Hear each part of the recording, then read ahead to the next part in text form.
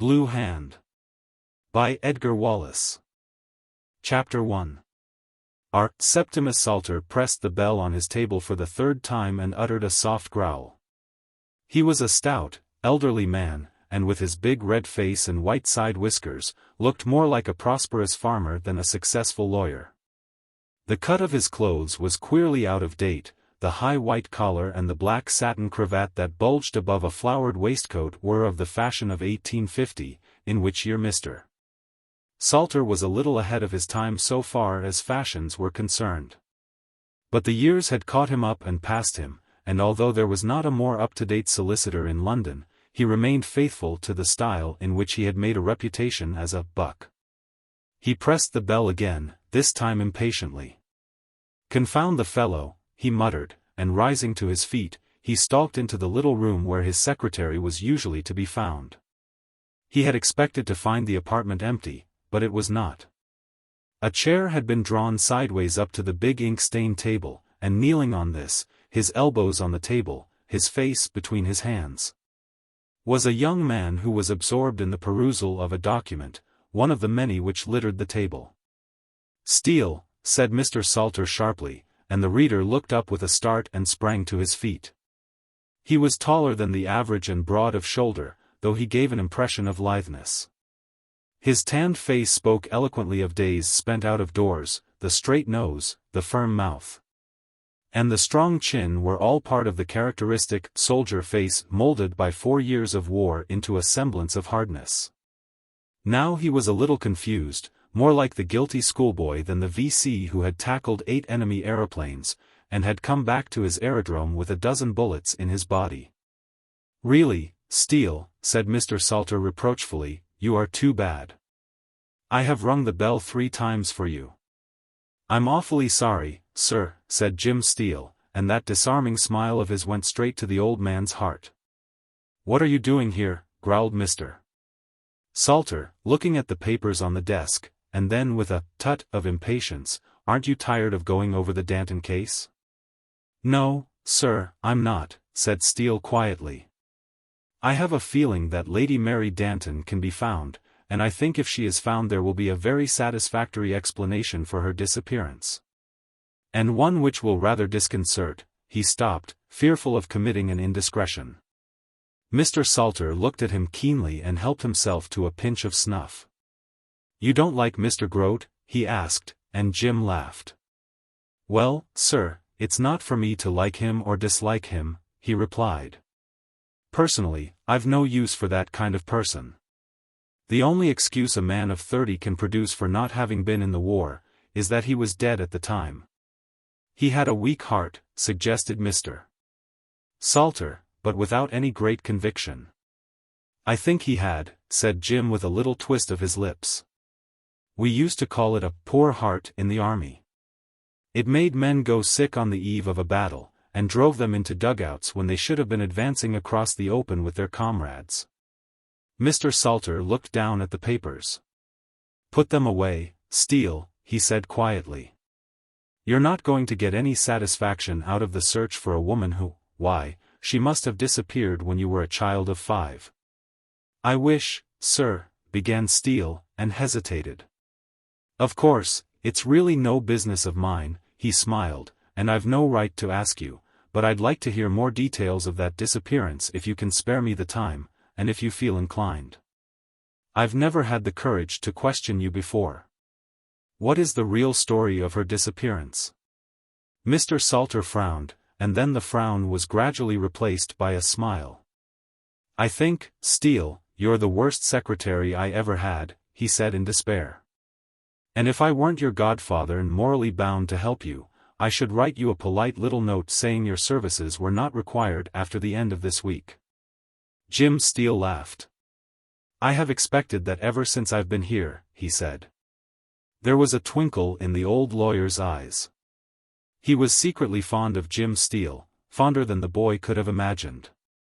But it was not only friendship and a sense of duty that held Jim down in his job. The young man was useful, and, despite his seeming inability to hear bells when he was wrapped up in his favorite study, most reliable.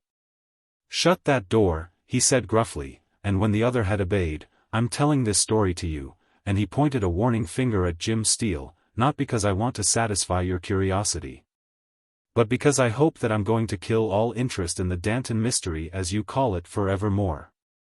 Lady Mary Danton was the only daughter of the Earl of Plymstock, a title which is now extinct.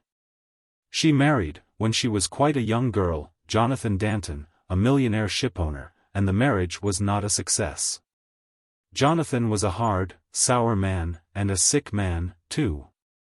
You talk about Digby Groat having a bad heart, well, Jonathan had a real bad one.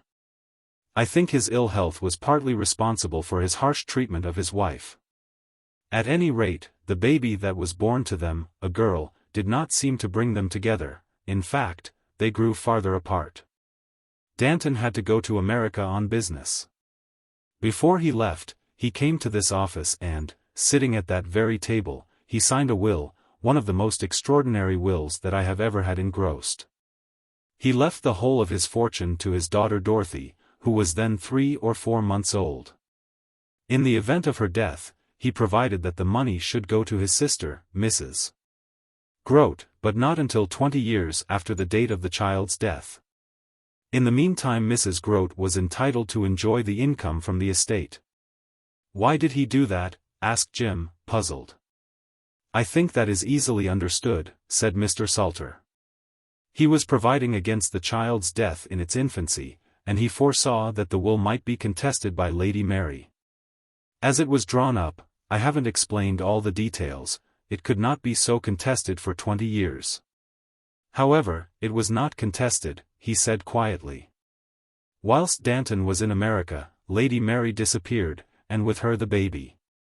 Nobody knew where she went to, but the baby and a strange nurse, who for some reason or other had care of the child, were traced to Margate. Possibly Lady Mary was there too, though we have no evidence of this. We do know that the nurse, who was the daughter of a fisherman and could handle a boat, took the child out on the sea one summer day and was overtaken by a fog. All the evidence shows that the little boat was run down by a liner, and its battered wreck was picked up at sea, and a week later the body of the nurse was recovered. We never knew what became of Lady Mary. Danton returned a day or 2 after the tragedy, and the news was broken to him by Mrs. Groat, his sister. It killed him. And Lady Mary was never seen again?" Salter shook his head. "So you see, my boy," he rose, and dropped his hand on the other's shoulder, "even if by a miracle you could find Lady Mary, you could not in any way affect the position of Mrs. Groat, or her son.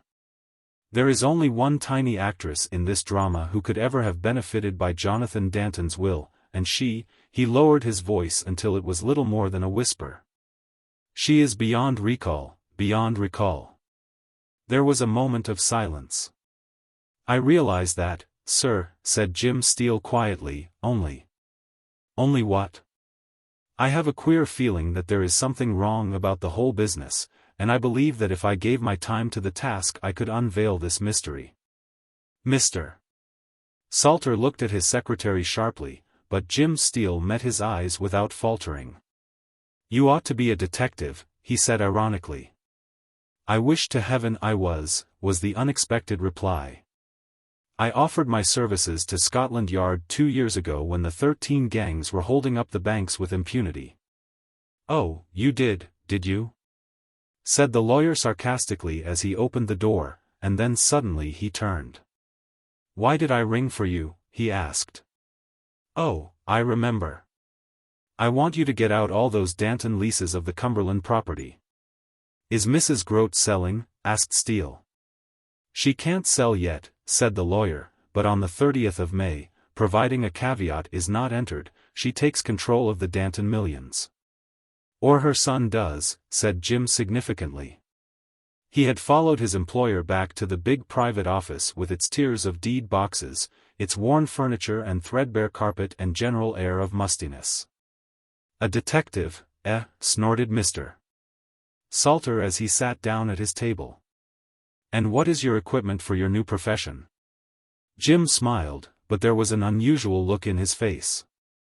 "Faith," he said quietly. "Faith? What is faith to a detective?" asked the startled Salter. Faith is the substance of things hoped for, the evidence of things unseen. Jim quoted the passage almost solemnly, and for a long time Mr. Salter did not speak. Then he took up a slip of paper on which he had scribbled some notes, and passed it across to Jim. "See if you can detect these deeds, they are in the strong room," he said, but in spite of his jesting words he was impressed. Jim took up the slip, examined it, and was about to speak when there came a tap at the door and a clerk slipped into the room. "Will you see Mr. Digby Groat, sir?" he asked. "How do you find this book? Any thoughts about the book or the author? Any suggestion for improvement? Please take a moment to share your thoughts in a comment. If you like it, share it with your friends who might enjoy it as well. Subscribe to keep in touch. Visit CompleteAudiobooks.com for more quality content. Chapter 2. Mr. Salter glanced up with a humorous glint in his eye. "Yes," he said with a nod, and then to Jim as he was about to make a hurried exit, "You can wait, Steele. Mr. Groat wrote in his letter that he wanted to see the deeds, and you may have to conduct him to the strong room." Jim Steele said nothing. Presently the clerk opened the door and a young man walked in. Jim had seen him before and had liked him less every time he had met him. The oblong sallow face, with its short black mustache, the sleepy eyes, and rather large chin and prominent ears, he could have painted, if he were an artist, with his eyes shut. And yet Digby Groat was good-looking. Even Jim could not deny that. He was a credit to his valet. From the top of his pomaded head to his patent shoes he was an exquisite. His morning coat was of the most fashionable cut and fitted him perfectly. One could have used the silk hat he carried in his hand as a mirror, and as he came into the room exuding a delicate aroma of Quelquis fleurs, Jim's nose curled. He hated men who scented themselves, however daintily the process was carried out. Digby Groat looked from the lawyer to Steele with that languid, almost insolent look in his dark eyes, which the lawyer hated as much as his secretary. "Good morning, Salter," he said. He took a silk handkerchief from his pocket and, dusting a chair, sat down uninvited, resting his lemon-gloved hands upon a gold-headed ebony cane. "You know Mr. Steele, my secretary," said Salter. The other nodded his glossy head. "Oh, yes, he's a Victoria Cross person, isn't he?" he asked wearily. "I suppose you find it very dull here, Steele? A place like this would bore me to death." "I suppose it would," said Jim, "but if you'd had 4 years' excitement of war, you would welcome this place as a calm haven of rest." "I suppose so," said the other shortly. He was not too well pleased by Jim's reference to the fact that he had escaped the trials of war. "Now, Dr. Groat," but the other stopped him with a gesture. "Please don't call me doctor," he said with a pained expression. "The fact that I have been through the medical schools and have gained my degrees in surgery is one which I wish you would forget. I qualified for my own amusement, and if people get into the habit of thinking of me as a doctor, I shall be called up all hours of the night by all sorts of wretched patients." It was news to Jim that this sallow dandy had graduated in medicines. "I came to see those lakeside leases, Salter," Groat went on. "I have had an offer, I should say, my mother has had an offer, from a syndicate which is erecting an hotel upon her property. I understand there is some clause in the lease which prevents building operations of that character. If so, it was beastly thoughtless of old Danton to acquire such a property." "Mr. Danton did nothing either thoughtless or beastly thoughtless," said Salter quietly, "and if you had mentioned it in your letter, I could have telephoned you the information and saved your calling. As it is, Steele will take you to the strong room, and you can examine the leases at your leisure." Groat looked at Jim skeptically. "Does he know anything about leases?" he asked. "And must I really descend into your infernal cellar and catch my death of cold? Can't the leases be brought up for me? If you will go into Mr. Steele's room I dare say he will bring them to you," said Salter, who did not like his client any more than Jim did. Moreover, he had a shrewd suspicion that the moment the Groats gained possession of the Danton fortune, they would find another lawyer to look after their affairs. Jim took the keys and returned with an armful of deeds, to discover that Groat was no longer with his chief. "I sent him into your room," said Salter.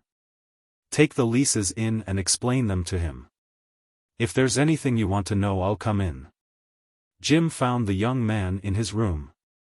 He was examining a book he had taken from a shelf. "What does dactylology mean?" he asked, looking round as Jim came in. "I see you have a book on the subject." "Fingerprints," said Jim Steele briefly. He hated the calm proprietorial attitude of the man, and, moreover, Mr. Groat was examining his own private library. "Fingerprints, said Groat, replacing the book. "Are you interested in fingerprints?" "A little," said Jim. "Here are the lakeside leases, Mr. Groat. I made a sketchy examination of them in the strong room, and there seems to be no clause preventing the erection of the building you mention."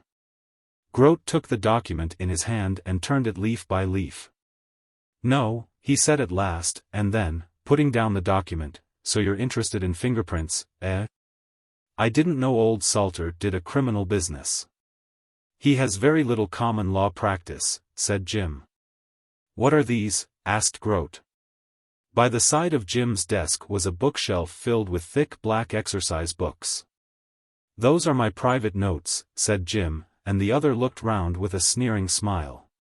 "What the devil have you got to make notes about, I wonder?" he asked, and before Jim could stop him, he had taken one of the exercise books down. "If you don't mind," said Jim firmly, "I would rather you left my private property alone." "Sorry, but I thought everything in old Salter's office had to do with his clients."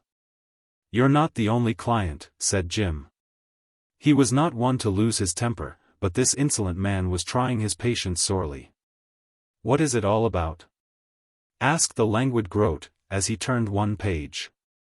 Jim, standing at the other side of the table watching him, saw a touch of color come into the man's yellow face. The black eyes hardened and his languid interest dropped away like a cloak. "What is this?" he asked sharply. "What the hell are you?" He checked himself with a great effort and laughed, but the laugh was harsh and artificial. "You're a wonderful fellow, Steele," he said with a return to his old air of insouciance. "Fancy bothering your head about things of that sort." He put the book back where he had found it, picked up another of the leases and appeared to be reading it intently, but Jim, watching him, saw that he was not reading, even though he turned page after page.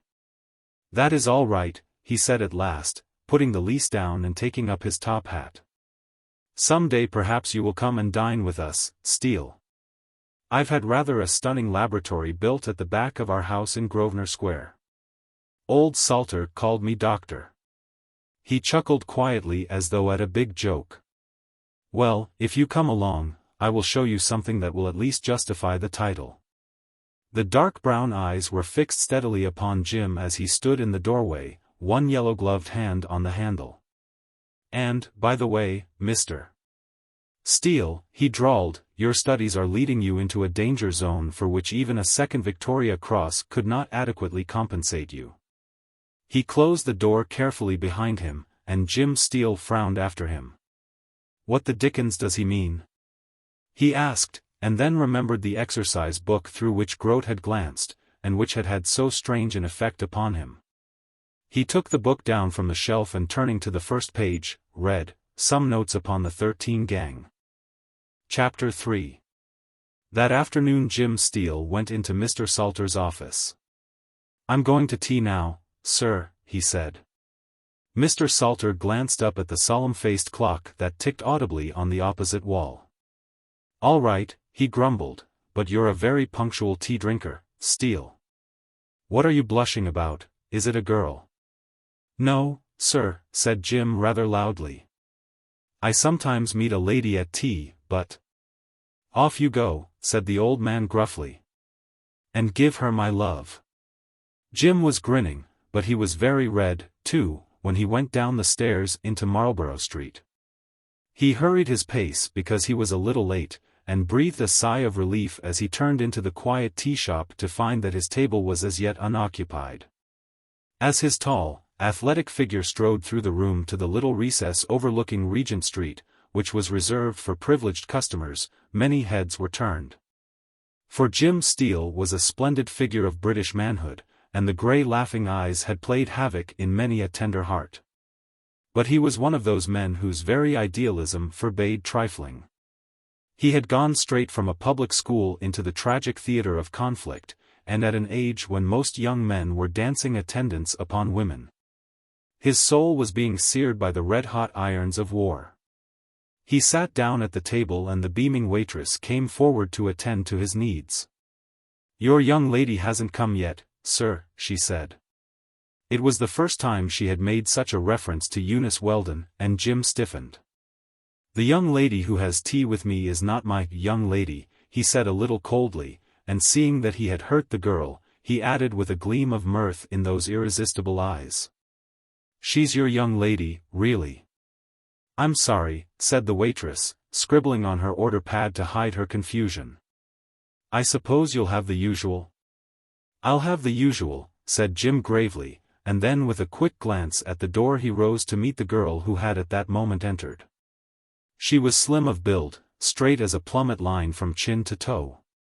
She carried herself with a dignity which was so natural that the men who haunt the pavement to leer and importune, stood on one side to let her pass, and then, after a glimpse of her face, cursed their own timidity. For it was a face Madonna-like in its purity. But a blue-eyed, cherry-lipped Madonna, vital and challenging. A bud of a girl breaking into the summer bloom of existence. In those sapphire eyes the beacon fires of life signaled her womanhood, they were at once a plea and a warning. Yet she carried the banners of childhood no less triumphantly. The sensitive mouth, the round, girlish chin, the satin-white throat and clean, transparent skin, unmarked, unblemished. These were the gifts of youth which were carried forward to the account of her charm. Her eyes met Jim's and she came forward with outstretched hand. "I'm late," she said gaily. "We had a tiresome duchess at the studio who wanted to be taken in 17 different poses. It is always the plain people who give the most trouble." She sat down and stripped her gloves, with a smile at the waitress. "The only chance that plain people have of looking beautiful is to be photographed beautifully," said Jim. Eunice Weldon was working at a fashionable photographer's in Regent Street. Jim's meeting with her had been in the very room in which they were now sitting. The hangings at the window had accidentally caught fire, and Jim, in extinguishing them, had burnt his hand. It was Eunice Weldon who had dressed the injury. A service rendered by a man to a woman may not lead very much farther to a better acquaintance. When a woman helps a man it is invariably the beginning of a friendship. Women are suspicious of the services which men give, and yet feel responsible for the man they have helped, even to the slightest extent. Since then they had met almost daily and taken tea together. Once Jim had asked her to go to a theatre, an invitation which she had promptly but kindly declined. Thereafter he had made no further attempt to improve their acquaintance. "And how have you got on with your search for the missing lady?" she asked, as she spread some jam on the thin bread and butter which the waitress had brought. Jim's nose wrinkled, a characteristic grimace of his. "Mr. Salter made it clear to me today that even if I found the missing lady it wouldn't greatly improve matters," he said. "It would be wonderful if the child had been saved after all," she said. "Have you ever thought of that possibility?" He nodded. "There is no hope of that," he said, shaking his head, "but it would be wonderful, as you say, and more wonderful," he laughed, "if you were the missing heiress." "And there's no hope of that either," she said, shaking her head. "I'm the daughter of poor but honest parents, as the storybooks say." "Your father was a South African, wasn't he?" She nodded.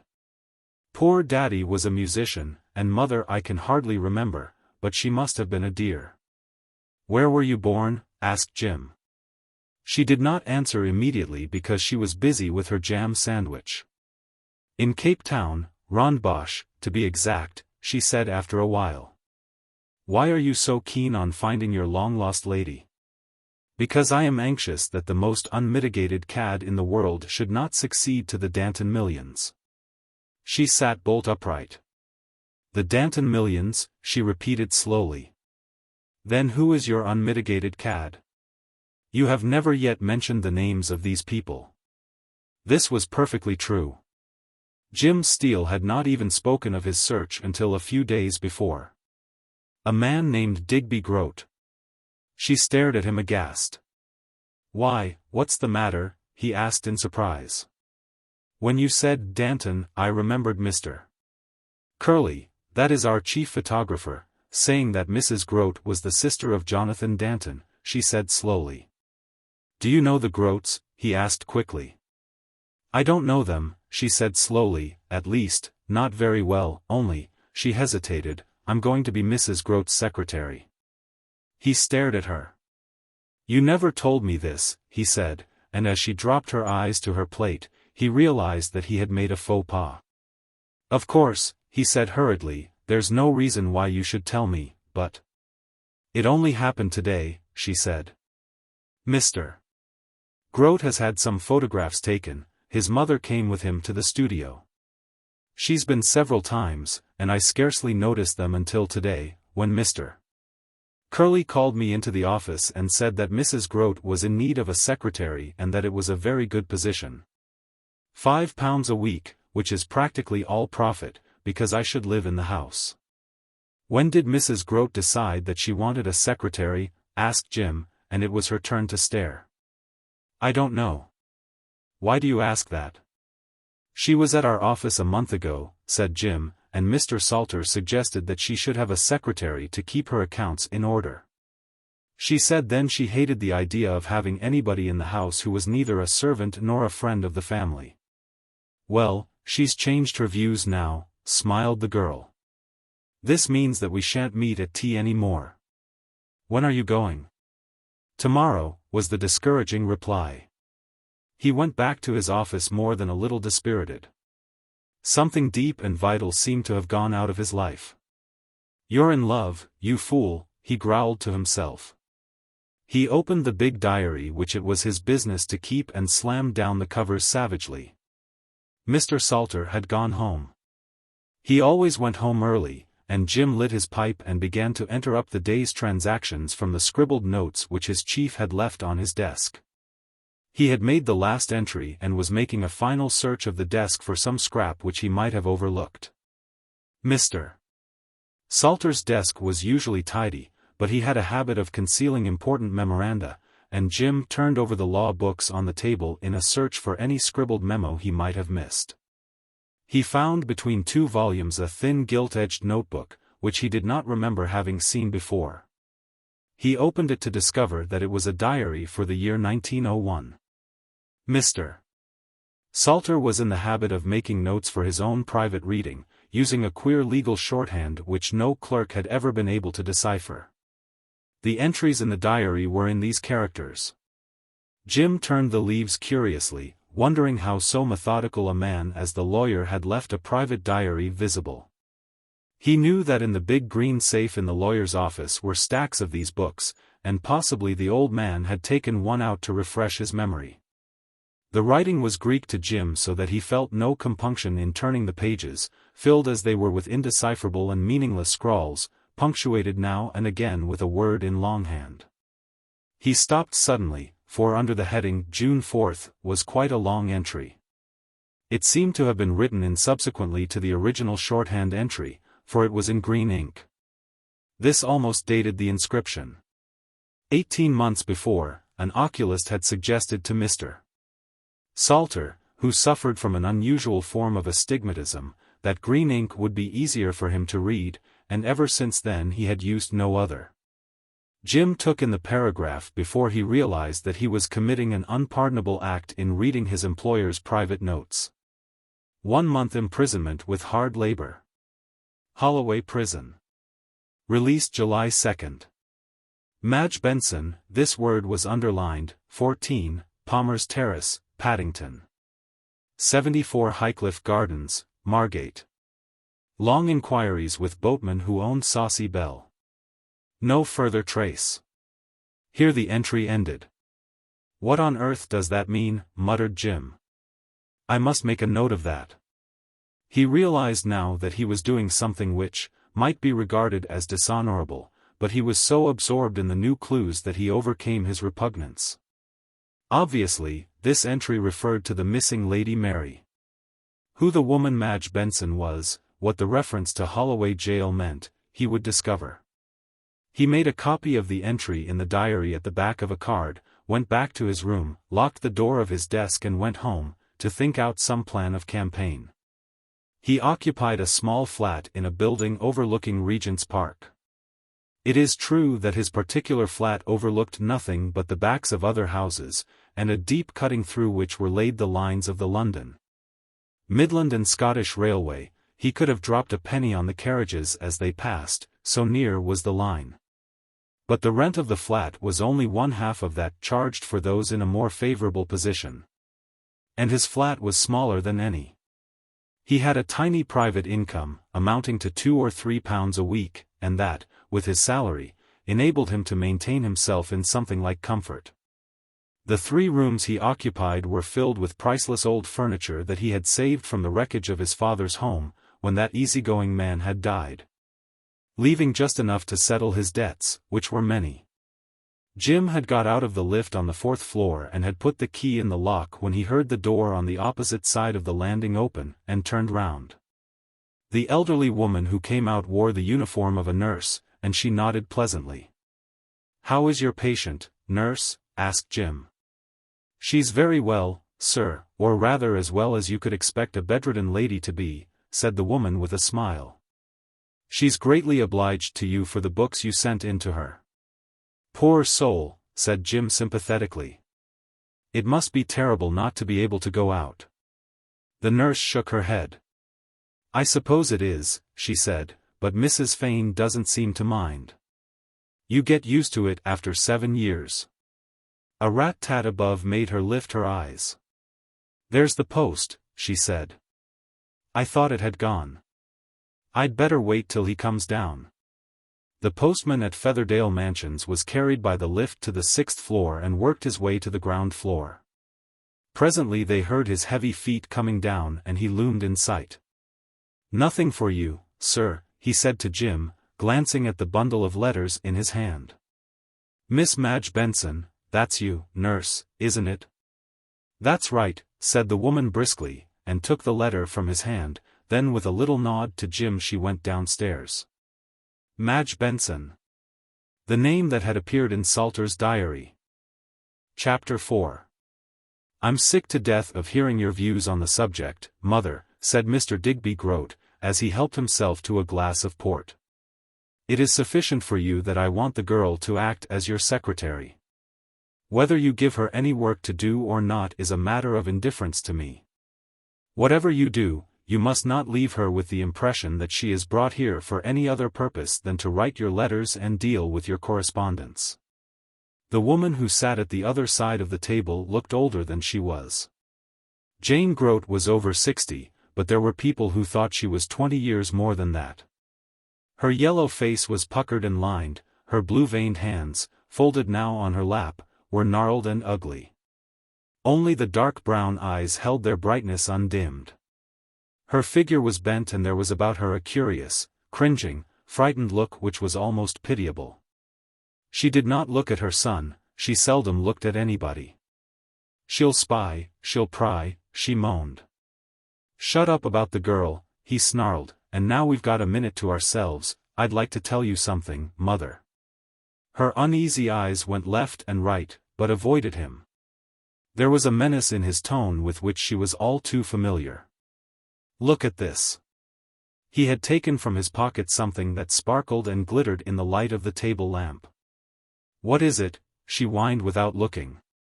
"It is a diamond bracelet," he said sternly.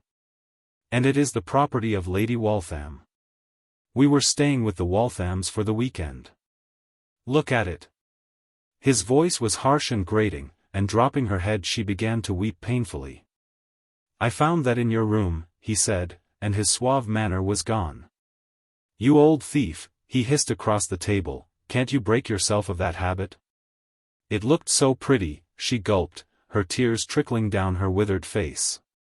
"I can't resist the temptation when I see pretty things. I suppose you know that Lady Waltham's maid has been arrested for stealing this, and will probably go to prison for 6 months. I couldn't resist the temptation," she sniveled, and he threw the bracelet on the table with a growl. "I'm going to send it back to the woman and tell them it must have been packed away by mistake in your bag. I'm not doing it to get this girl out of trouble, but to save myself from a lot of unpleasantness. I know why you're bringing this girl into the house," she sobbed. "It is to spy on me." His lips curled in a sneer. "To spy on you," he said contemptuously, and laughed as he rose. "Now understand," his voice was harsh again, "you've got to break yourself of this habit of picking up things that you like. I'm expecting to go into Parliament at the next election, and I'm not going to have my position jeopardized by an old fool of a kleptomaniac. If there's something wrong with your brain," he added significantly, "I've a neat little laboratory at the back of this house where that might be attended to." She shrank back in terror, her face gray. You wouldn't do it, my own son," she stammered. "I'm all right, Digby, it's only—" He smiled, but it was not a pleasant smile to see. "Probably there is a little compression," he said evenly, "some tiny malgrowth of bone that is pressing on a particular cell. We could put that right for you, mother." But she had thrown her chair aside and fled from the room before he had finished. He picked up the jewel, looked at it contemptuously and thrust it into his pocket. Her curious thieving propensities he had known for a very long time and had fought to check them, and as he thought, successfully. He went to his library, a beautiful apartment, with its silver grate, its costly rosewood bookshelves and its rare furnishings, and wrote a letter to Lady Waltham. He wrapped this about the bracelet, and having packed letter and jewel carefully in a small box, rang the bell. A middle-aged man with a dark forbidding face answered the summons.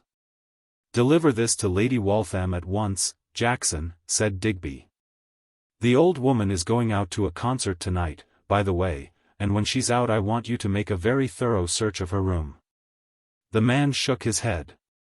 "I've already looked carefully, Mr. Groat," he said, "and I've found nothing."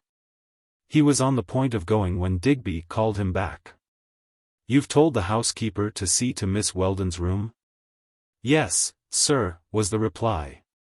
"She wanted to put her on the top floor amongst the servants, but I stopped her." "She must have the best room in the house," said Groat. "See that there are plenty of flowers in the room and put in the bookcase and the Chinese table that are in my room." The man nodded. "What about the key, sir?" he asked after some hesitation. "The key?" Digby looked up. "The key of her room?" The man nodded. "Do you want the door to lock?" he asked significantly. "Mr. Groat's lips curled in a sneer. "You're a fool," he said. "Of course, I want the door to lock. Put bolts on if necessary." The man looked his surprise. There was evidently between these two something more than the ordinary relationship which existed between employer and servant. "Have you ever run across a man named Steele?" asked Digby, changing the subject. Jackson shook his head. "Who is he?" he asked. "He is a lawyer's clerk. Give him a look up when you've got some time to spare." "No, you'd better not go, ask Bronson. He lives at Featherdale Mansions." The man nodded, and Digby went down the steps to the waiting electric brougham. Eunice Weldon had packed her small wardrobe and the cab was waiting at the door.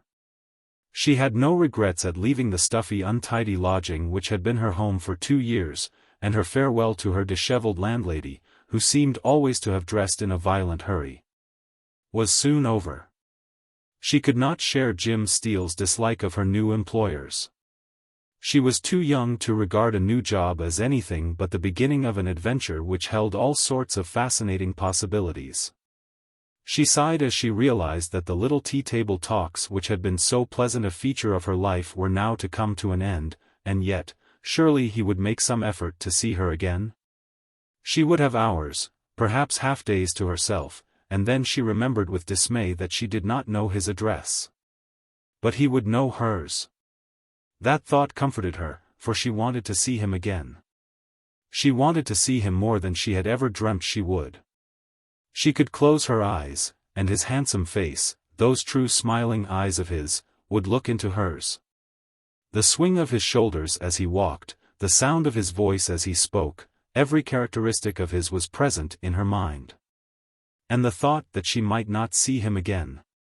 "I will see him, I will," she murmured, as the cab stopped before the imposing portals of number 409, Grosvenor Square. She was a little bewildered by the army of servants who came to her help, and just a little pleased by the deference they showed to her. "Mrs. Groat will receive you, miss," said a swarthy-looking man, whose name she afterwards learnt was Jackson.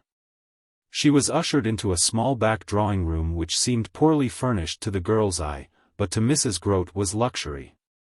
The old woman resented the payment of a penny that was spent on decoration and furniture.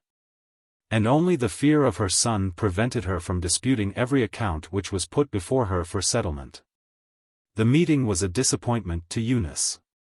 She had not seen Mrs. Groat except in the studio, where she was beautifully dressed. She saw now a yellow-faced old woman, shabbily attired, who looked at her with dark disapproving eyes.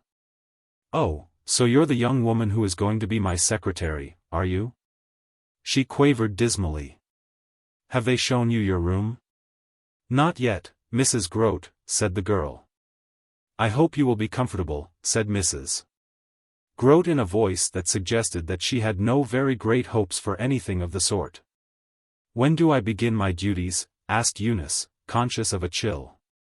"Oh, any time," said the old woman offhandedly. She peered up at the girl. "You're pretty," she said grudgingly, and Eunice flushed. Somehow that compliment sounded like an insult. "I suppose that's why," said Mrs. Groat absently. "Why what?" asked the girl gently. She thought the woman was weak of intellect and had already lost whatever enthusiasm she had for her new position. "Nothing," said the old woman, and with a nod dismissed her. The room into which Eunice was shown left her speechless for a while. "Are you sure this is mine?" she asked incredulously. "Yes, miss," said the housekeeper with a sidelong glance at the girl. "But this is beautiful," said Eunice. The room would have been remarkable if it had been in a palace. The walls were panelled in brocade silk and the furniture was of the most beautiful quality. A small French bed, carved and gilded elaborately, invited repose. Silk hangings hung at either side of the head, and through the French windows she saw a balcony gay with laden flower boxes. Under her feet was a carpet of blue velvet pile that covered the whole of the room. She looked round open-mouthed at the magnificence of her new home. The dressing table was an old French model in the Louis Quinze style, inlaid with gold, and the matching wardrobe must have been worth a fortune. Near one window was a lovely writing table, and a well-filled bookcase would almost be within reach of her hand when she lay in bed. "Are you sure this is my room?" she asked again. "Yes, miss," said the housekeeper, "and this," she opened a door, "is your bathroom. There is a bath to every room." Mr. Groat had the house reconstructed when he came into it. The girl opened one of the French windows and stepped on to the balcony which ran along to a square and larger balcony built above the porch of the house. This, she discovered, opened from a landing above the stairs. She did not see Mrs. Groat again that afternoon, and when she inquired she discovered that the old lady was lying down with a bad headache. Nor was she to meet Digby Groat. Her first meal was eaten in solitude. "Mr. Groat has not come back from the country," explained Jackson, who waited on her. "Are you comfortable, miss?" "Quite, thank you," she said. There was an air about this man which she did not like. It was not that he failed in respect, or that he was in any way familiar, but there was something proprietorial in his attitude. It almost seemed as though he had a financial interest in the place, and she was glad when her meal was finished. She went straight up to her room a little dissatisfied that she had not met her employer. There were many things which she wanted to ask Mrs. Groat. And particularly did she wish to know what days she would be free. Presently she switched out the light, and opening the French windows, stepped out into the cool, fragrant night. The afterglow of the sun still lingered in the sky. The square was studded with lights. An almost incessant stream of motor-car traffic passed under her window, for Grosvenor Square is the shortcut between Oxford Street and Piccadilly. The stars spangled the clear sky with a million specks of quivering light. Against the jeweled robe of the northern heavens, the roofs and steeples and stacks of London had a mystery and wonder which only the light of day could dispel. And in the majestic solitude of the night, Eunice's heart seemed to swell until she could scarcely breathe. It was not the magic of stars that brought the blood flaming to her face, nor the music of the trees. It was the flash of understanding that one half of her, one splendid fragment of the pattern on which her life was cut, was somewhere there in the darkness, asleep perhaps, thinking of her. She prayed. She saw his face with startling distinctness, saw the tender kindness of his eyes, felt on her moist palm the pressure of those strong brown fingers. With a sigh which was half a sob, she closed the window and drew the silken curtains, shutting out the immortal splendors of nature from her view. 5 minutes later she was asleep. How long she slept she did not know.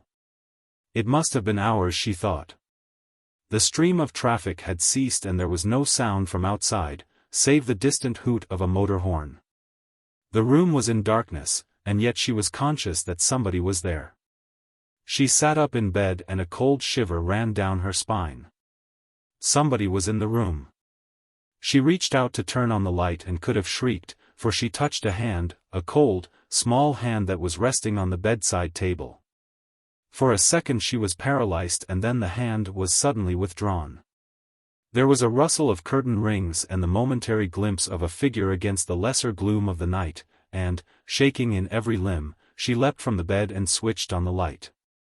The room was empty, but the French window was ajar. And then she saw on the table by her side, a grey card. Picking it up with shaking hands she read.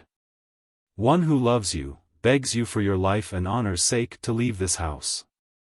It bore no other signature than a small blue hand.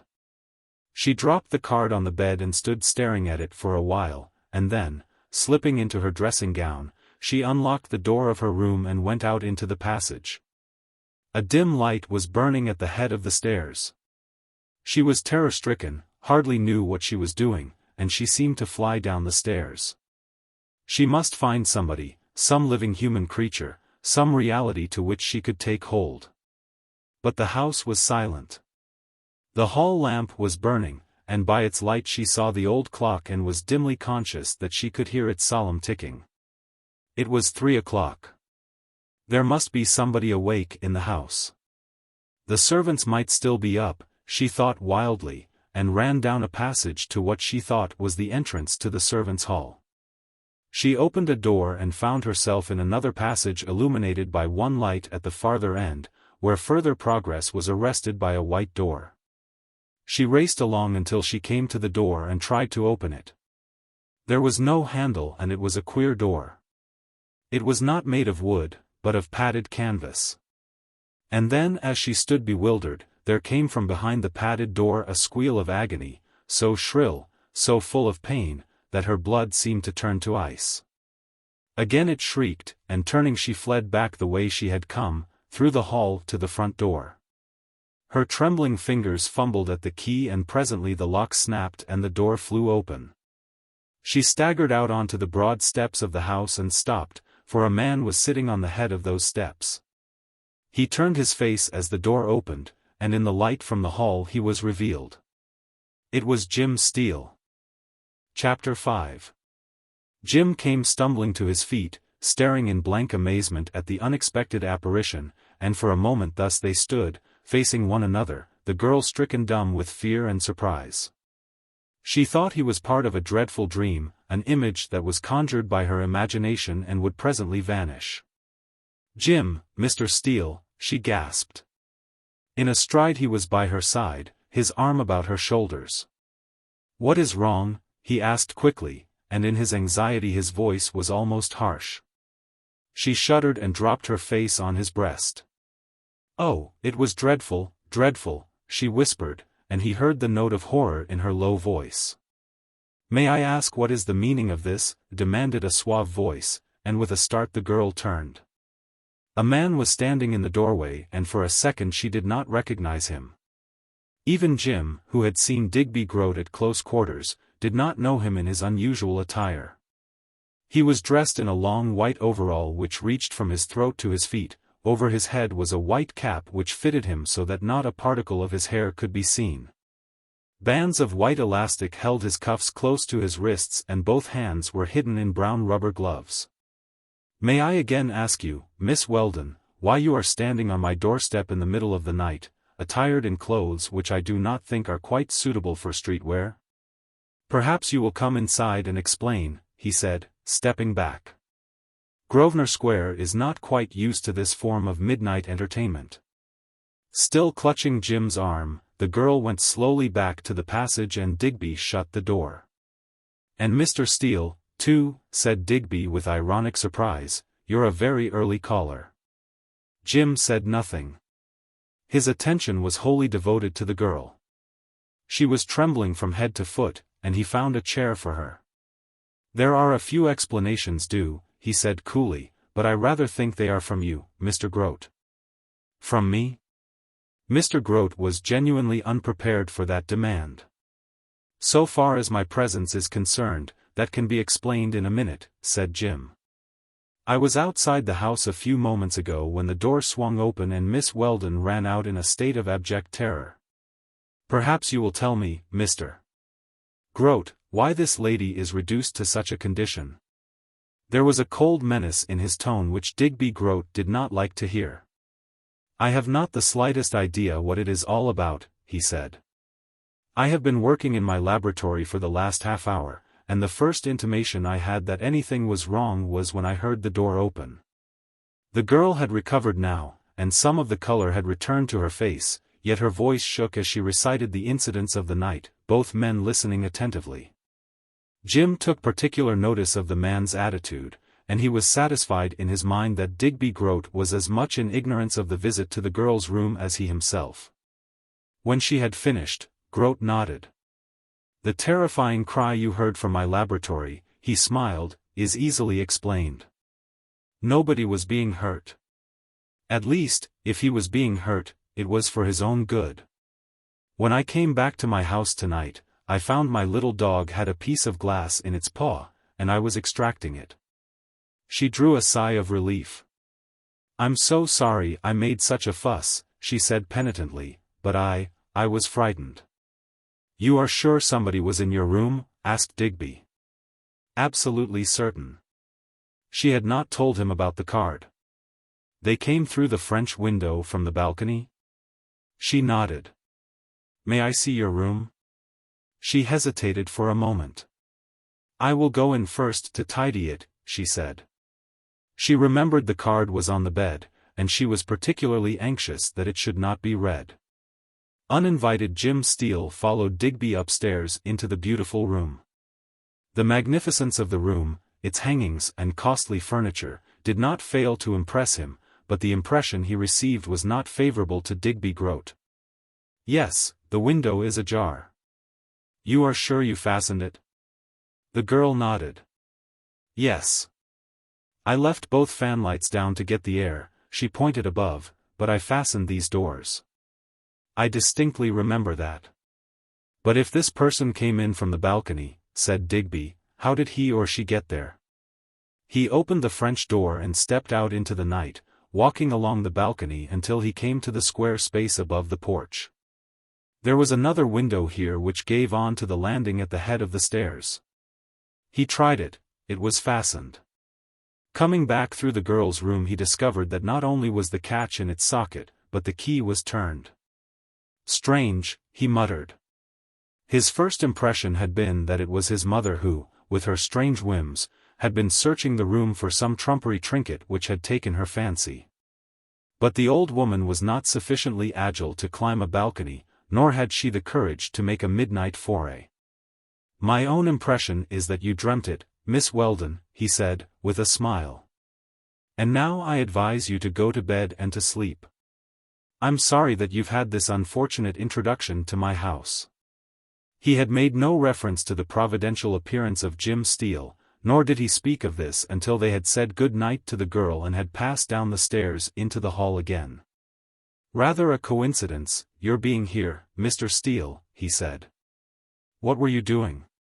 Studying dactylology? Something like that, said Jim coolly. Mr. Digby Groat searched for a cigarette in his pocket and lit it. I should have thought that your work was so arduous that you would not have time for early morning strolls in Grosvenor Square.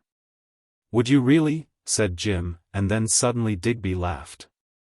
You're a queer devil, he said. Come along and see my laboratory. Jim was anxious to see the laboratory, and the invitation saved him from the necessity of making further reference to the terrifying cry which Eunice had heard. They turned down a long passage through the padded door and came to a large annex, the walls of which were of white glazed brick. There was no window, the light in the daytime being admitted through a glass roof. Now, however, these were covered by blue blinds and the room owed its illumination to two powerful lights which hung above a small table. It was not an ordinary table. Its legs were of thin iron, terminating in rubber-tired casters. The top was of white enameled iron, with curious little screw holes occurring at intervals. It was not the table so much as the occupant which interested Jim. Fastened down by two iron bands, one of which was about its neck and one about the lower portion of its body, its four paws fastened by thin cords, was a dog. A rough-haired terrier who turned its eyes upon Jim with an expression of pleading so human that Jim could almost feel the message that the poor little thing was sending. Your dog, eh? Said Jim. Digby looked at him. Yes, he said. Why? Haven't you finished taking the glass out of his paw? Not quite, said the other coolly. By the way, you don't keep him very clean, Jim said. Digby turned. What the devil are you hinting at? He asked. I am merely suggesting that this is not your dog, but a poor stray terrier which you picked up in the street half an hour ago and enticed into this house. Well?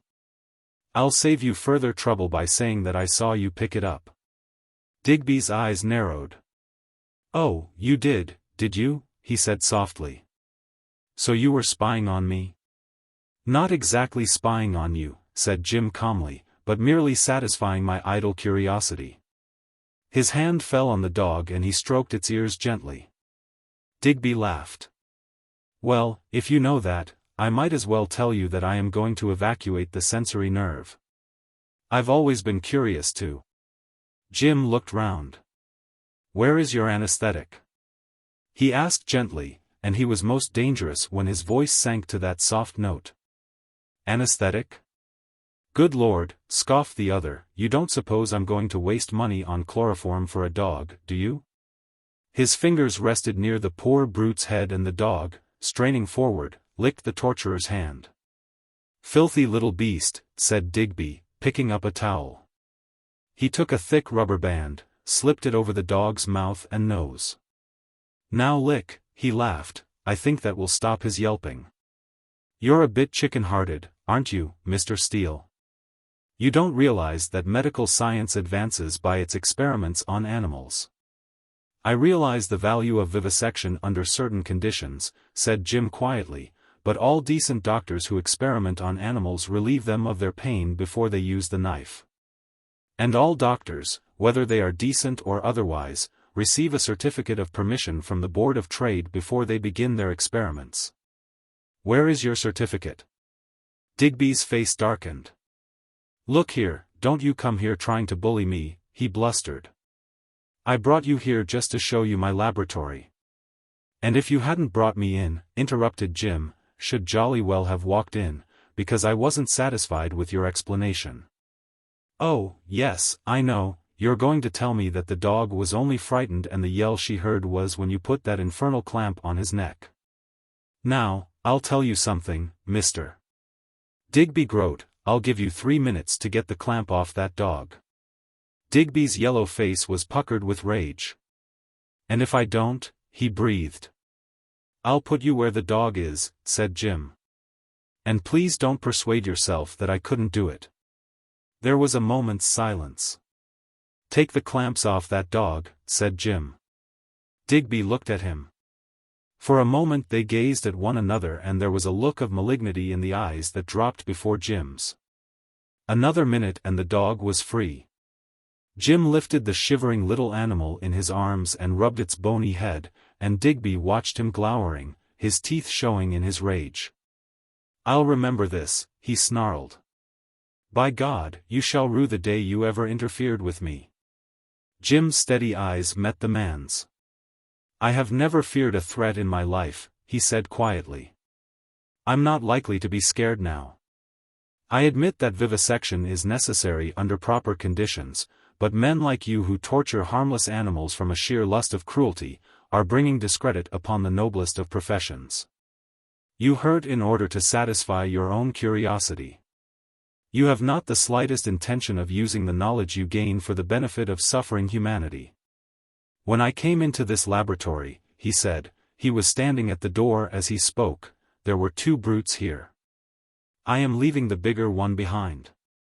He slammed the padded door and walked out into the passage, leaving a man whose vanity was hurt beyond forgiveness. Then to his surprise Groat heard Jim's footsteps returning and his visitor came in. "Did you close your front door when you went upstairs?" Digby's eyebrows rose. He forgot for the moment the insult that had been offered him. "Yes, why?" "It is wide open now," said Jim. "I guess your midnight visitor has gone home." Chapter 6.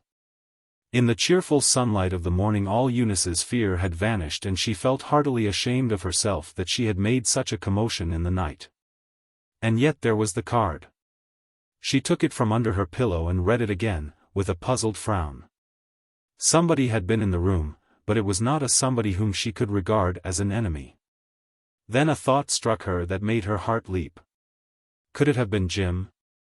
She shook her head. Somehow she was certain it was not Jim, and she flushed at the thought. It was not his hand she had touched. She knew the shape and contour of that. It was warm and firm, almost electric. That which she had touched had been the hand of somebody who was old, of that she was sure. She went down to breakfast to find Groat standing before the fire, a debonair, perfectly dressed man, who showed no trace of fatigue, though he had not gone to bed until 4 o'clock. He gave her a cheery greeting. "Good morning, Miss Weldon," he said. "I hope you have recovered from your nightmare." "I gave you a lot of trouble," she said with a rueful smile. "I am so very sorry." "Nonsense," he said heartily. "I am only glad that our friend Steele was there to appease you. By the way, Miss Weldon, I owe you an apology. I told you a lie last night." She looked at him open-eyed. "Did you, Mr. Groat?" she said, and then with a laugh, "I am sure it wasn't a very serious one." "It was really. I told you that my little dog had a piece of glass in his paw. The truth was that it wasn't my dog at all, but a dog that I picked up in the street. I intended making an experiment upon him. You know I am a doctor." She shivered. "Oh, that was the noise?" she asked with a wry little face. He shook his head. "No, he was just scared, he hadn't been hurt at all, and in truth I didn't intend hurting him.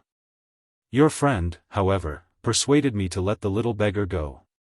She drew a long sigh of relief. "I'm so glad," she said. "I should have felt awful." He laughed softly as he took his place at the table. "Steele thought I was going to experiment without chloroform, but that, of course, was absurd. It is difficult to get the unprofessional man to realize what an enormous help to medical science these experiments are. Of course," he said airily, "they are conducted without the slightest pain to the animal. I should no more think of hurting a little dog than I should think of hurting you." "I'm sure you wouldn't," she said warmly. Digby Groat was a clever man. He knew that Jim would meet the girl again and would give her his version of the scene in the laboratory. It was necessary, therefore, that he should get his story in first, for this girl whom he had brought to the house for his amusement was more lovely than he had dreamt. And he desired to stand well with her. Digby, who was a connoisseur in female beauty, had rather dreaded the morning meal. The beauty of women seldom survives the cruel searchlight which the grey eastern light throws upon their charms. Love had never touched him, though many women had come and gone in his life. Eunice Weldon was a more thrilling adventure, something that would surely brighten a dreary week or two. An interest to stimulate him until another stimulation came into sight. She survived the ordeal magnificently, he thought. The tender texture of the skin, untouched by an artificial agent, was flawless, the eyes, bright and vigorous with life, sparkled with health.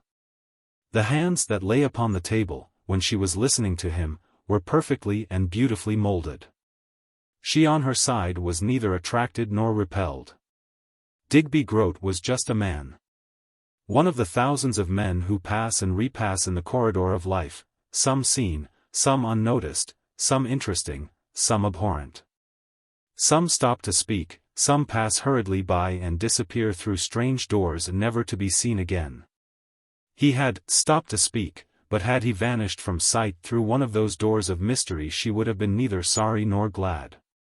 "My mother never comes to breakfast," said Digby halfway through the meal. "Do you think you will like your work?"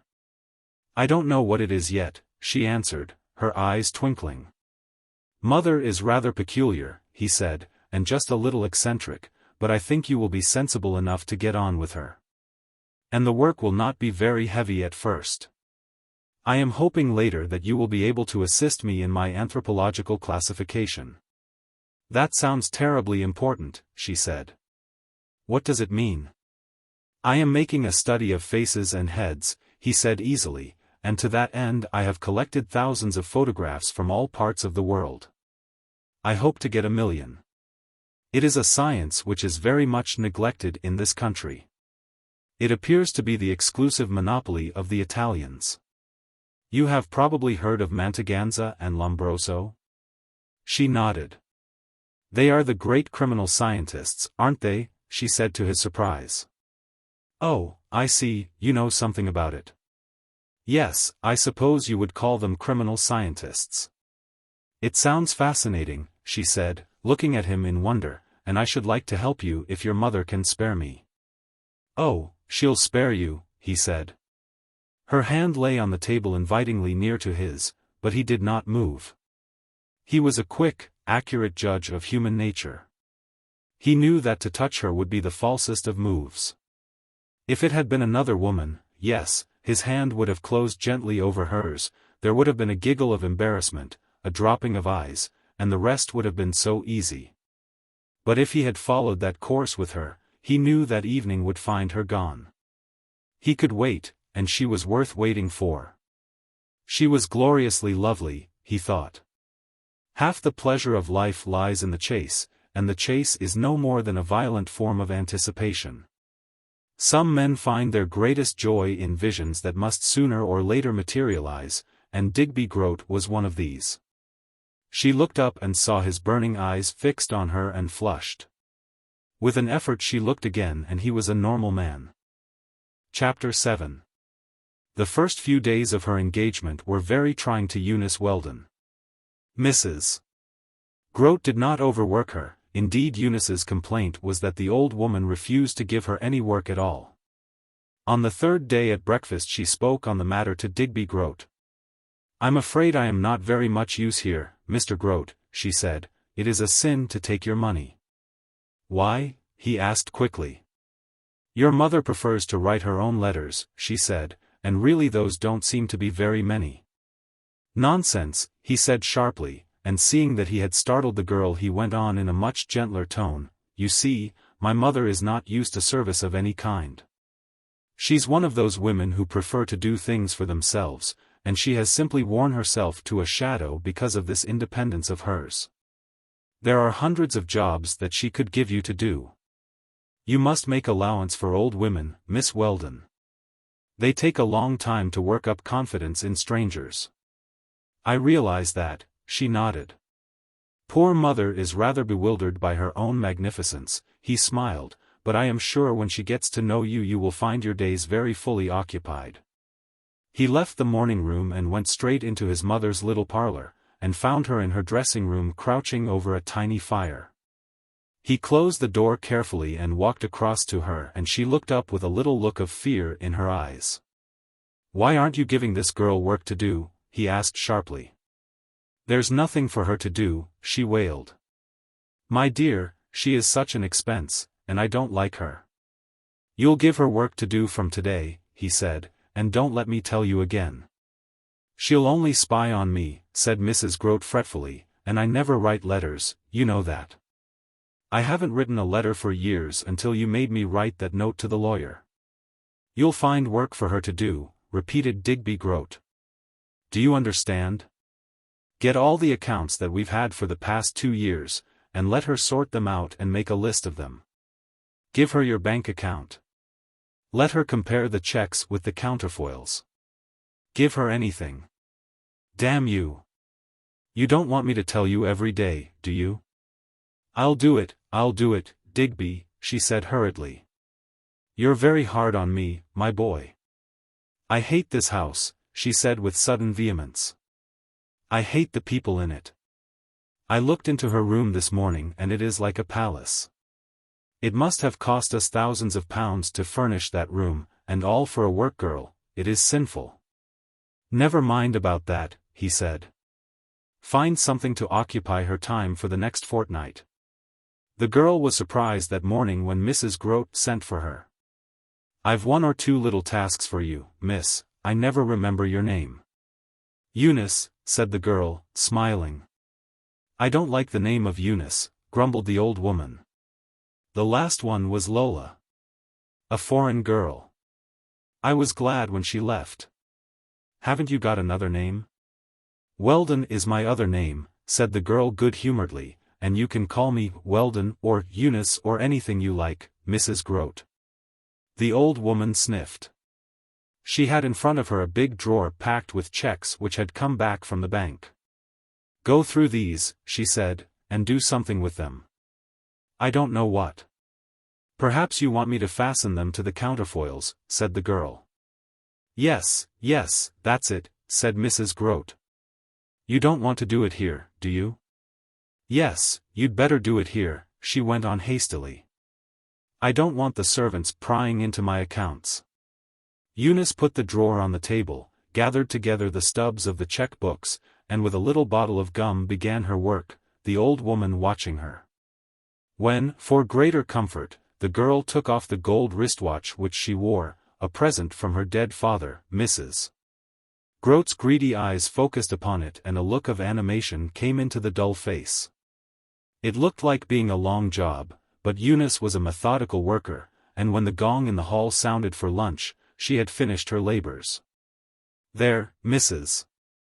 Groat," she said with a smile, "I think that is the lot. All your checks are here." She put away the drawer and looked round for her watch, but it had disappeared.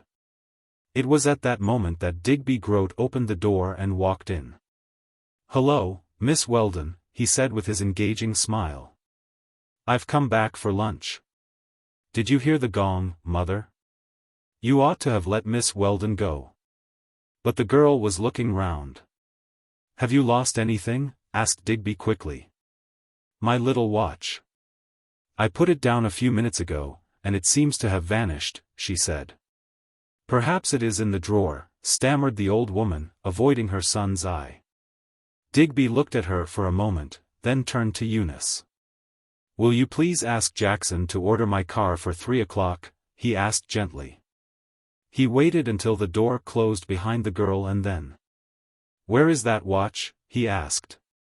"The watch, Digby?" quavered the old woman. "The watch, curse you," he said, his face black with rage. She put her hand into her pocket reluctantly and produced it. It was so pretty, she sniveled, and he snatched it from her hand. A minute later Eunice returned. "We have found your watch," he said with a smile. "You had dropped it under the table." "I thought I'd looked there," she said. "It is not a valuable watch, but it serves a double purpose. She was preparing to put it on. What other purpose than to tell you the time? Asked Digby. It hides a very ugly scar, she said, and extended her wrist. Look. She pointed to a round red mark, the size of a sixpence. It looked like a recent burn. That's queer, said Digby, looking, and then he heard a strangled sound from his mother. Her face was twisted and distorted, her eyes were glaring at the girl's wrist. Digby, Digby. Her voice was a thin shriek of sound. Oh, my God. And she fell across the table and before he could reach her, had dropped to the floor in an inert heap. Digby stooped over his mother and then turned his head slowly to the frightened girl. It was the scar on your hand that did it, he said slowly. What does it mean? Chapter 8. The story of the scar and the queer effect it had produced on Mrs. Groat puzzled Jim almost as much as it had worried the girl. He offered his wild theory again and she laughed. Of course I shall leave, she said, but I must stay until all Mrs. Groat's affairs are cleared up. There are heaps of letters and documents of all kinds which I have to index, she said, at least Mr. Groat told me there were. And it seems so unfair to run away whilst the poor old lady is so ill. As to my being the young lady of fortune, that is absurd. My parents were South Africans. Jim, you are too romantic to be a good detective. He indulged in the luxury of a taxi to carry her back to Grosvenor Square, and this time went with her to the house, taking his leave at the door. Whilst they were talking on the step, the door opened and a man was shown out by Jackson. He was a short, thick-set man with an enormous brown beard. Apparently Jackson did not see the two people on the step, at any rate he did not look toward them, but said in a loud voice. Mr. Groat will not be home until 7 o'clock, Mr. Villa. Tell him I called, said the bearded man with a booming voice, and stepped past Jim, apparently oblivious to his existence. Who is the gentleman with the whiskers? Asked Jim, but the girl could give him no information. Jim was not satisfied with the girl's explanation of her parentage. There was an old school friend of his in business in Cape Town, as an architect, and on his return to his office, Jim sent him a long reply-paid cablegram. He felt that he was chasing shadows, but at present there was little else to chase, and he went home to his flat a little oppressed by the hopelessness of his task. The next day he had a message from the girl saying that she could not come out that afternoon, and the day was a blank, the more so because that afternoon he received a reply to his cable. The reply destroyed any romantic dreams he might have had as to Eunice Weldon's association with the Danton millions. The message was explicit. Eunice May Weldon had been born at Rondebosch, on the June 12, 1899, her parents were Henry William Weldon, musician, and Margaret May Weldon. She had been christened at the Wesleyan Chapel at Rondebosch, and both her parents were dead. The final two lines of the cable puzzled him. Similar inquiries made about parentage Eunice Weldon 6 months ago by Selenger and Company, Braid Street Buildings. Selenger and Company, said Jim thoughtfully. Here was a new mystery. Who else was making inquiries about the girl? He opened a telephone directory and looked up the name. There were several Selengers, but none of Braid Street Buildings. He put on his hat, and hailing a taxi, drove to Braid Street, which was near the bank, and with some difficulty found Braid Street Buildings.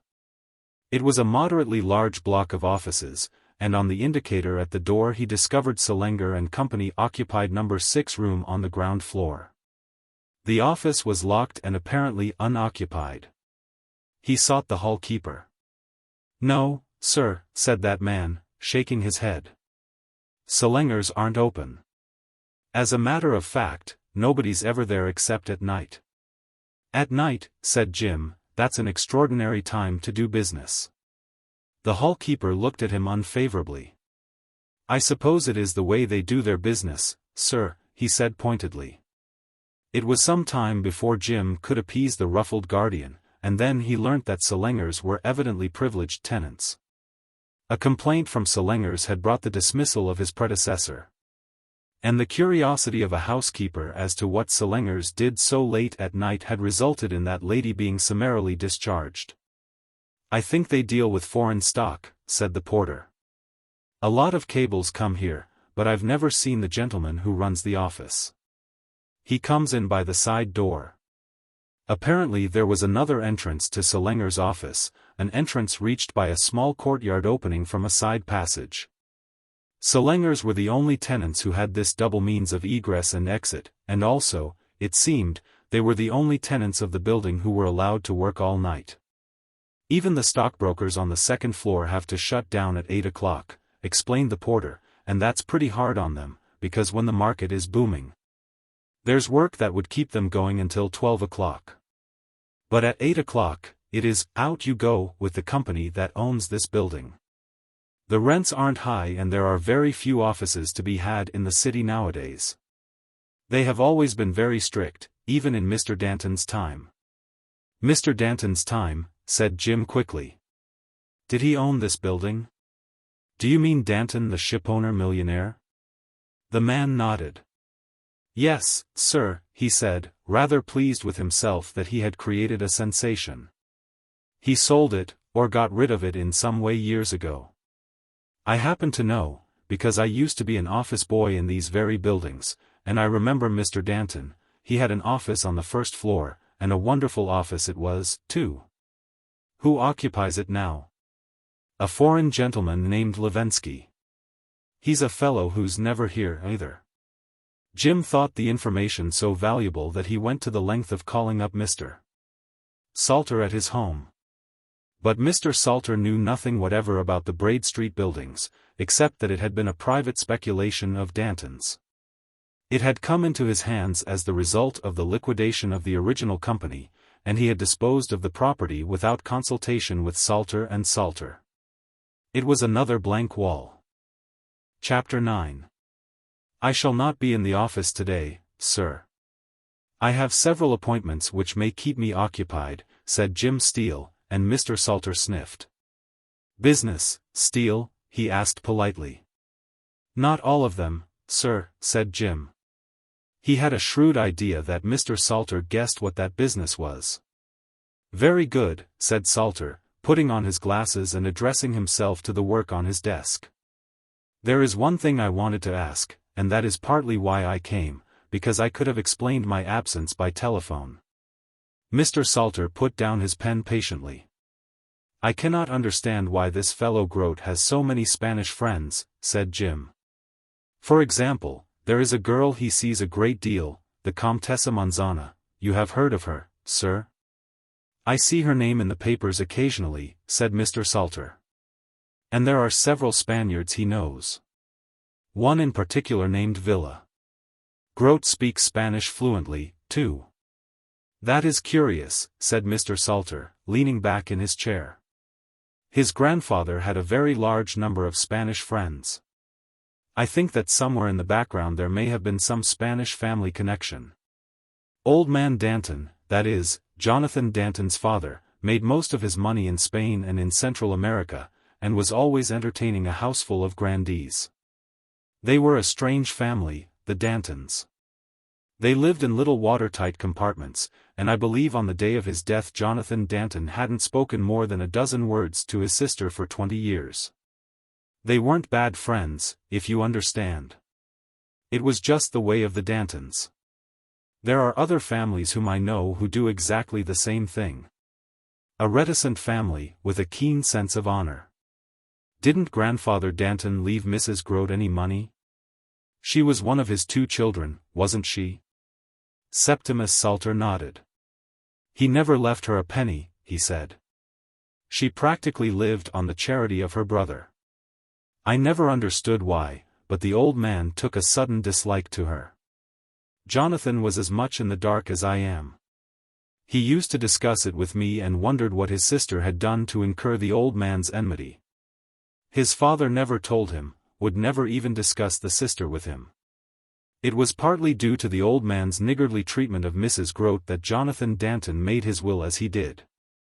Probably her marriage with Groat was one of the causes of the old man's anger. Groat was nothing, a shipping clerk in Danton's Liverpool office. A man ill at ease in good society, without an H to his name, and desperately scared of his wife. The only person who was ever nice to him was poor Lady Mary. His wife hated him for some reason or other. Curiously enough, when he died, too, he left all his money to a distant cousin, and he left about £5,000. Where he got it from heaven knows. And now be off, Steele. The moment you come into this office, said Mr. Salter in despair, you start me on a string of reminiscences that are deplorably out of keeping with a lawyer's office. Jim's first call that morning was at the Home Office. He was anxious to clear up the mystery of Madge Benson. Neither Scotland Yard or the prison's commissioners were willing to supply an unofficial investigator with the information he had sought. And in desperation he had applied to the Secretary of State's Department.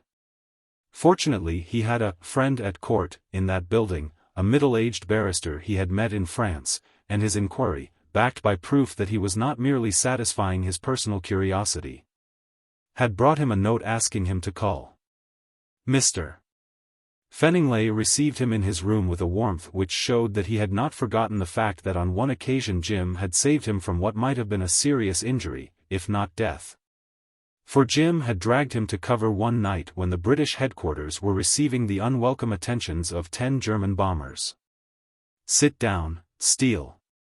I can't tell you much," said the official, picking up a slip of paper from his blotting pad, "and I'm not sure that I ought to tell you anything. But this is the information which prisons have supplied." Jim took the slip from the barrister's hand and read the 3 lines. Madge Benson, age 26. Domestic servant. 1 month with H.L. for theft. Sentenced at Marylebone Police Court. June 5, 1898. Committed to Holloway. Released July 2, 1898. Theft, said Jim thoughtfully. I suppose there is no way of learning the nature of the theft. Mr. Fenningley shook his head. I should advise you to interview the jailer at Marylebone. These fellows have extraordinary memories for faces, and besides, there is certain to be a record of the conviction at the court. You had better ask Salter to apply.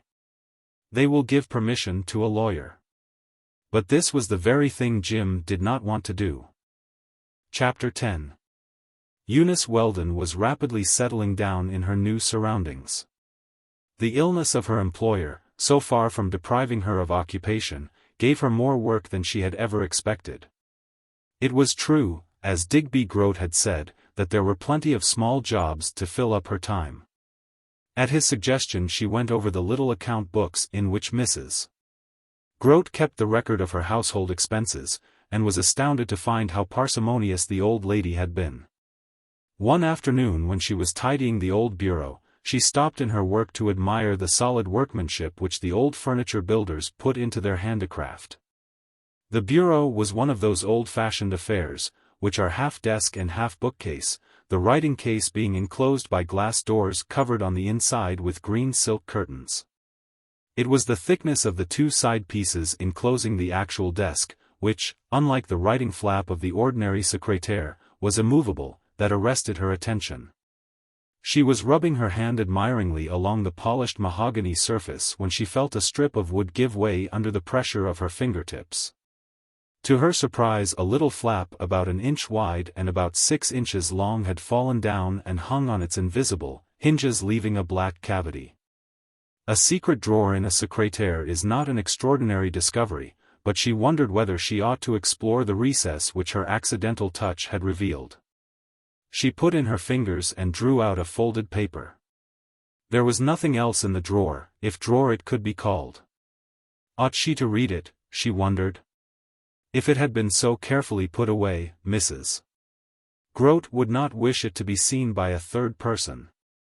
Nevertheless, it was her duty to discover what the document was, and she opened it. To the top a piece of paper was attached on which a few words were written in Mrs. Groat's hand. This is the will referred to in the instructions contained in the sealed envelope which Mr. Salter has in his possession. The word Salter had been struck out and the name of the firm of solicitors which had supplanted the old man had been substituted. The will was executed on one of those forms which can be purchased at any law stationer's. But apart from the preamble it was short. I give to my son, Digby Francis Groat, the sum of £20,000 and my house and furniture at 409 Grosvenor Square. The remainder of my estate I give to Ramones, Marquis of Estremada, of Calle Recelitos, Madrid. It was witnessed by two names unknown to the girl, and as they had described themselves as domestic servants it was probable that they had long since left her employment, for Mrs. Groat did not keep a servant very long. What should she do with it? She determined to ask Digby. Later, when going through the drawers of her desk she discovered a small miniature and was startled by the dark beauty of the subject. It was a head and shoulders of a girl wearing her hair in a way which was fashionable in the late 70s. The face was bold, but beautiful, the dark eyes seemed to glow with life. The face of a girl who had her way, thought Eunice as she noted the firm round chin.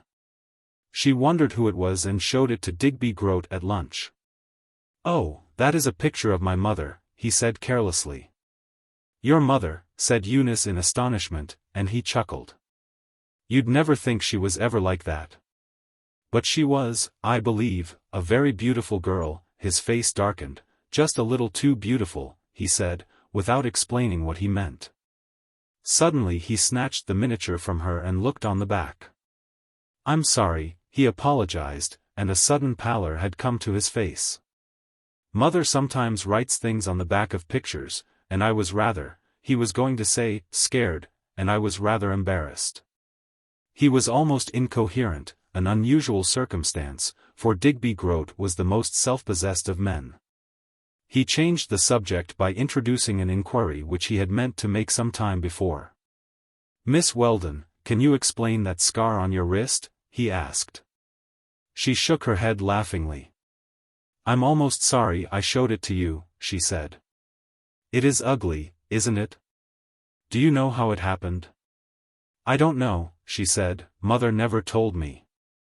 It looks rather like a burn." He examined the little red place attentively. "Of course," she went on, "it is absurd to think that the sight of my birthmark was the cause of your mother's stroke." "I suppose it is," he nodded, "but it was a remarkable coincidence." He had endeavored to find from the old woman the reason of her sudden collapse, but without success. For 3 days she had laid in her bed speechless and motionless and apparently had neither heard nor seen him when he had made his brief visits to the sick room. She was recovering now, however, and he intended, at the first opportunity, demanding a full explanation.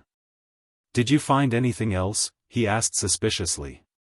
He was never quite sure what new folly his mother might commit. Her passion for other people's property might have come to light. Should she tell him? He saw the doubt and trouble in her face and repeated his question. "I found your mother's will," she said. He had finished his lunch, had pushed back his chair and was smoking peacefully. The cigar dropped from his hand and she saw his face go black. "Her will," he said. "Are you sure?" "Her will is at the lawyer's. It was made 2 years ago." "This will was made a few months ago," said Eunice, troubled. "I do hope I haven't betrayed any secret of hers." "Let me see this precious document," said Digby, starting up. His voice was brusque, almost to rudeness. She wondered what had brought about this sudden change. They walked back to the old woman's shabby room and the girl produced a document from the drawer. He read it through carefully. "The old fool," he muttered. "The cussed driveling old fool." "Have you read this?" he asked sharply. "I read a little of it," admitted the girl, shocked by the man's brutal reference to his mother. He examined the paper again and all the time he was muttering something under his breath. "Where did you find this?" he asked harshly. "I found it by accident," explained Eunice. "There is a little drawer here," she pointed to the seemingly solid side of the bureau in which gaped an oblong cavity. "I see," said Digby Groat slowly as he folded the paper. "Now, Miss Weldon, perhaps you will tell me how much of this document you have read." He tapped the will on his palm. She did not know exactly what to say. She was Mrs. Groat's servant and she felt it was disloyal even to discuss her private affairs with Digby. "I read beyond your legacy," she admitted. "I did not read it carefully." "And you saw that my mother had left me £20,000, said Digby Groat, "and the remainder to somebody else." She nodded. "Do you know who that somebody else was?" "Yes," she said. "To the Marquis of Estremada." His face had changed from sallow to red, from red to a dirty grey, and his voice as he spoke shook with the rage he could not altogether suppress. "Do you know how much money my mother will be worth?" he asked. "No, Mr. Groat," said the girl quietly, "and I don't think you ought to tell me. It is none of my business." "She will be worth £1,250,000, he said between his teeth, "and she's left me £20,000 and this damned house." He swung round and was making for the door, and the girl, who guessed his intentions, went after him and caught his arm. "Mr. Groat," she said seriously, "you must not go to your mother.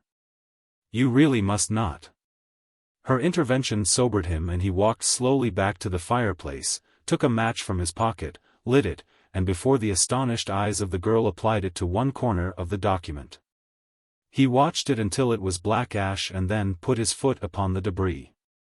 "So much for that," he said, and turning caught the amazed look in the face of Eunice. "You think I've behaved disgracefully, I suppose," he smiled, his old debonair self. "The truth is, I am saving my mother's memory from the imputation of madness. There is no Marquis of Estremada, as far as I know. It is one of the illusions which my mother has, that a Spanish nobleman once befriended her. That is the dark secret of our family, Miss Weldon," he laughed, but she knew that he was lying. Chapter 11. The door of Digby Groat's study was ajar, and he caught a glimpse of Eunice as she came in and made her way up to her room. She had occupied a considerable amount of his thoughts that afternoon. And he had cursed himself that he had been betrayed into revealing the ugly side of his nature before one whom he wished to impress. But there was another matter troubling him. In his folly he had destroyed a legal document in the presence of a witness and had put himself into her power. Suppose his mother died, he thought, and the question of a will arose? Suppose Estremada got hold of her, her testimony in the courts of law might destroy the value of his mother's earlier will and bring him into the dock at the Old Bailey. It was an axiom of his that great criminals are destroyed by small causes. The spendthrift who dissipates hundreds of thousands of pounds, finds himself made bankrupt by a paltry £100.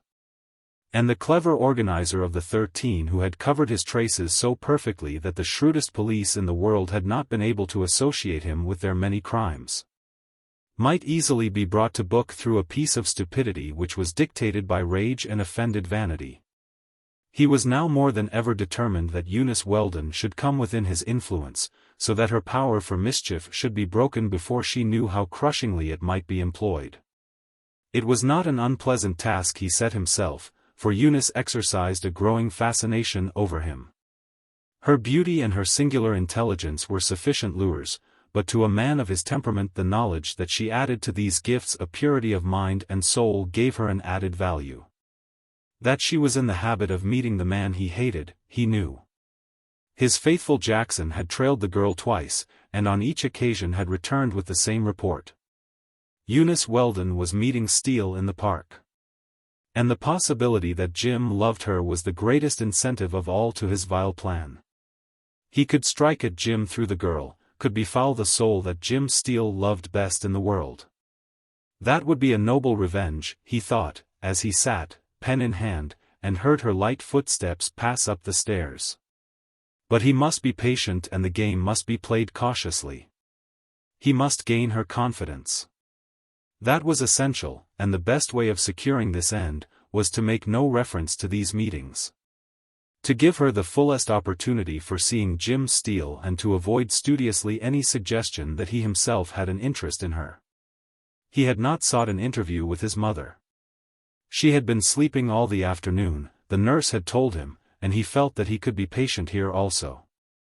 At night, when he saw the girl at dinner, he made a reference to the scene she had witnessed in the old woman's sitting room.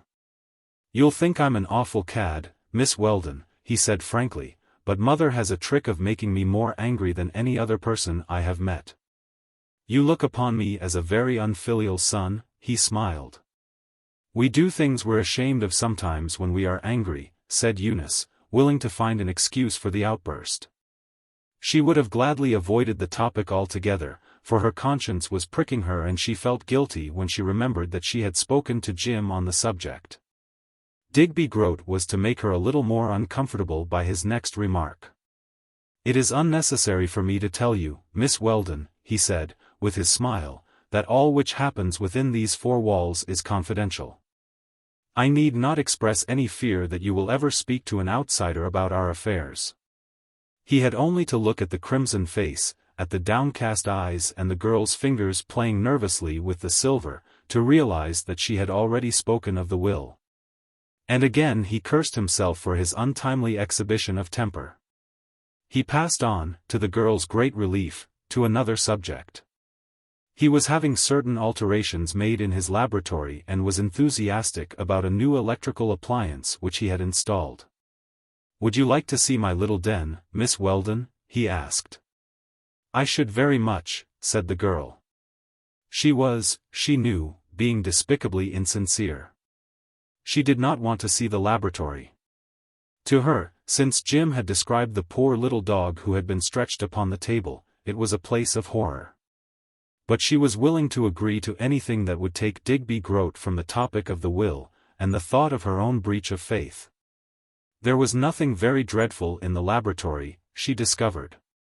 It was so white and clean and neat that her womanly instinct for orderliness could admire the well-arranged little room, with its shelves packed with bottles, its delicate glass retorts and its strange and mysterious instruments.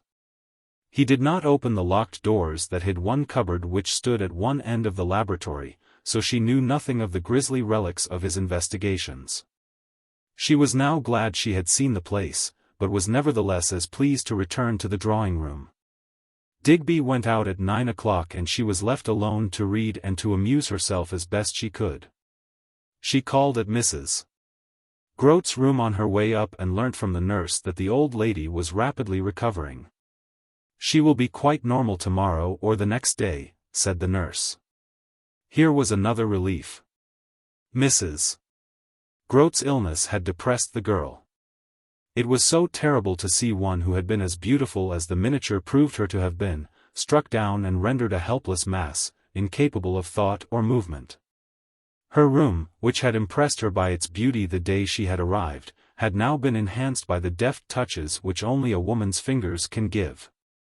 She had read some of the books which Digby Groat had selected for her entertainment, and some she had dipped into only to reject. She spent the evening with the Virginian, and here Digby had introduced her to one of the most delightful creations of fiction. The Virginian was rather like Jim, she thought, but then all the heroes of all the books she read were rather like Jim. Searching in her bag for her handkerchief, her fingers closed on the little card which had been left on her table the night of her introduction to the Grosvenor Square household.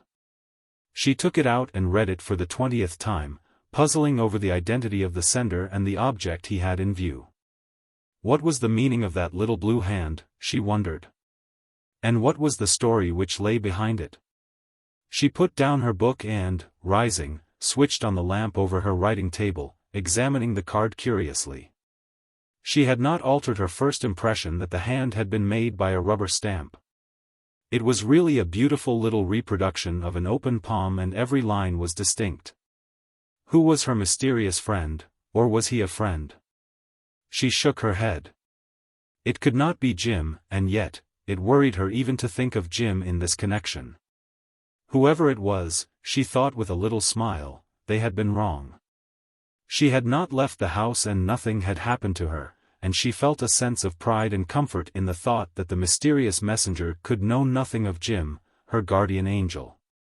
She heard a step in the passage and somebody knocked at her door. It was Digby Groat. He had evidently just come in. "I saw your light," he said, "so I thought I would give you something I have brought back from the Ambassadors' Club." That something was a big square box tied with lavender ribbon. "For me?" she said in surprise. "They were distributing them to the guests," he said, "and I thought you might have a taste for sweeties. They are the best chocolates in England." She laughed and thanked him. He made no further attempt to continue the conversation, but, with a nod, went to his room. She heard the door open and close, and 5 minutes later it opened again and his soft footsteps faded away. He was going to his laboratory, she thought, and wondered, with a shiver, what was the experiment he was attempting that night. She had placed the box on the table and had forgotten about it until she was preparing for bed, then she untied the pretty ribbons and displayed the contents. "They're delicious," she murmured, and took one up in her fingers. Thump. She turned quickly and dropped the chocolate from her fingers. Something had hit against her window, it sounded like a fist. She ran to the silken curtains which covered the glass doors from view and hesitated nervously for a moment. Then with a little catch of breath she thought that possibly some boys had thrown a ball. She pulled back the curtains violently and for a moment saw nothing. The balcony was clear and she unfastened the latch and stepped out. There was nobody in sight. She looked on the floor of the balcony for the object which had been thrown but could find nothing. She went slowly back to her room and was closing the door when she saw and gasped. For on one of the panes was the life-size print of the blue hand. Again that mysterious warning. Chapter 12. Eunice gazed at the hand spellbound, but she was now more curious than alarmed. Opening the window again she felt gingerly at the impression. It was wet, and her fingertip was stained a deep greasy blue, which wiped off readily on her handkerchief. Again she stepped out onto the balcony, and following it along, came to the door leading to the head of the stairs. She tried it. It was locked.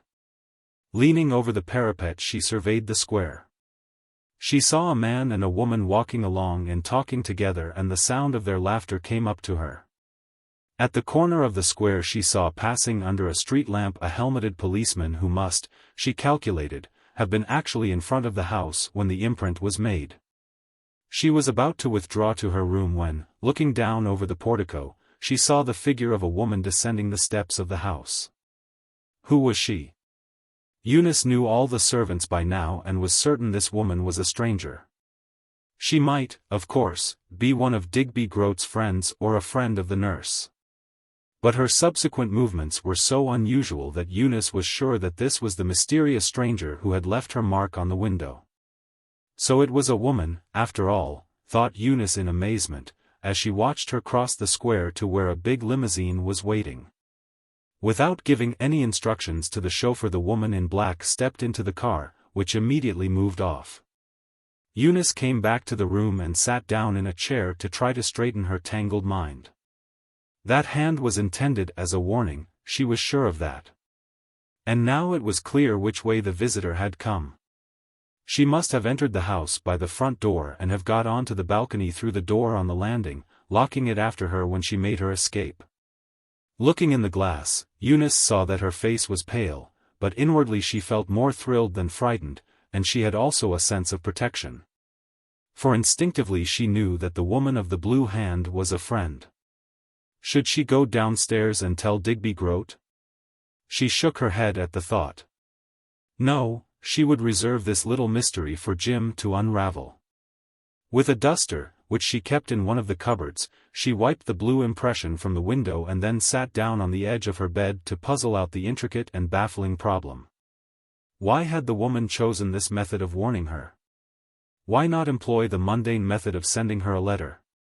Twice she had taken a risk to impress Eunice with the sense of danger, when the same warning might have been conveyed to her through the agency of the postman.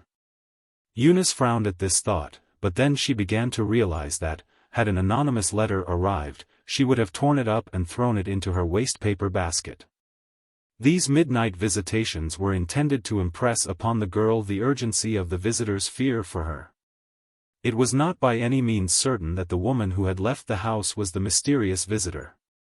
Eunice had never troubled to inquire into Digby Groat's character, nor did she know any of his friends.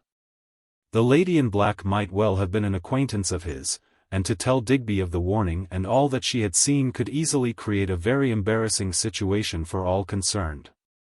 She went to bed, but it was a long time before sleep came to her. She dozed and woke and dozed again and at last decided to get up. She pulled aside the curtains to let in the morning light. The early traffic was rumbling through the street, and the clear fragrance of the unsullied air came coldly as she stood and shivered by the open window. She was hungry as a healthy girl can be in that keen atmosphere, and she bethought herself of the box of chocolates which Digby had brought to her. She had taken one from its paper wrapping and it was between her teeth when she remembered with a start that the warning had come at the very moment she was about to eat a chocolate. She put it down again thoughtfully, and went back to bed to pass the time which must elapse before the servants were about and any kind of food procurable. Jim Steele was about to leave his little flat in Featherdale Mansions that morning when he was met at the door by a district messenger carrying a large parcel and a bulky letter. He at once recognized the handwriting of Eunice and carried the parcel into his study. The letter was written hurriedly and was full of apologies. As briefly as possible Eunice had related the events of the night. "I cannot imagine that the chocolates had anything to do with it, but somehow you are communicating your prejudice against Digby Groat to me. I have no reason whatever to suspect him of any bad design toward me, and in sending these I am merely doing as you told me, to communicate everything unusual. Aren't I an obedient girl? And, please, Jim, will you take me out to dinner tonight? It is my night out, and I'd love to have a leisurely meal with you, and I'm simply dying to talk about the Blue Hand. Isn't it gorgeously mysterious? I shall try to catch up some of my arrears of sleep this afternoon so that I shall be fresh and brilliant." She had written "and beautiful" in mockery but had scratched it out. Jim Steele whistled. Hitherto he had regarded the Blue Hand as a convenient and accidental method which the unknown had chosen for his or her signature. Now, however, it obtained a new significance. The Blue Hand had been chosen deliberately and for some reason which must be known to one of the parties concerned. To Digby Groat? Jim shook his head. Somehow he knew for certain that the Blue Hand would be as much of a mystery to Digby Groat as it was to the girl and himself. He had no particular reason for thinking this. It was one of those immediate instincts which carry their own conviction. But who else was concerned? He determined to ask his partner that morning if the Blue Hand suggested anything to him.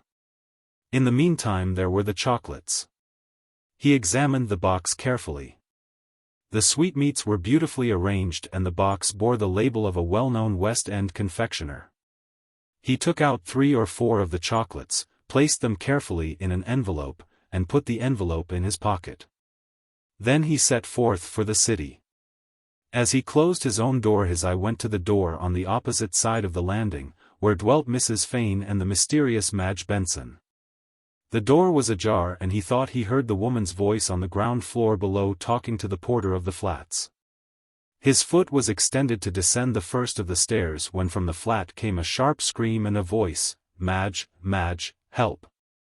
Without a second's hesitation he pushed open the door and ran down the passage. There were closed doors on either side, but the last on the right was open and a thin cloud of smoke was pouring forth.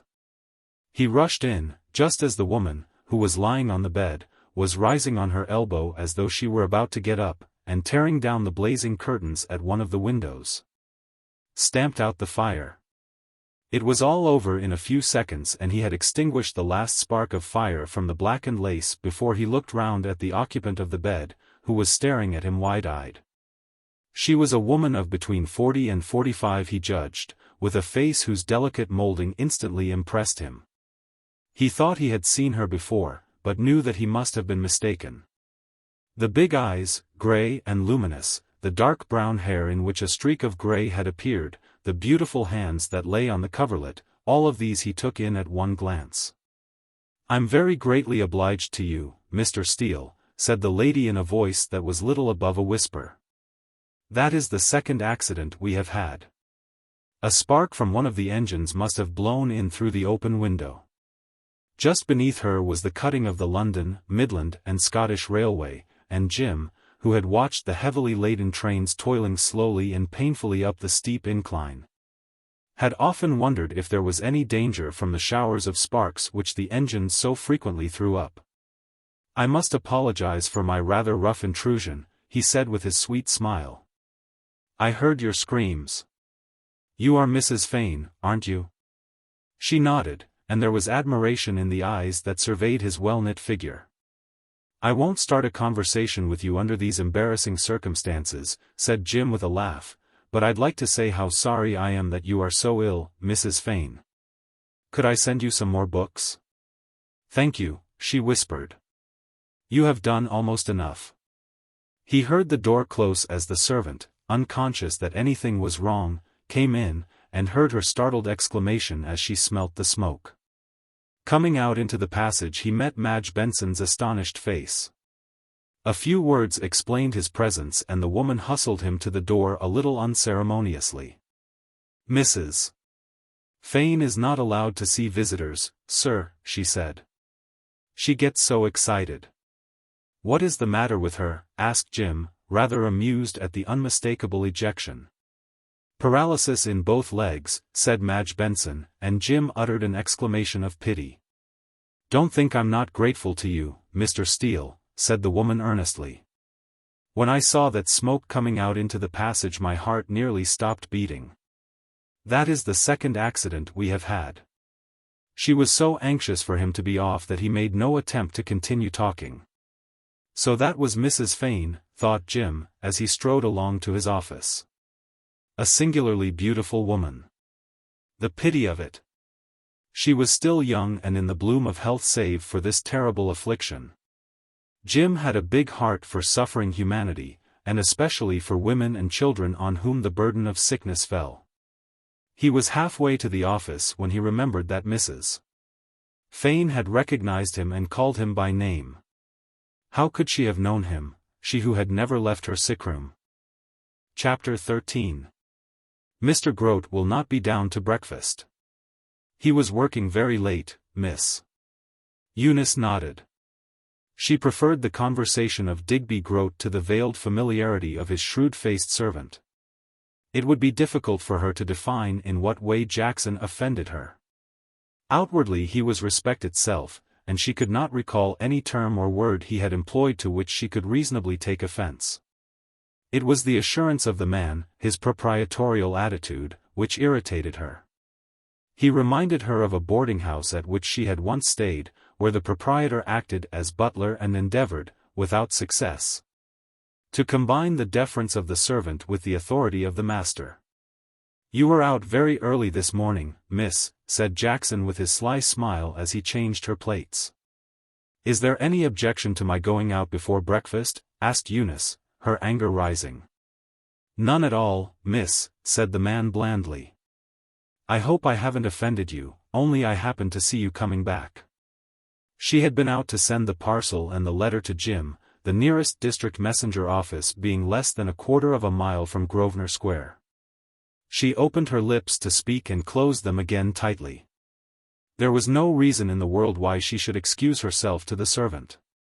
Jackson was not ready to take a rebuff, and besides, he had something important to communicate. "You weren't disturbed last night, were you, miss?" he asked.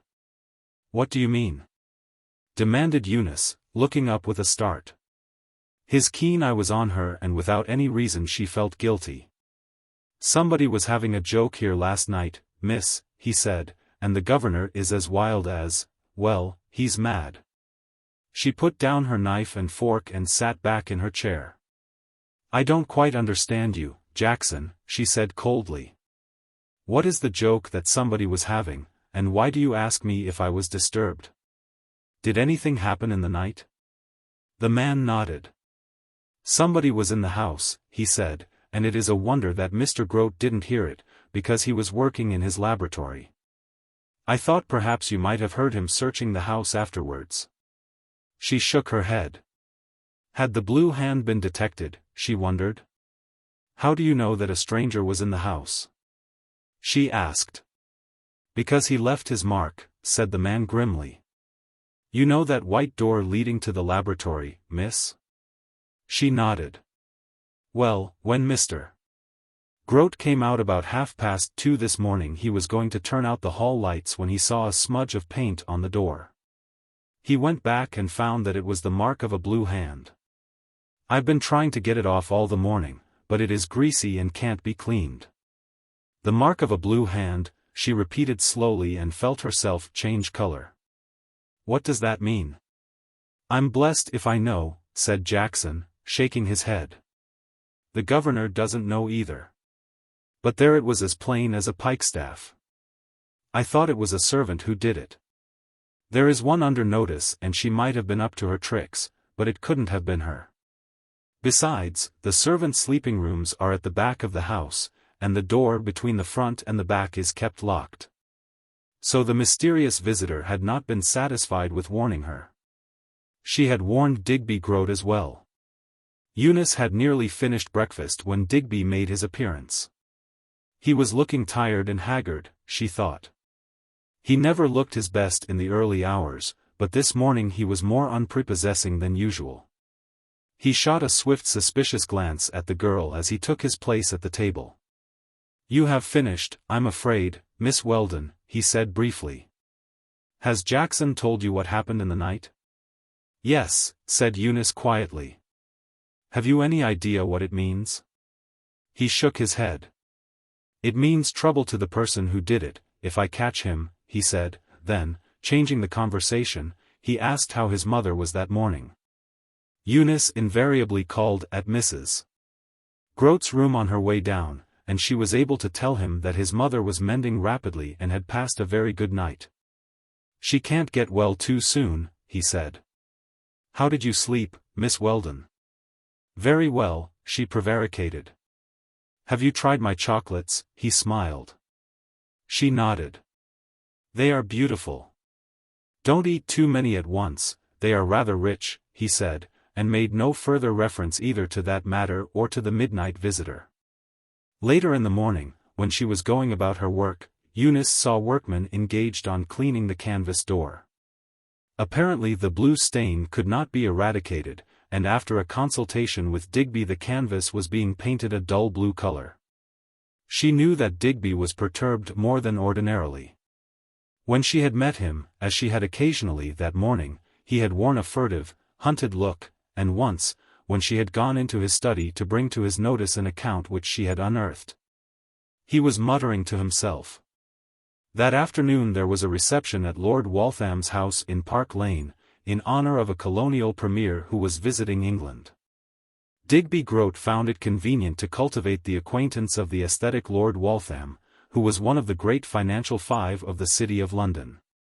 Digby had gone cleverly to work to form a small syndicate for the immediate purchase of the Danton estate. The time had not yet come when he could dispose of this property, but it was fast approaching.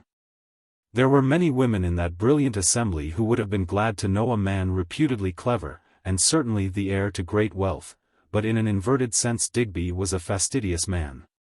Society which met him and discussed him over their dinner tables were puzzled by his avoidance of woman's society. He could have made a brilliant marriage, had he so desired, but apparently the girls of his own set had no attraction for him. There were intimates, men about town, who were less guarded in their language when they spoke across the table after the women had gone.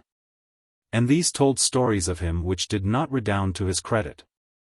Digby in his youth had had many affairs, vulgar, sordid affairs which had left each victim with an aching heart and no redress. He had only come to look in, he explained. There was heavy work awaiting him at home, and he hinted at the new experiment he was making which would take up the greater part of the evening. How is your mother, Groat? Asked Lord Waltham. Thank you, sir, I think she is better, replied Digby. He wanted to keep off the subject of his mother. I can't understand the extraordinary change that has come over her in late years, said Lord Waltham with a little frown. She used to be so bright and cheerful, one of the wittiest women I have ever met. And then, of a sudden, all her spirit seemed to go and, if you don't mind my saying so, she seemed to get old. I noticed that, said Digby with an air of profound concern, but women of her age frequently go all to pieces in a week. I suppose there's something in that. I always forget you're a doctor, smiled Lord Waltham. Digby took his leave and he, too, was chuckling softly to himself as he went down the steps to his waiting car. He wondered what Lord Waltham would say if he had explained the secret of his mother's banished brightness. It was only by accident that he himself had made the discovery. She was a drug-taker, as assiduous at dope as he had ever met in his professional career. When he discovered this he had set himself to break down the habit. Not because he loved her, but because he was a scientist addicted to experiments. He had found the source of her supply and gradually had extracted a portion of the narcotic from every pellet until the drug had ceased to have its effect. The result from the old woman's point of view was deplorable. She suddenly seemed to wither, and Digby, whom she had ruled until then with a rod of iron, had to his surprise found himself the master. It was a lesson of which he was not slow to take advantage. Every day and night she was watched and the drug was kept from her. With it she was a slave to her habit, without it she was a slave to Digby. He preferred the latter form of bondage. Mr. Septimus Salter had not arrived when Jim had reached the office that morning, and he waited, for he had a great deal to say to the old man, whom he had not seen for the better part of the week.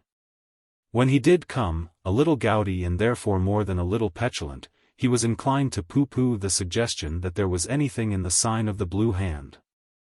Whoever the person is, he or she must have had the stamp by them. You say it looks like a rubber stamp, and used it fortuitously. No, I can't remember any blue hand in the business. If I were you I should not attach too much importance to this. Although Jim did not share his employer's opinion he very wisely did not disagree. Now, what is this you were telling me about a will?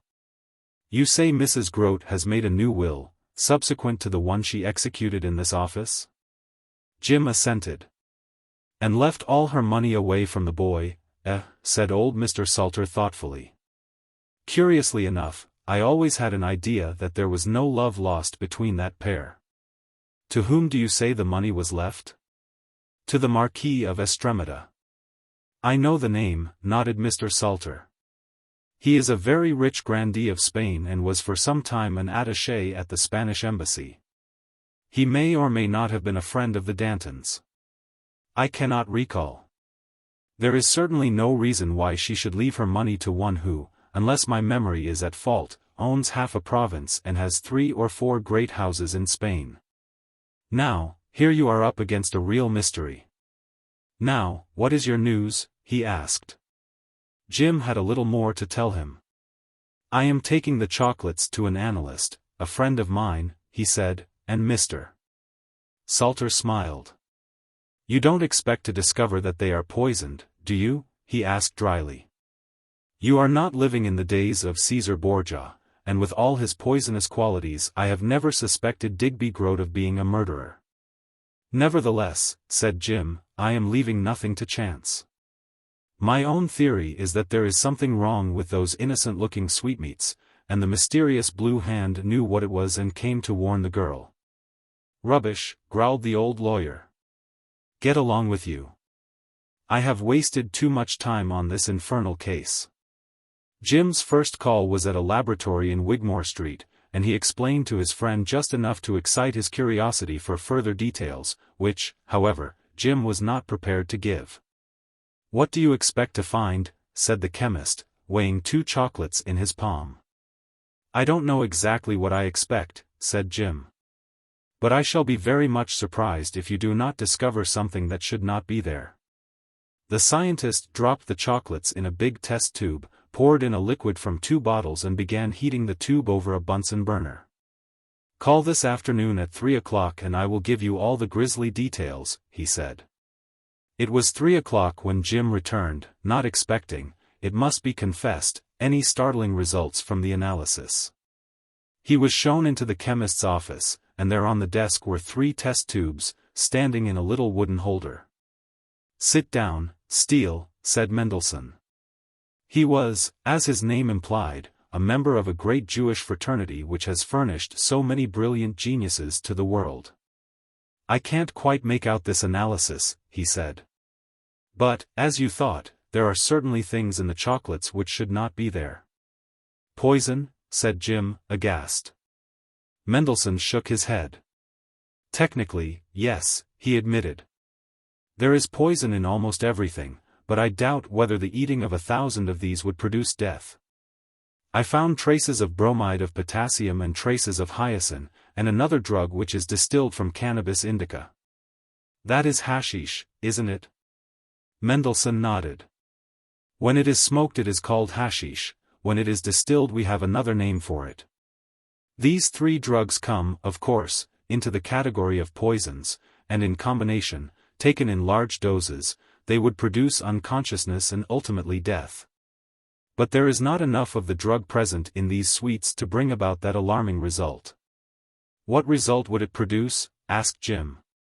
"That is just what is puzzling me and my friend, Dr. Jakes," said Mendelssohn, rubbing his unshaven chin. "Jakes thinks that, administered in small continuous doses, the effect of this drug would be to destroy the willpower, and, what for a better term I would describe in the German fashion, as the resistance to evil power of the human mind. In England, as you probably know, when a nervous and highly excitable man is sentenced to death, it is the practice to place minute doses of bromide in everything he eats and drinks, in order to reduce him to such a low condition of mental resistance that even the thought of an impending doom has no effect upon him." Jim's face had gone suddenly pale, as the horror of the villainous plot dawned upon him.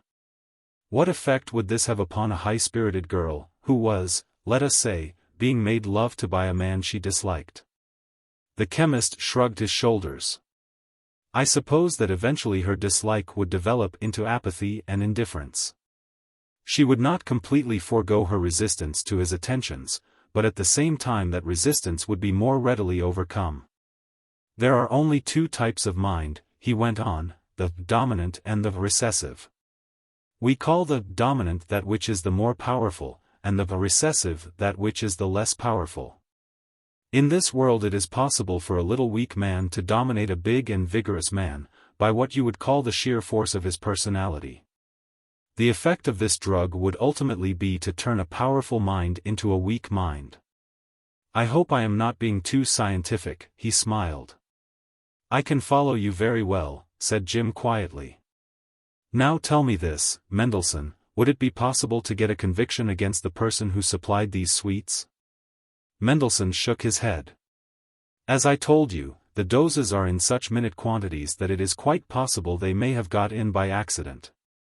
I have only been able to find what we chemists call a trace so far, but probably the doses would be increased from week to week. If in 3 weeks' time you bring me chocolates or other food that has been tampered with, I shall be able to give you a very exact analysis." "Were all the chocolates I brought similarly treated?" Mendelssohn nodded. "If they have been doped," he went on, "the doping has been very cleverly done. There is no discoloration of the interior, and the drug must have been introduced by what we call saturation, which only a very skillful chemist or a doctor trained in chemistry would attempt." Jim said nothing. Digby Groat was both a skilled chemist and a doctor trained in chemistry. On leaving the laboratory he went for his favorite walk in Hyde Park. He wanted to be alone and think this matter out. He must act with the greatest caution, he thought. To warn the girl on such slender foundation was not expedient. He must wait until the dose had been increased, though that meant that she was to act as a bait for Digby Groat's destruction, and he writhed at the thought. But she must not know. He was determined as to this. That night he had arranged a pleasant little dinner, and he was looking forward eagerly to a meeting with one whose future absorbed his whole attention and thoughts. Even the search for Lady Mary Danton had receded into the background, and might have vanished altogether as a matter of interest were it not for the fact that Digby Groat and his affairs were so inextricably mixed up with the mystery. Whilst Eunice Weldon was an inmate of the Groats' house, the Danton mystery would never be completely out of his thoughts. Chapter 14.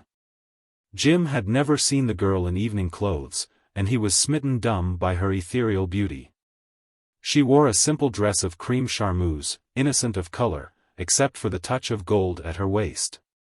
She looked taller to Jim's eyes, and the sweet dignity of her face was a benison which warmed and comforted his heart. "Well," she asked as the cab was proceeding towards Piccadilly, "am I presentable?" "You're wonderful," breathed Jim. He sat stiffly in the cab, scarcely daring to move, lest the substance of this beautiful dream be touched by his irreverent hands. Her loveliness was unearthly and he, too, could adore, though from a different standpoint, the glorious promise of her womanhood, the delicious contours of her Madonna-like face. She was to him the spirit and embodiment of all that womanhood means. She was the truth of the dreams that men dream, the divine substance of shadowy figures that haunt their thoughts and dreams. "Phew," he said, "you almost frighten me, Eunice." He heard her silvery laugh in the darkness. "You're very silly, Jim," she said, slipping her arm into his. Nevertheless, she experienced a thrill of triumph and happiness that she had impressed him so. "I have millions of questions to ask you," she said after they had been ushered to a corner of the big dining room of the Ritz-Carlton. "Did you get my letter? And did you think I was mad to send you those chocolates? Of course, it was terribly unfair to Mr. Groat, but really, Jim, you're turning me into a suspicious old lady." He laughed gently. "I loved your letter," he said simply. "And as for the chocolates," he hesitated. "Well? I should tell him that you enjoyed them thoroughly," he smiled. "I have," said the girl ruefully. "I hate telling lies, even that kind of lie. And the next box you receive," Jim went on, "you must send me 3 or 4 of its contents." She was alarmed now, looking at him, her red lips parted, her eyebrows crescents of inquiry. Was there anything wrong with them, she asked. He was in a dilemma. He could not tell her the result of the analysis, and at the same time he could not allow her to run any farther into needless danger. He had to invent something on the spur of the moment and his excuse was lame and unconvincing. Listening, she recognized their halting nature, but was sensible enough not to insist upon rigid explanations, and, moreover, she wanted to discuss the hand and its startling appearance in the middle of the night. "It sounds almost melodramatic," said Jim, but his voice was grave, "and I find a great difficulty in reconciling the happening to the realities of life. Of one thing I'm sure," he went on, "and it is that this strange woman, if woman it be, has a reason for her acts. The mark of the hand is deliberately designed. That it is blue has a meaning, too, a meaning which apparently is not clear to Digby Groat. And now let us talk about ourselves," he smiled, and his hand rested for a moment over hers. She did not attempt to withdraw her own until the waiter came in sight, and then she drew it away so gently as to suggest reluctance. "I'm going to stay another month with the Groats," she informed him, "and then if Mrs. Groat doesn't find some real work for me to do I'm going back to the photographers, if they'll have me." "I know somebody who wants you more than the photographer," he said quietly, "somebody whose heart just aches whenever you pass out of his sight." She felt her own heart beating thunderously, and the hand that he held under the cover of the table trembled. "Who is that, somebody?" she asked faintly. "Somebody who will not ask you to marry him until he can offer you an assured position," said Jim. "Somebody who loves the very ground you walk upon so much that he must have carpets for your dear feet and a mansion to house you more comfortably than the tiny attic overlooking the London, Midland and Scottish Railway." She did not speak for a long time, and he thought he had offended her. The color came and went in her face, the soft rounded bosom rose and fell more quickly than was usual. And the hand that he held closed so tightly upon his fingers that they were almost numb when she suddenly released her hold. "Jim," she said, still averting her eyes, "I could work very well on bare boards, and I should love to watch the London, Midland and Scottish trains go past your attic." She turned her head to his and he saw that her eyes were bright with tears. "If you're not very careful, Jim Steele," she said, with an attempt at raillery, "I shall propose to you." "May I smoke?" said Jim huskily, and when she nodded, and he lit his match, she saw the flame was quivering in his shaking hand. She wondered what made him so quiet for the rest of the evening. She could not know that he was stunned and shaken by the great fortune that had come to him, that his heart was as numb with happiness as his fingers had been in the pressure of her hand. When they drove back to the house that night, she wanted him to take her in his arms in the darkness of the cab and crush her against his breast. She wanted to feel his kisses on her lips, her eyes. If he had asked her at that moment to run away with him, to commit the maddest folly, she would have consented joyously. For her love for the man was surging up like a bubbling stream of subterranean fire that had found its vent, overwhelming and burning all reason, all tradition. Instead, he sat by her side, holding her hand and dreaming of the golden future which awaited him. "Good night, Jim." Her voice sounded cold and a little dispirited as she put her gloved hand in his at the door of 409. "Good night," he said in a low voice, and kissed her hand. She was nearly in tears when she went into her room and shut the door behind her. She walked to her dressing table and looked in the glass, long and inquiringly, and then she shook her head. "I wish he wasn't so good," she said, "or else more of a hero." Chapter 15. Jim continued his journey to the flat, so enveloped in the rosy clouds which had descended upon him that he was unconscious of time or space. And it seemed that he had only stepped into the cab when it jerked to a halt before the portals of Featherdale Mansions. He might have continued in his dream without interruption had not the cabman, with some asperity, called him back to remind him that he had not paid his fare. That brought him back to the earth. As he was about to open the outer door of the flats, it was closed at 11 every night, the door opened of its own accord and he stepped back to allow a lady to pass. She was dressed from head to foot in black and she passed him without a word. He staring after her as she walked with quick steps to a motor car that he had noticed drawn up a few yards from where his cab had stopped. Who was she? He wondered as the car passed out of sight. He dismissed her from his thoughts, for the glamour of the evening was not yet past, and for an hour he sat in his big chair, staring into vacancy and recalling every incident of that previous evening. He could not believe it was true that this half-divine being was to be his, and then, with a deep sigh, he aroused himself to a sense of reality. There was work to be done, he thought, as he rose to his feet, and it was work for her. His income was a small one, and must be considerably augmented before he dare ask this beautiful lady to share his lot. He glanced idly at the table. That afternoon he had been writing up his notes of the case and the book was still where he had left it, only he could have sworn he had left it open. He had a remarkable memory for little things, tiny details of placements and position, and he was sure the book had not only been closed, but that its position had been changed. A woman came in the mornings to clean the flat and make his bed and invariably he let her in himself. She usually arrived when he was making his own breakfast, another fad of his. She had no key, and under any circumstances never came at night. He opened the book and almost jumped. Between the pages, marking the place where he had been writing, was a key of a peculiar design. Attached to the handle was a tiny label on which was written, D.G.S. Master Key. This time there was no sign of the blue hand, but he recognized the writing. It was the same which had appeared on the warning card which the girl had received. The woman in black had been to his flat, and had left him the means to enter Digby Groat's premises. Phew, whistled Jim in amazement. Chapter 16.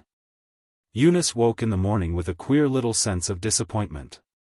It was not until she was thoroughly awake, sitting up in bed and sipping the fragrant tea which the maid had brought her, that she analyzed the cause.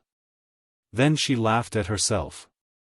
"Eunice Weldon," she said, shaking her head sadly, "you're a bold woman.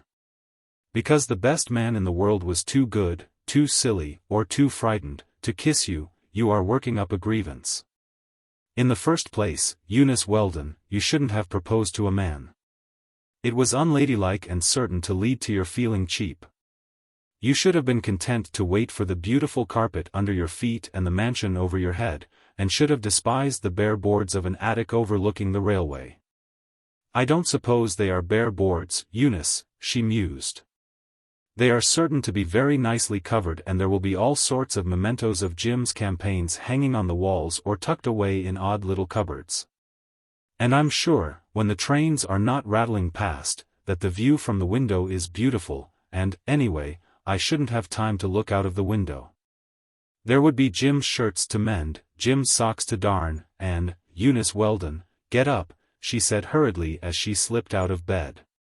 Going along the corridor, Digby Groat heard the sound of her fresh young voice singing in the bathroom, and he smiled. The ripe beauty of the girl had come on him with a rush. She was no longer desirable, she was necessary.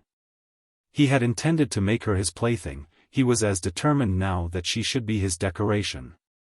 He laughed aloud at the little conceit. A decoration. Something that would enhance him in the eyes of his fellows.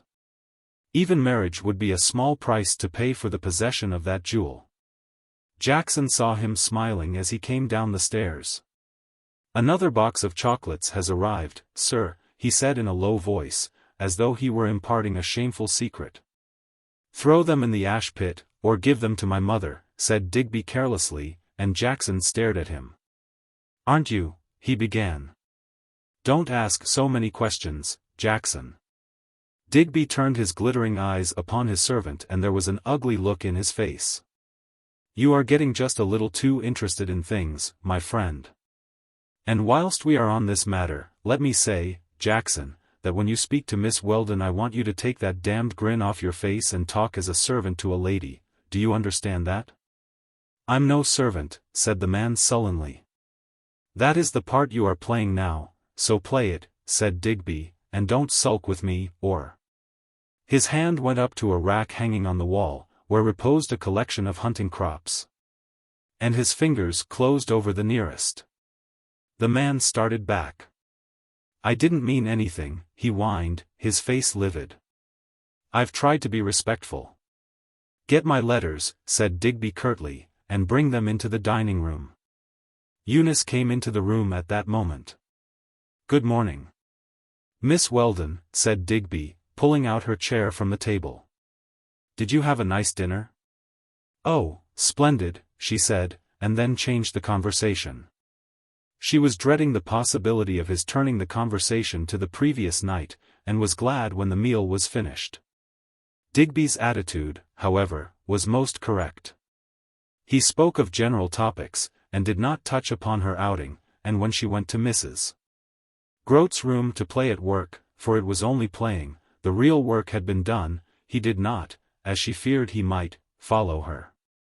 Digby waited until the doctor called, and waylaying him in the passage learnt that his mother had completely recovered, and though a recurrence of the stroke was possible, it was not immediately likely. He had a few words to say to her that morning. Old Mrs. Groat sat by the window in a wheeled chair, a huddled, unlovely figure. Her dark gloomy eyes surveyed without interest the stately square with its green leafy centerpiece. The change of seasons had for her no other significance than a change of clothing. The wild heart which once leapt to the call of spring, beat feebly in a body in which passion had burnt itself to bitter ashes. And yet the gnarled hands, crossing and recrossing each other on her lap, had once touched and blessed as they had touched and blasted. Once or twice her mind went to this new girl, Eunice Weldon.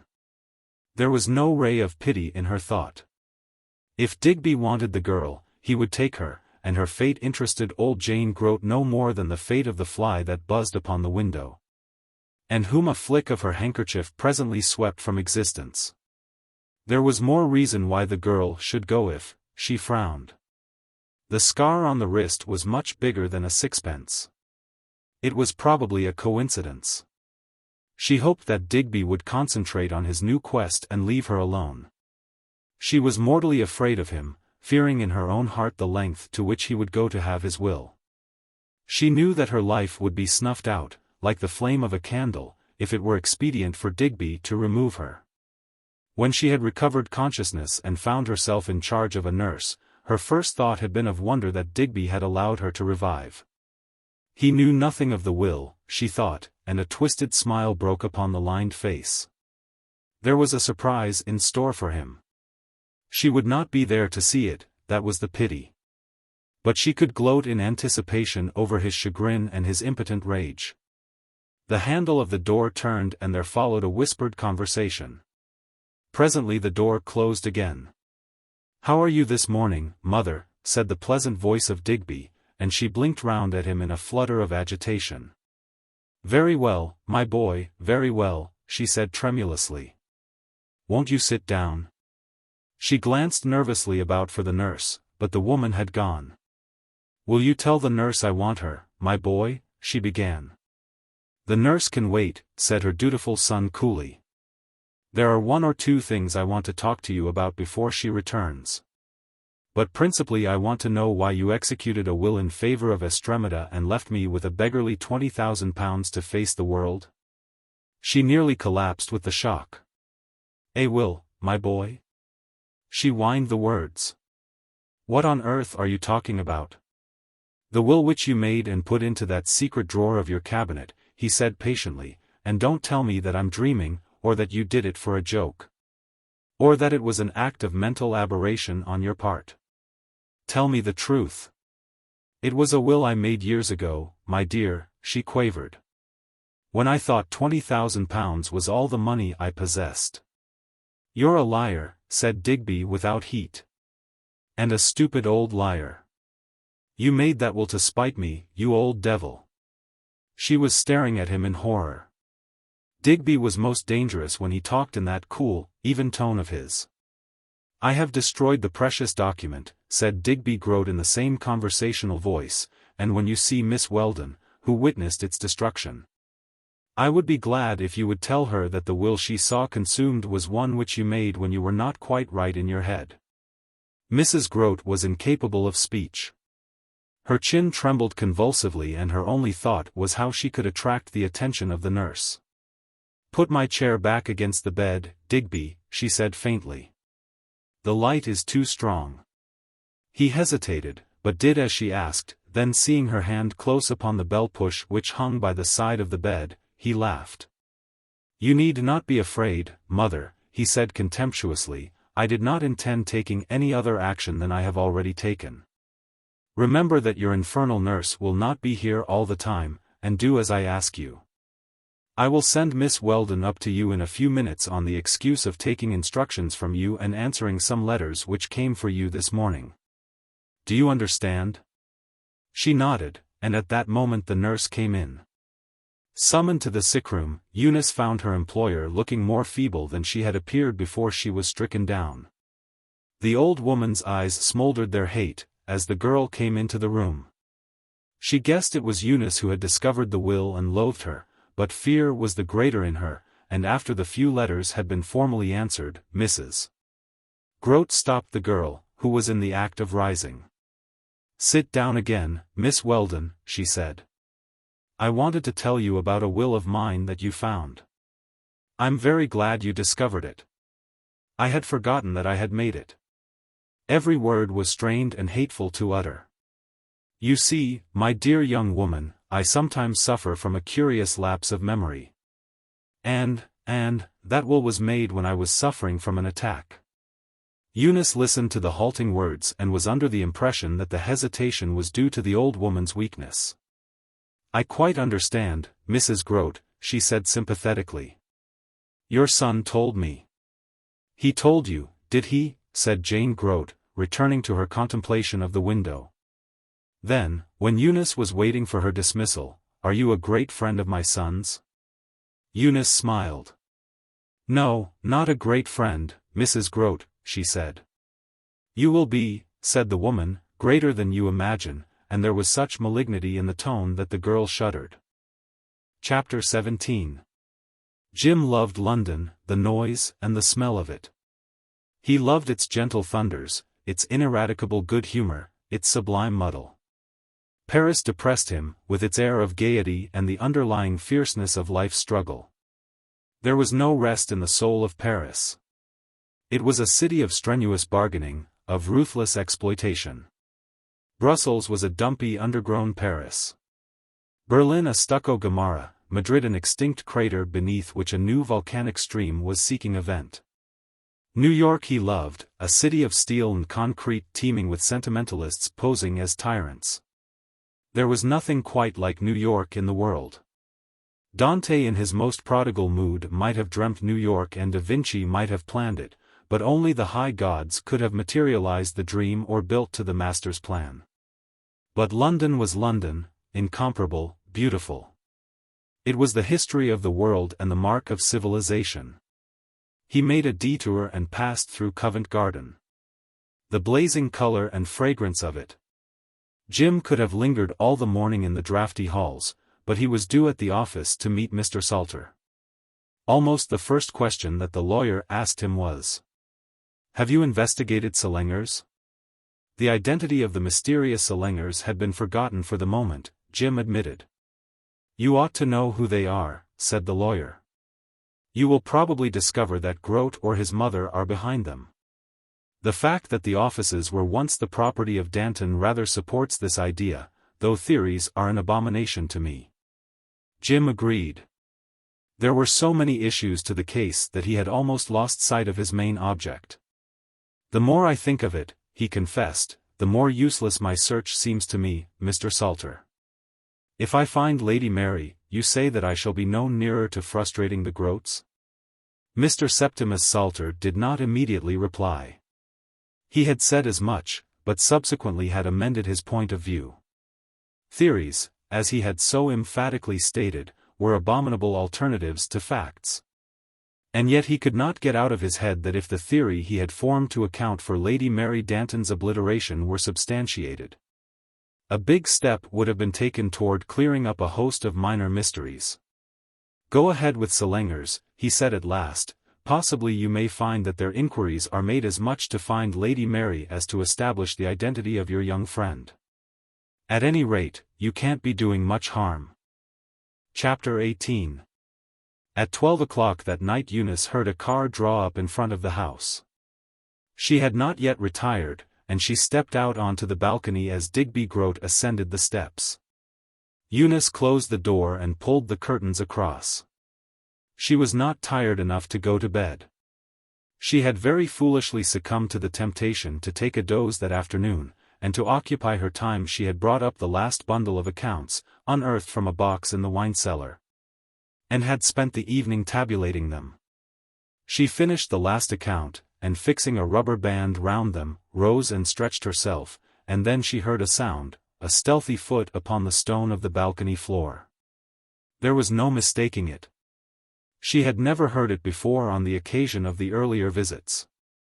She switched out the light, drew back the curtains noiselessly and softly unlocked the French window. She listened. There it was again. She felt no fear, only the thrill of impending discovery. Suddenly she jerked open the window and stepped out, and for a time saw nothing. Then as her eyes grew accustomed to the darkness, she saw something crouching against the wall. "Who is that?" she cried. There was no reply for a little time, then the voice said, "I am awfully sorry to have frightened you, Eunice." It was Jim Steele. "Jim!" She gasped incredulously, and then a wave of anger swept over her. So it had been Jim all the time and not a woman. Jim, who had been supporting his prejudices by these contemptible tricks. Her anger was unreasonable, but it was very real and born of the shock of disillusionment. She remembered in a flash how sympathetic Jim had been when she told him of the midnight visitor and how he had pretended to be puzzled. So he was fooling her all the time. It was hateful of him. "I think you had better go," she said coldly. "Let me explain, Eunice." "I don't think any explanation is necessary," she said. "Really, Jim, it is despicable of you." She went back to her room with a wildly beating heart. She could have wept for vexation. Jim! He was the mysterious blue hand, she thought indignantly, and he had made a laughingstock of her. Probably he was the writer of the letters, too, and had been in her room that night. She stamped her foot in her anger. She hated him for deceiving her. She hated him for shattering the idol she had set up in her heart. She had never felt so unutterably miserable as she was when she flung herself on her bed and wept until she fell asleep from sheer exhaustion. "Damn!" muttered Jim as he slipped out of the house and strode in search of his muddy little car. An unprofitable evening had ended tragically. Bungling, heavy-footed jackass, he growled savagely, as he spun perilously round a corner and nearly into a taxicab which had ventured to the wrong side of the road. But he was not cursing the cab driver. It was his own stupidity which had led him to test the key which had made a remarkable appearance on his table the night before. He had gone on to the balcony, merely to examine the fastenings of the girl's window, with the idea of judging her security. He felt miserable and would have been glad to talk his trouble over with somebody. But there was nobody he could think of, nobody whom he liked well enough, unless it was Mrs. Fane. He half smiled at the thought and wondered what that invalid lady would think of him if he knocked her up at this hour to pour his woes into her sympathetic ears. The sweet, sad-faced woman had made a very deep impression upon him. He was surprised to find how often she came into his thoughts. Halfway up Baker Street he brought his car to a walking pace and turned. He had remembered Selangers, and it had just occurred to him that at this hour he was more likely to profit by a visit than by a daytime call. It was nearly 2 o'clock when he stopped in Braid Street and descended. He remembered the janitor had told him that there was a side entrance, which was used alone by Selangers. He found the narrow court which led to the back of the building. And after a little search discovered what was evidently the door which would bring him through the courtyard to the back of Braid Street buildings.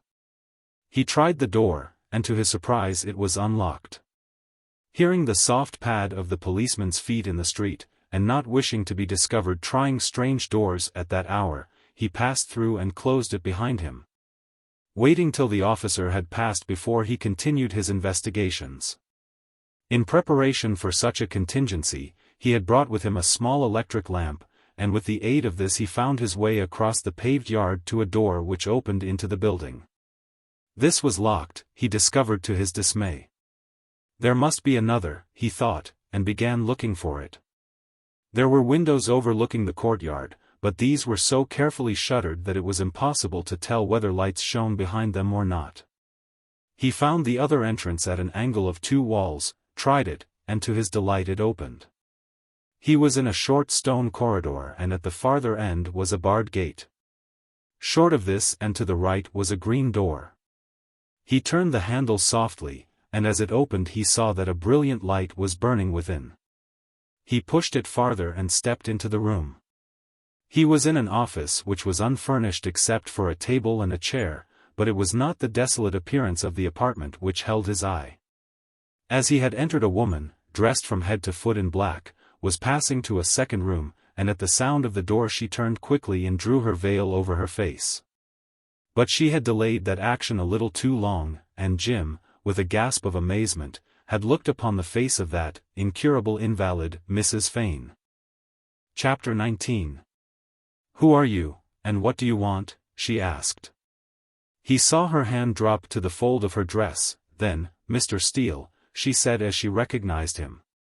"I'm sorry to disturb you," said Jim as he closed the door behind him, "but I wanted to see you pretty badly."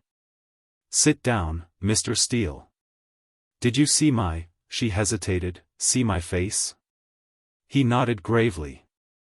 "And did you recognize me?" He nodded again. "Yes, you are Mrs. Fane," he said quietly. Slowly her hands rose and she unpinned the veil. "You may lock the door," she said. "Yes, I am Mrs. Fane." He was so bewildered, despite his seeming self-possession, that he had nothing to say. "You probably think that I have been practicing a wicked and mean deception," she said, "but there are reasons, excellent reasons, why I should not be abroad in the daytime, and why, if I were traced to Featherdale Mansions, I should not be identified with the woman who walks at night." "Then it was you who left the key," he said. She nodded, and all the time her eyes never left his face. "I am afraid I cannot enlighten you any farther," she said, "partly because I am not prepared at this moment to reveal my hand and partly because there is so little that I could reveal if I did." And only a few minutes before he had been thinking how jolly it would be if he could lay all his troubles and perplexities before her. It was incredible that he should be talking with her at this midnight hour in a prosaic city office. He looked at the delicate white hand which rested against her breast and smiled, and she, with her quick perceptions, guessed the cause of his amusement. "You are thinking of the blue hand?" she said quickly. "Yes, I am thinking of the blue hand," said Jim. "You have an idea that that is just a piece of chicanery and that the hand has no significance?" she asked quietly. "Curiously enough, I don't think that," said Jim. "I believe behind that symbol is a very interesting story, but you must tell it in your own time, Mrs. Fane." She paced the room deep in thought, her hands clasped before her, her chin on her breast, and he waited, wondering how this strange discovery would develop. "You came because you heard from South Africa that I had been making inquiries about the girl. She is not in danger?" "No," said Jim with a wry face.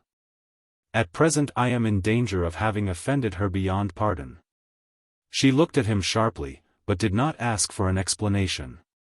"If you had thought my warnings were theatrical and meaningless, I should not have blamed you," she said after a while, "but I had to reach her in some way that would impress her." "There is something I cannot understand, Mrs. Fane," said Jim. "Suppose Eunice had told Digby Groat of this warning?" She smiled. "He knows," she said quietly, and Jim remembered the hand on the laboratory door.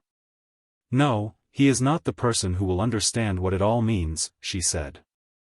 "As to your Eunice," her lips parted in a dazzling little smile, "I would not like any harm to come to the child." "Have you any special reason for wishing to protect her?" asked Jim. She shook her head. "I thought I had a month ago," she said. "I thought she was somebody whom I was seeking. A chance resemblance, fleeting and elusive, brought me to her.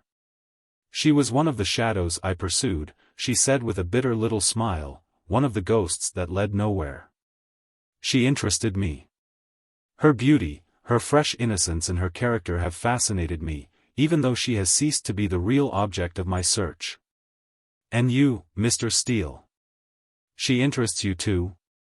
She eyed him keenly. "Yes," said Jim, "she interests me too." "Do you love her?" The question was so unexpected that Jim for once was not prepared with an answer. He was a reticent man ordinarily, and now that the opportunity presented he could not discuss the state of his feelings towards Eunice.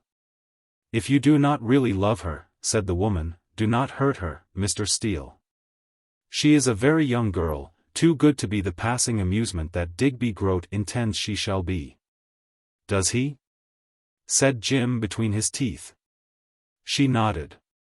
"There is a great future for you, and I hope that you will not ruin that career by an infatuation which has the appearance at the moment of being love." He looked at the flushed and animated face and thought that next to Eunice she was the most beautiful woman he had ever seen. "I am almost at the end of my pursuit," she went on, "and once we can bring Digby Groat and his mother to book, my work will be done." She shook her head sadly. "I have no further hope, she said. "Hope of what?" asked Jim. "Finding what I sought," said Mrs. Fane, and her luminous eyes were fixed on his. "But I was mad, I sought that which is beyond recall, and I must use the remaining years of my life for such happiness as God will send to me. 43 years of waste." She threw out her arms with a passionate gesture. 43 years of suffering. A loveless childhood, a loveless marriage, a bitter betrayal. "I have lost everything, Mr. Steele, everything. Husband and child and hope."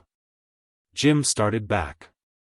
"Good God," he said, "then you are—" "I am Lady Mary Danton." She looked at him strangely. "I thought you had guessed that." Lady Mary Danton.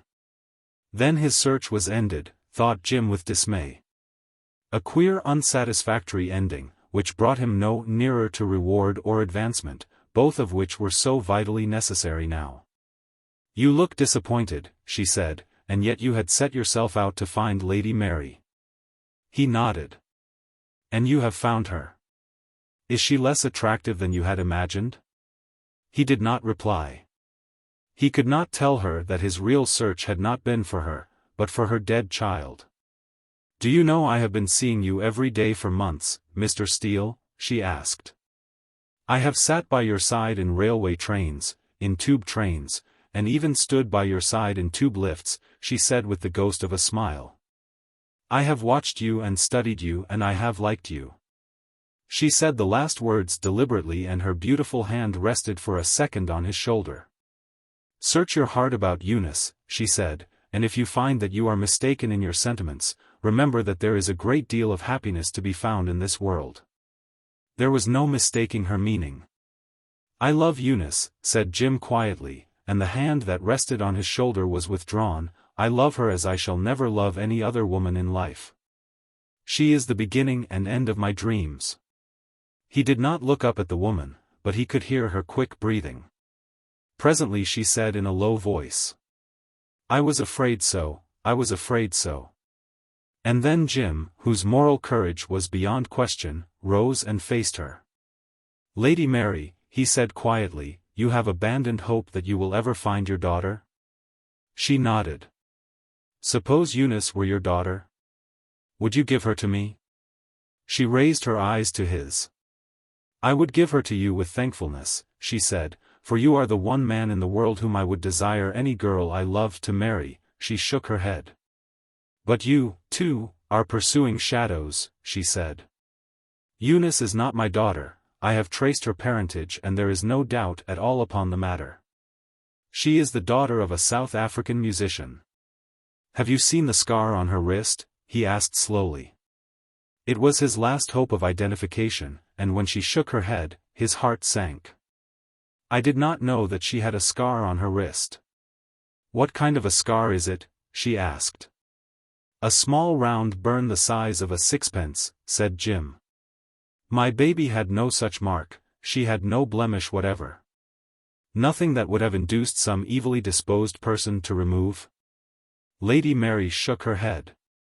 "Oh, no," she said faintly. "You are chasing shadows, Mr. Steele, almost as persistently as I have done." "Now let me tell you something about myself," she said, "and I warn you that I am not going to elucidate the mystery of my disappearance. That can wait. This building is mine," she said. "I am the proprietor of the whole block. My husband bought it and in a moment of unexampled generosity presented it to me the day after its purchase. In fact, it was mine when it was supposed to be his. He was not a generous man," she said sadly, "but I will not speak of his treatment of me. This property has provided me with an income ample for my needs, and I have, too, a fortune which I inherited from my father. We were desperately poor when I married Mr. Danton," she explained, "and only a week or two later my father's cousin, Lord Pethingham, died, and father inherited a very large sum of money, the greater portion of which came to me." "Who is Madge Benson?" he demanded. "Need you ask that?" she said. "She is my servant." "Why did she go to prison?" He saw the woman's lips close tight. "You must promise not to ask questions about the past until I am ready to tell you, Mr. Steele," she said, "and now I think you can see me home." She looked round the office. There are usually a dozen cablegrams to be seen and answered. A confidential clerk of mine comes in the morning to attend to the dispatch of wires which I leave for him. I have made myself a nuisance to every town clerk in the world, from Buenos Aires to Shanghai, she said with a whimsical laugh in which there was a note of pain. "The shadow he pursueth, you know the old biblical lines, Mr. Steele, and I am so tired of my pursuit, so very tired." "And is it ended now?" asked Jim. "Not yet," said Lady Mary, and suddenly her voice grew hard and determined. "No, we've still got a lot of work before us, Jim." She used the word shyly and laughed like a child when she saw him color. "Even Eunice will not mind my calling you Jim," she said, "and it is such a nice name, easily remembered, and it has the advantage of not being a popular nickname for dogs and cats." He was dying to ask her why, if she was so well off, she had taken up her residence in a little flat overlooking a railway line, and it was probable that had he asked her, He would have received an unsatisfactory reply. He took leave of her at her door. "Good night, neighbor," he smiled. "Good night, Jim," she said softly. And Jim was still sitting in his big armchair pondering the events of the night when the first rays of the rising sun made a golden pattern upon the blind. Chapter 20. Early the next morning a district messenger arrived at the flat with a letter from Eunice, and he groaned before he opened it. She had written it in the hurt of her discovery, and there were phrases which made him wince. "I never dreamt it was you, and after all the pretense you made that this blue hand was a woman. It wasn't fair of you, Jim. To secure a sensation you nearly frightened me to death on my first night here, and made me look ridiculous in order that I might fall into your waiting arms. I see it all now. You do not like Mr. Groat, and were determined that I should leave his house, and this is the method which you have followed. I shall find it very hard to forgive you, and perhaps you had better not see me again until you hear from me." "Oh, damn," said Jim for the 40th time since he had left her. What could he do? He wrote half a dozen letters and tore them all up, every one of them into shreds. He could not explain to her how the key came into his possession without betraying Lady Mary Danton's secret. And now he would find it more difficult than ever to convince her that Digby Groat was an unscrupulous villain. The position was hopeless, and he groaned again. Then a thought struck him and he crossed the landing to the next flat. Madge Benson opened the door and this time regarded him a little more favorably. "Milady is asleep," she said. She knew that Jim was aware of Mrs. Fane's identity. "Do you think you could wake her? It is rather important." "I will see," said Madge Benson, and disappeared into the bedroom. She returned in a few moments. "Madam is awake. She heard your knock," she said. "Will you go in?" Lady Mary was lying on the bed fully dressed, wrapped in a dressing gown, and she took the letter from Jim's hand which he handed her without a word, and read. "Have patience," she said as she handed it back. "She will understand in time." "And in the meanwhile," said Jim, his heart heavy, "anything can happen to her. This is the very thing I didn't want to occur." "You went to the house. Did you discover anything?" He shook his head. "Take no notice and do not worry," said Lady Mary, settling down in the bed and closing her eyes, "and now please let me sleep, Mr. Steele. I have not been to bed for 24 hours. Eunice had not dispatched the messenger with the letter to Jim 5 minutes before she regretted the impulse which had made her write it. She had said bitter things which she did not really feel. It was an escapade of his which ought to be forgiven, because at the back of it, she thought, was his love for her. She had further reason to doubt her wisdom, when, going into Digby Groat's library, she found him studying a large photograph. "That is very good, considering it was taken in artificial light," he said. It was an enlarged photograph of his laboratory door bearing the blue imprint, and so carefully had the photographer done his work, that every line and whirl of the fingertips showed. "It is a woman's hand, of course," he said. "A woman," she gasped. "Are you sure?" He looked up in surprise. "Of course I'm sure," said Digby, "look at the size of it. It is much too small for a man." So she had wronged Jim cruelly. And yet what was he doing there in the house? How had he got in? The whole thing was so inexplicable that she gave it up, only, she must tell Jim and ask him to forgive her. As soon as she was free she went to the telephone. Jim was not in the office. "Who is it speaking?" asked the voice of the clerk. "Never mind," said the girl hurriedly, and hung up the receiver. All day long she was haunted by the thought of the injustice she had done the man she loved. He would send her a note, she thought, or would call her up, and at every ring of the telephone the blood came into her face, only to recede when she heard the answer. And discovered the caller was some person in whom she had no interest. That day was one of the longest she had ever spent in her life. There was practically no work to do, and even the dubious entertainment of Digby was denied her. He went out in the morning and did not come back until late in the afternoon, going out again as soon as he had changed his clothes. She ate her dinner in solitude and was comforted by the thought that she would soon be free from this employment. She had written to her old employer and he had answered by return of post, saying how glad he would be if he could get her back. Then they could have their little tea parties all over again, she thought, and Jim, free of this obsession about Digby Groat, would be his old cheerful self. The nurse was going out that evening and Mrs. Groat sent for her. She hated the girl, but she hated the thought of being alone much more. "I want you to sit here with me until the nurse comes home," she said. "You can take a book and read, but don't fidget." Eunice smiled to herself and went in search of a book. She came back in time to find Mrs. Groat hiding something beneath her pillow. They sat in silence for an hour, the old woman playing with her hands on her lap, her head sunk forward, deep in thought, the girl trying to read, and finding it very difficult. Jim's face so constantly came between her and the printed page, that she would have been glad for an excuse to put down the book, glad for any diversion. It was Mrs. Groat who provided her with an escape from her ennui. "Where did you get that scar on your wrist?" she asked, looking up. "I don't know," said Eunice. "I have had it ever since I was a baby. I think I must have been burnt." There was another long silence. "Where were you born?" "In South Africa," said the girl. Again there was an interval, broken only by the creak of Mrs.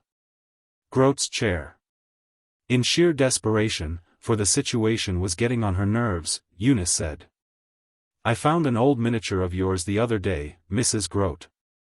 The woman fixed her with her dark eyes. "Of me?" she said, and then, "Oh, yes, I remember." "Well? Did you think it looks like me?" she asked sourly. "I think it was probably like you years ago." "I could trace a resemblance," said Eunice diplomatically. The answer seemed to amuse Jane Groat. She had a mordant sense of humor, the girl was to discover. "Like me when I was like that, eh?" she said. "Do you think I was pretty?" Here Eunice could speak wholeheartedly and without evasion. "I think you were very beautiful," she said warmly.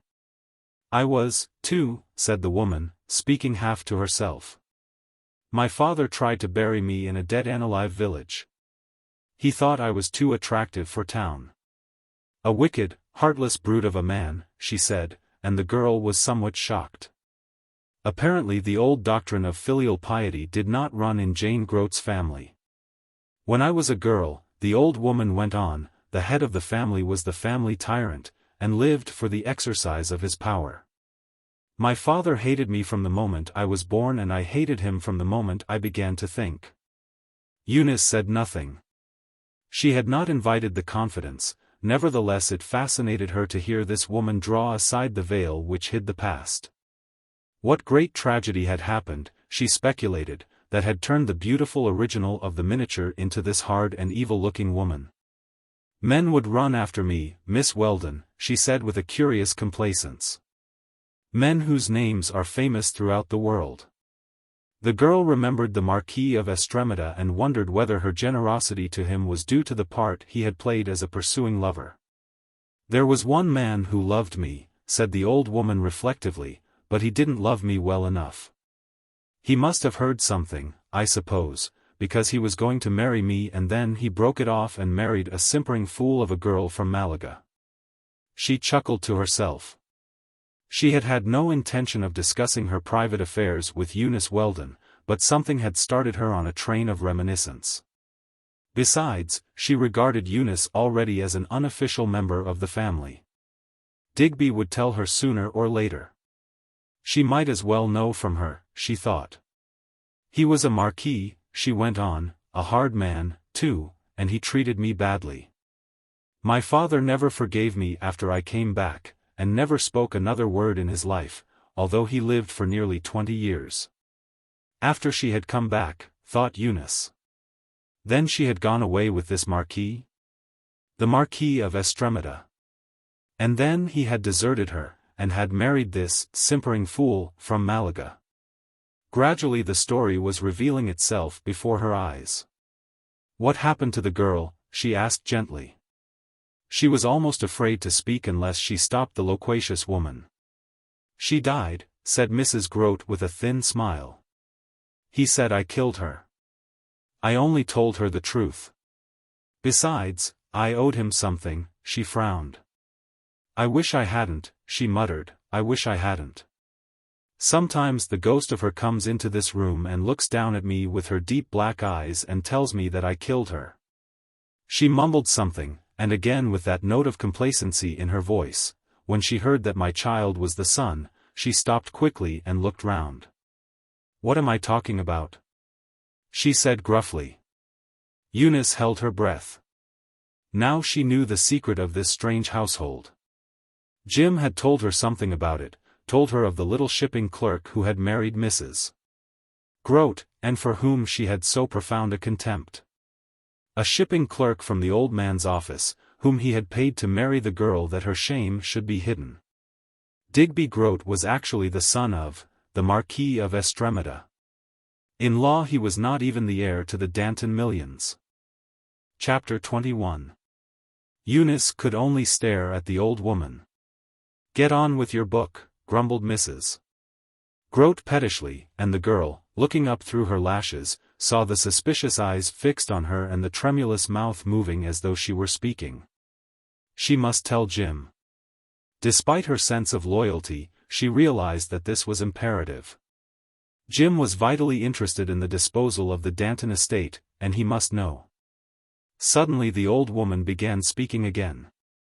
"What did I tell you just now?" she asked. "You were talking about your youth," said the girl.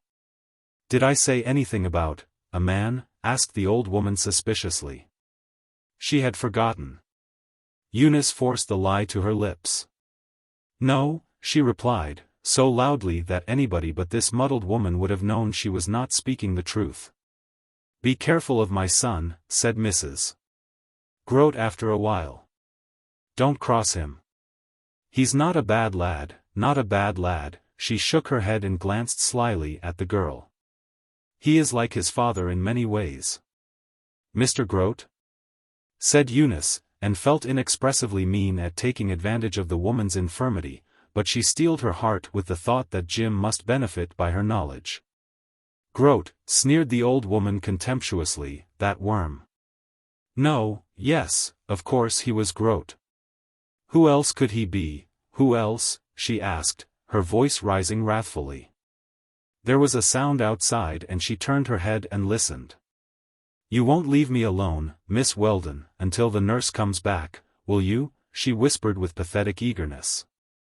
"You promise me that?" "Why, of course I promise you," said Eunice, smiling. "That is why I am here, to keep you company." The door handle turned and the old woman watched it, fascinated. Eunice heard her audible gasp as Digby came in.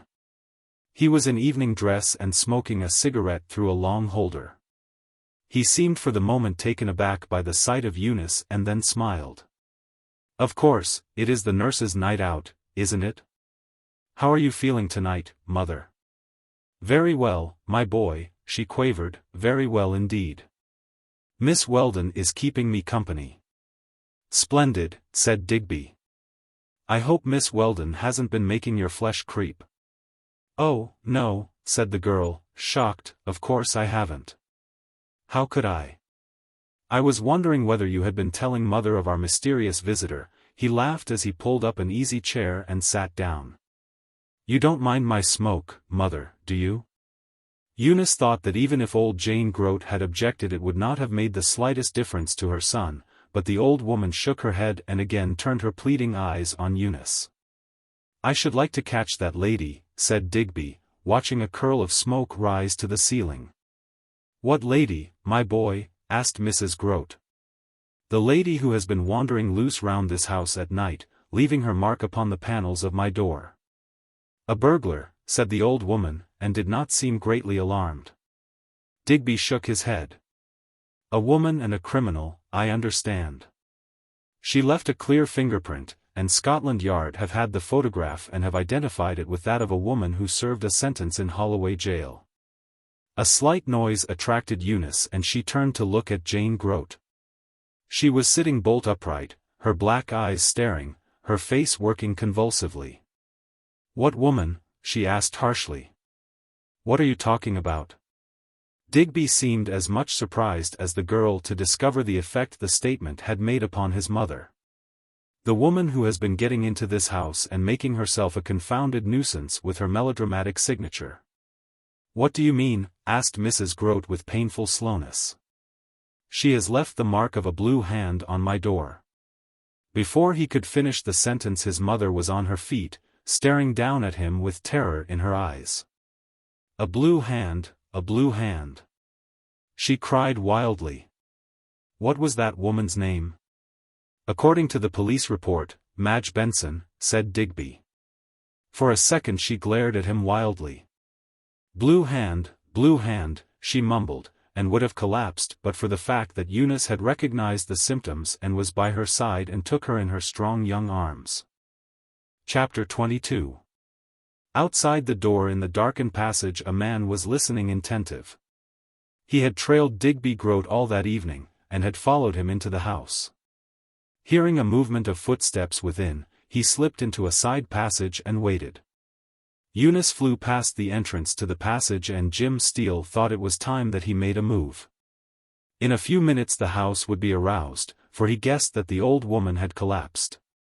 It was a desperate, mad enterprise of his, to enter the great household at so early an hour. But he had a particular reason for wishing to discover the contents of a letter which he had seen slipped into Digby's hand that night. Jim had been following him without success until Digby Groat had alighted at Piccadilly Circus apparently to buy a newspaper. Then a stranger had edged close to him and Jim had seen the quick passage of the white envelope. He meant to see that letter. He reached the ground floor in safety and hesitated. Should he go into the laboratory whither Digby was certain to come, or should he? A hurried footstep on the stairs above decided him. He slipped through the door leading to Digby's study. Hiding place there was none, he had observed the room when he had been in there a few days previously. He was safe so long as nobody came in and turned on the lights. Jim heard the footsteps pass the door, and pulled his soft felt hat farther over his eyes.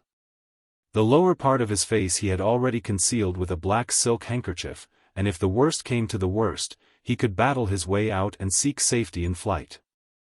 Nobody would recognize him in the old grey suit he wore, and the soft collarless shirt. It would not be a very noble end to the adventure, but it would be less ignominious than being exposed again to the scorn of Eunice. Suddenly his heart beat faster. Somebody was coming into the library. He saw the unknown open the door and he crouched down so that the big library table covered him from observation.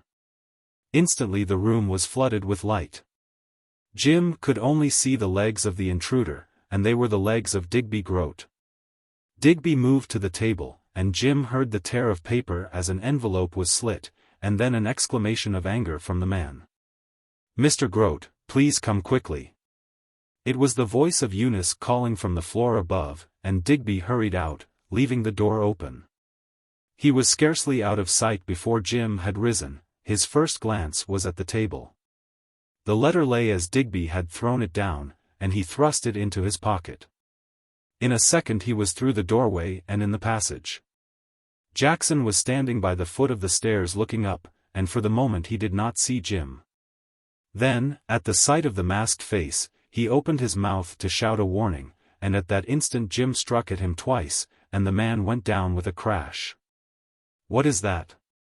said Digby's voice, but Jim was out of the house. The door slammed behind him, and was racing along the sidewalk toward Berkeley Square, before Digby Groat knew what had happened.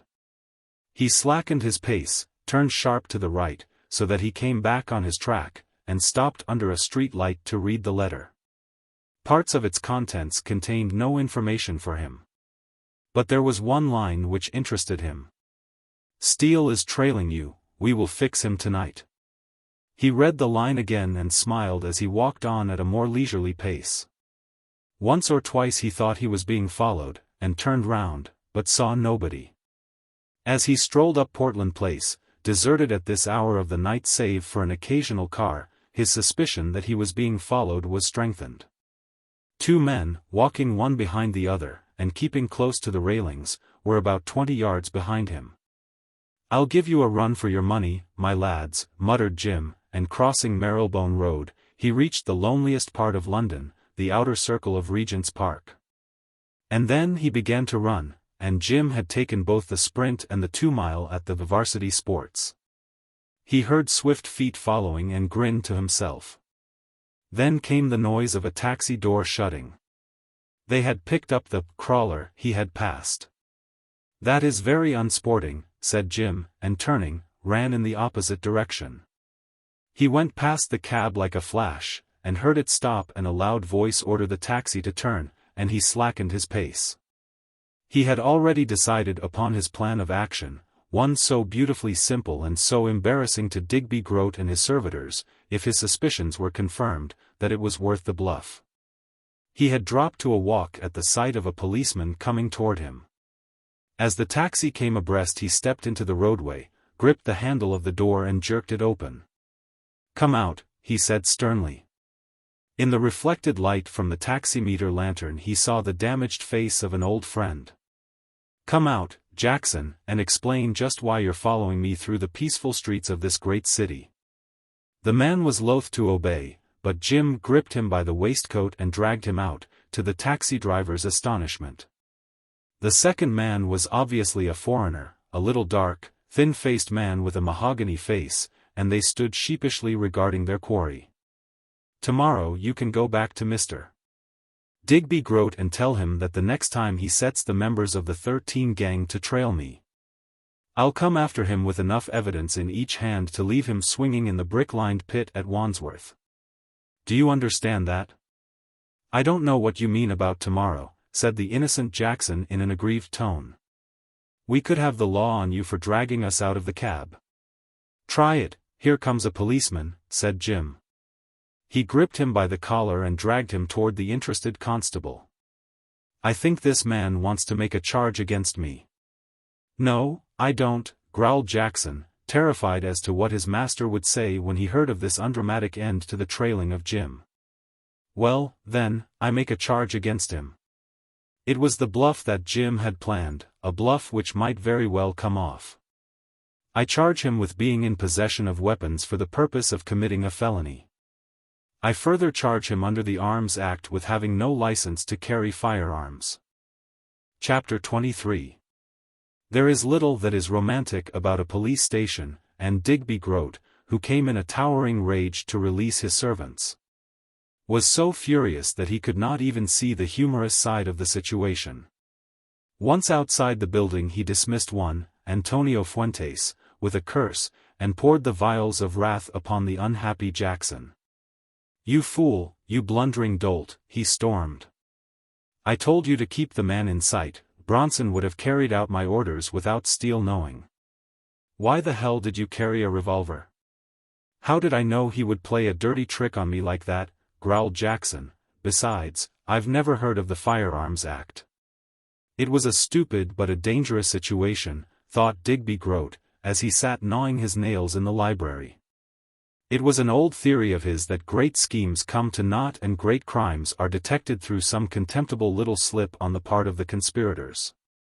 What Jim had done in the simplest, easiest manner, was to set the police moving against the 13, and to bring 2 of its members into the searching light of a magisterial inquiry. What was worse, he had associated Digby Groat with the proceedings, though Digby had an excuse that Jackson was his valet, and, as such, entitled to his interest. He had disclaimed all knowledge of Fuentes, but, as an act of generosity, as the Spaniard was a friend of his servant, had gone bail for him also. Had the 13 brought off a big coup, their tracks would have been so hidden, their preparations so elaborated, that they would have defied detection. And here through a simple offense, which carried no more than a penalty of a £5 fine, 2 of the members of the gang had come under police observation. Madman! It was a sleepless night for him, even his 3 hours was denied him. The doctor attending his mother did not leave until past 3 o'clock. "It is not exactly a stroke, but I think a collapse due to some sudden shock." "Probably you're right," said Digby. "But I thought it best to call you in." "Do you think she will recover?" Oh, yes. I should imagine she'll be all right in the morning. Digby nodded. He agreed with that conclusion, without being particularly pleased to hear it. Difficulties were increasing daily, it seemed. New obstacles were besetting the smooth path of his life, and he traced them one by one and reduced them to a single cause, Jim Steele. The next morning, after he had telephoned to a shady solicitor whom he knew, ordering him to defend the two men who were to be charged at Marylebone with offences under the Firearms Act, he sent for Eunice Weldon. "Miss Weldon," he said, "I am making changes in this house, and I thought of taking my mother to the country next week. The air here doesn't seem to agree with her, and I despair of her getting better unless she has a radical change of environment." She nodded gravely. "I am afraid I shall not be able to accompany you, Mr. Groat." He looked up at her sharply. "What do you mean, Miss Weldon?" he asked. "There is not sufficient work for me to do here, and I have decided to return to my old employment," she said. "I am sorry to hear that, Miss Weldon," he said quietly, "but, of course, I will put no obstacle in your way. This has been a calamitous house recently, and your experience has not been an exceedingly happy one, and therefore I quite understand why you are anxious to leave us. I could have wished that you would have stayed with my mother until she was settled in my place in the country, but even on this point I will not press you." She expected that he would have been annoyed, and his courtesy impressed her. "I shall not, of course, think of leaving until I have done all that I possibly can," she hastened to add, as he expected her to do, "and really I have not been at all unhappy here, Mr. Groat." "Mr. Steele doesn't like me, does he?" He smiled, and he saw her stiffen. "Mr. Steele has no voice in my plans," she said, "and I have not seen him for several days." So there had been a quarrel, thought Digby, and decided that he must know a little more of this. He was too wily to ask her point blank, but the fact that they had not met on the previous day was known to him. Eunice was glad to get the interview over and to go up to Mrs. Groat, who had sent for her a little earlier. The old woman was in bed propped up with pillows, and apparently was her normal self again. "You've been a long time," she grumbled. "I had to see your son, Mrs. Groat," said Eunice. The old woman muttered something under her breath. "Shut the door and lock it," she said. "Have you got your notebook?" Eunice pulled up a chair to the bedside, and wondered what was the important epistle that Mrs. Groat had decided to dictate. Usually she hated writing letters except with her own hand, and the reason for her summons had taken the girl by surprise. "I want you to write in my name to Mary Weatherwale. Write that down." Old Mrs. Groat spelt the name. "The address is in Somerset, Hill Farm, Reethurley, Somerset. Now say to her that I am very ill, and that I hope she will forgive our old quarrel and will come up and stay with me. Underline that I am very ill," said Jane Groat emphatically. "Tell her that I will pay her expenses and give her £5 a week." "Is that too much?" she asked. "No, don't put the salary at all. I'll be bound she'll come, they're poorly off, the Weatherwales. Tell her she must come at once. Underline that, too." The girl scribbled down her instructions. "Now listen, Miss Weldon." Jane Groat lowered her voice. "You are to write this letter, and not to let my son know that you have done it, do you understand? Post it yourself, don't give it to that horrible Jackson. And again I tell you not to let my son know." Eunice wondered what was the reason for the mystery, but she carried out the old woman's instructions, and posted the letter without Digby's knowledge. There was no word from Jim, though she guessed he was the masked stranger who had knocked down Jackson in the hall. The strain of waiting was beginning to tell upon Eunice. She had grown oddly nervous, started at every sound. And it was this unusual exhibition of nerves which had finally decided her to leave Grosvenor Square and return to the less exciting life at the photographic studio. Why didn't Jim write, she asked herself fretfully, and immediately after relentless logic demanded of her why she did not write to Jim. She went for a walk in the park that afternoon hoping that she would see him, but although she sat for an hour under his favorite tree, He did not put in an appearance and she went home depressed and angry with herself. A stamp upon a postcard would have brought him, but that postcard she would not write. The next day brought Mrs. Mary Weatherwayle, a stout, cheery woman of 60, with a rosy apple face. She came in a four-wheeled cab, depositing her luggage in the hall, and greeted Eunice like an old friend. "How is she, my darling?" Darling was a favorite word of hers, Eunice discovered with amusement.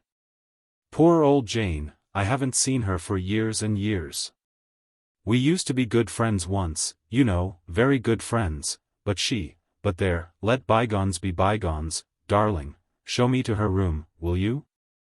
It required all the cheerfulness of Mrs. Weatherwayle to disguise her shock at the appearance of her one-time friend. "Why, Jane," she said, "what's the matter with you?" "Sit down, Mary," said the other pettishly. "All right, young lady, you needn't wait." This ungrateful dismissal was addressed to Eunice, who was very glad to make her escape. She was passing through the hall later in the afternoon, when Digby Groat came in. He looked at the luggage, which had not been removed from the hall, and turned with a frown to Eunice.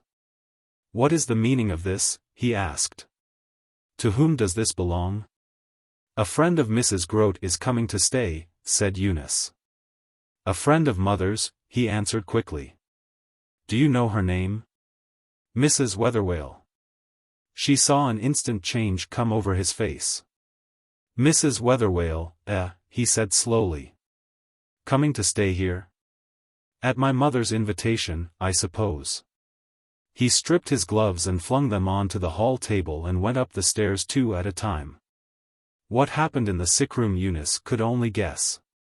The first intimation she had that all was not well, was the appearance of Mrs. Weatherwayle strutting down the stairs, her face as red as a turkey cock, her bead bonnet trembling with anger. She caught sight of Eunice and beckoned her.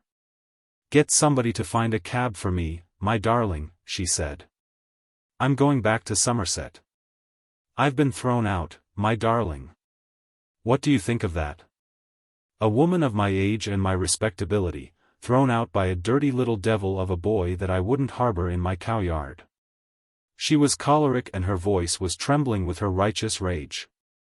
"I'm talking about you," she said, raising her voice, and addressing somebody, apparently Digby, who was out of sight of Eunice. "You always were a cruel little beast, and if anything happens to your mother, I'm going to the police." "You had better get out before I send for a policeman," said Digby's growling voice. "I know you," she shook her fist at her invisible enemy. "I've known you for 23 years, my boy, and a more cruel and nastier man never lived." Digby came slowly down the stairs, a smile on his face. "Really, Mrs. Weatherwayle," he said, "you are unreasonable. I simply do not want my mother to be associated with the kind of people she chose as her friends when she was a girl. I can't be responsible for her vulgar tastes then. I certainly am responsible now." The rosy face of the woman flushed an even deeper red. "Common. Vulgar," she spluttered. "You say that? You dirty little foreigner. Ah. That got home. I know your secret, Mr. Digby Groat." If eyes could kill, she would have died at that moment. He turned at the foot of the stairs and walked into his study, and slammed the door behind him. "Whenever you want to know anything about that." Mrs. Weatherwayle pointed at the closed door, "Send for me. I've got letters from his mother about him when he was a child of so high, that would make your hair stand on ends, darling." When at last a cab bore the indignant lady from Grosvenor Square, Eunice breathed a sigh of relief.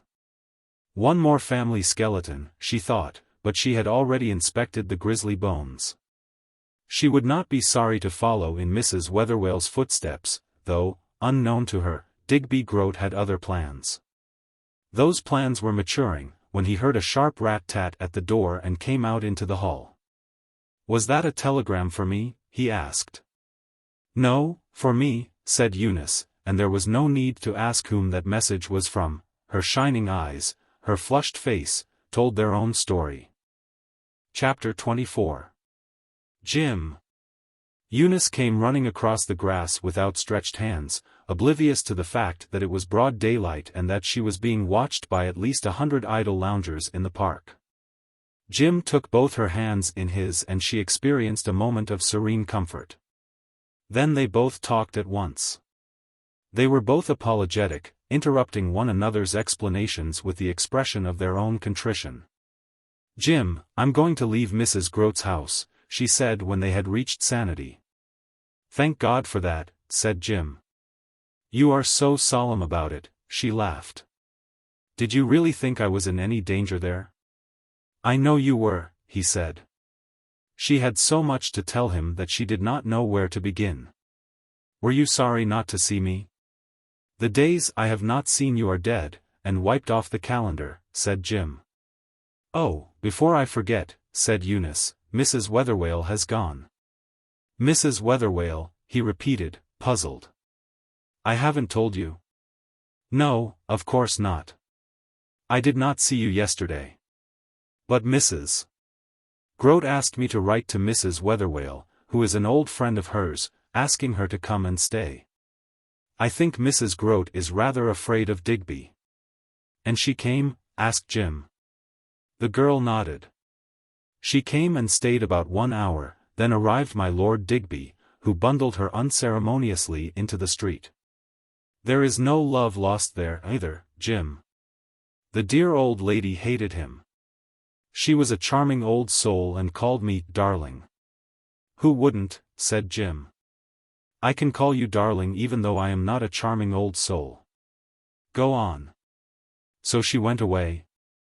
I wonder what she knows about Digby." "She knows everything. She knows about Estremata, of that I am sure." "Jim, doesn't that make a difference?" He shook his head. "If you mean does it make any difference about Digby inheriting his mother's money when she gets it, I can tell you that it makes none. The will does not specify that he is the son of John Groat, and the fact that he was born before she married this unfortunate shipping clerk does not affect the issue. When is the money to be made over to the Groats?" "Next Thursday," said Jim, with a groan, "and I am just as far from stopping the transfer of the property as I have ever been." He had not told her of his meeting with Lady Mary Danton. That was not his secret alone. Nor could he tell her that Lady Mary was the woman who had warned her. They strolled across the park towards the Serpentine and Jim was unusually preoccupied. "Do you know, Eunice, that I have an uncanny feeling that you really are in some way associated with the Danton fortune?" She laughed and clung tighter to his arm.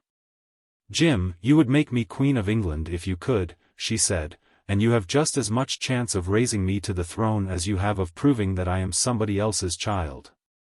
"I don't want to be anybody else's, really," she said. "I was very, very fond of my mother, and it nearly broke my heart when she died.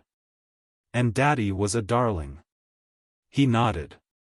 "Of course, it is a fantastic idea," he said, "and I am flying in face of all the facts. I have taken the trouble to discover where you were born. I have a friend in Cape Town who made the inquiries for me. Eunice May Weldon," she laughed. "So you can abandon that idea, can't you?" she said. Strolling along by the side of the Serpentine, they had reached the bridge near the magazine and were standing waiting until a car had passed before they crossed the road. Somebody in the car raised his hat. "Who was that?" said Jim. "Digby Groat," she smiled, "my nearly late employer." "Don't let us go to the tea shop, Jim," she said. "Let us go to your flat, I'd love to." He looked at her dubiously. "It is not customary for bachelors to give tea parties to young females," he said. "I'm sure it is," she waved aside his objection. "I'm perfectly certain it happens every day, only they don't speak about it." The flat delighted her and she took off her coat and busied herself in the little kitchenette. "You told me it was an attic with bare boards," she said reproachfully as she was laying the cloth. To Jim, stretched in his big chair, she was a thing of sheer delight. He wanted no more than to sit forever and watch her flitting from room to room. The sound of her fresh voice was a delicious narcotic, and even when she called him, as she did, again and again, to explain some curio of his which hung in the hall. The spell was not broken. "Everything is speckless," she said as she brought in the tea, "and I'm sure you haven't polished up those brasses and cleaned that china." "You're right first time," said Jim lazily. "An unprepossessing lady comes in every morning at 7:30 and works her fingers to the bone, as she has told me more times than once. Though she manages to keep more flesh on those bones than seems comfortable for her. And there is your famous train," she said, jumping up and going to the window as an express whizzed down the declivity. "Oh, Jim, look at those boys," she gasped in horror. Across the line and supported by two stout poles, one of which stood in the courtyard of the flat, was a stretch of thin telegraph wires. And on these a small and adventurous urchin was pulling himself across hand over hand, to the joy of his companions seated on the opposite wall of the cutting. "The young devil," said Jim admiringly. Another train shrieked past, and running down into Euston trains moved at a good speed. The telegraph wire had sagged under the weight of the boy to such an extent that he had to lift up his legs to avoid touching the tops of the carriages. "If the police catch him," mused Jim, "they will fine him a sovereign and give him a birching. In reality he ought to be given a medal. These little beggars are the soldiers of the future, Eunice, and some day he will reproduce that fearlessness of danger, and he will earn the Victoria Cross a jolly sight more than I earned it." She laughed and dropped her head against his shoulder. "You queer man," she said, and then returned to the contemplation of the young climber, who had now reached the opposite wall amidst the approving yells and shouts of his diminutive comrades. "Now let us drink our tea, because I must get back," said the girl. The cup was to her lips when the door opened and a woman came in. Eunice did not hear the turning of the handle, and her first intimation of the stranger's presence was the word Jim. She looked up. The woman in the doorway was, by all standards, beautiful, she noticed with a pang. Age had not lined or marred the beauty of her face, and the strands of grey in her hair added to her attraction. For a moment they looked at one another, the woman and the girl, and then the intruder, with a nod and a smile, said, "I will see you again." "I am sorry," and went out closing the door behind her. The silence that followed was painful. Jim started 3 times to speak, but stopped as he realized the futility of explaining to the girl the reason of the woman's presence. He could not tell her she was Lady Mary Danton. "She called you Jim," said the girl slowly. "Is she a friend of yours?"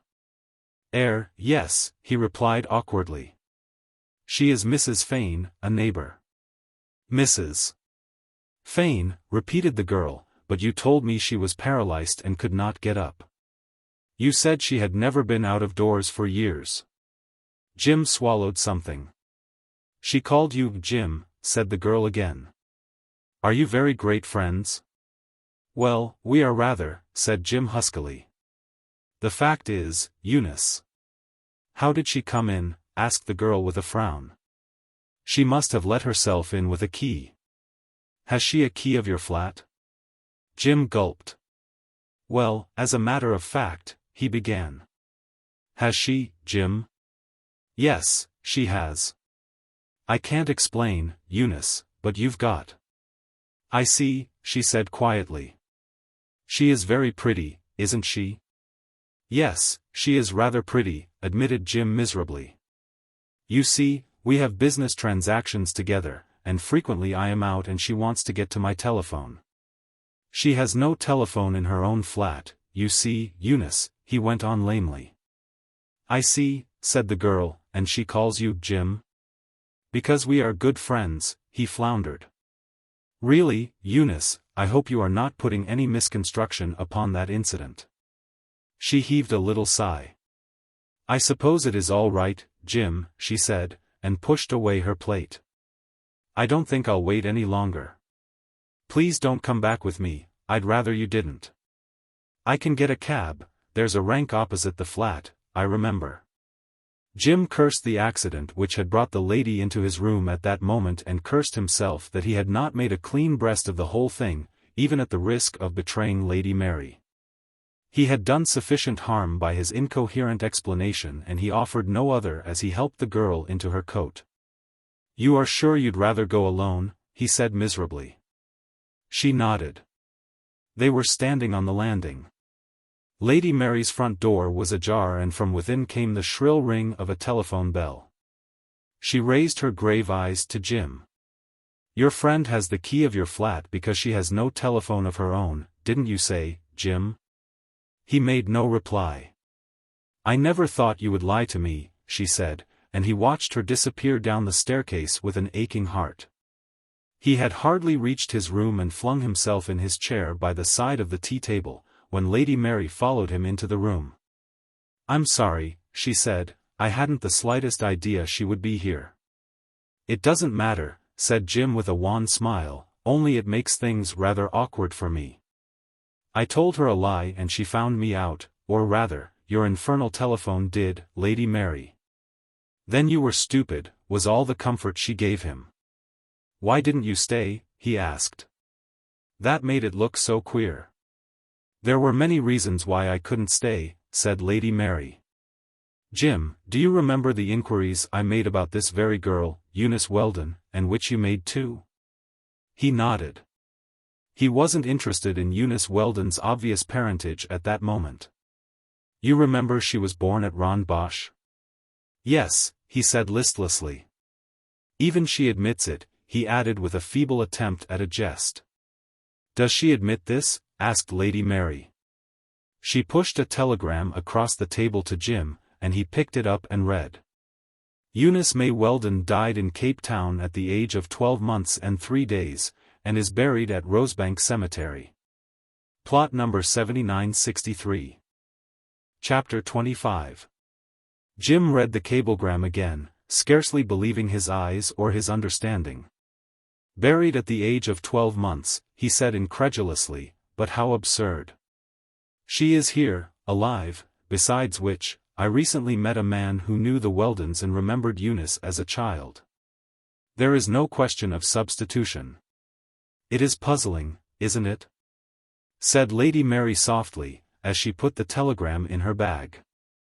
"But here is a very important fact.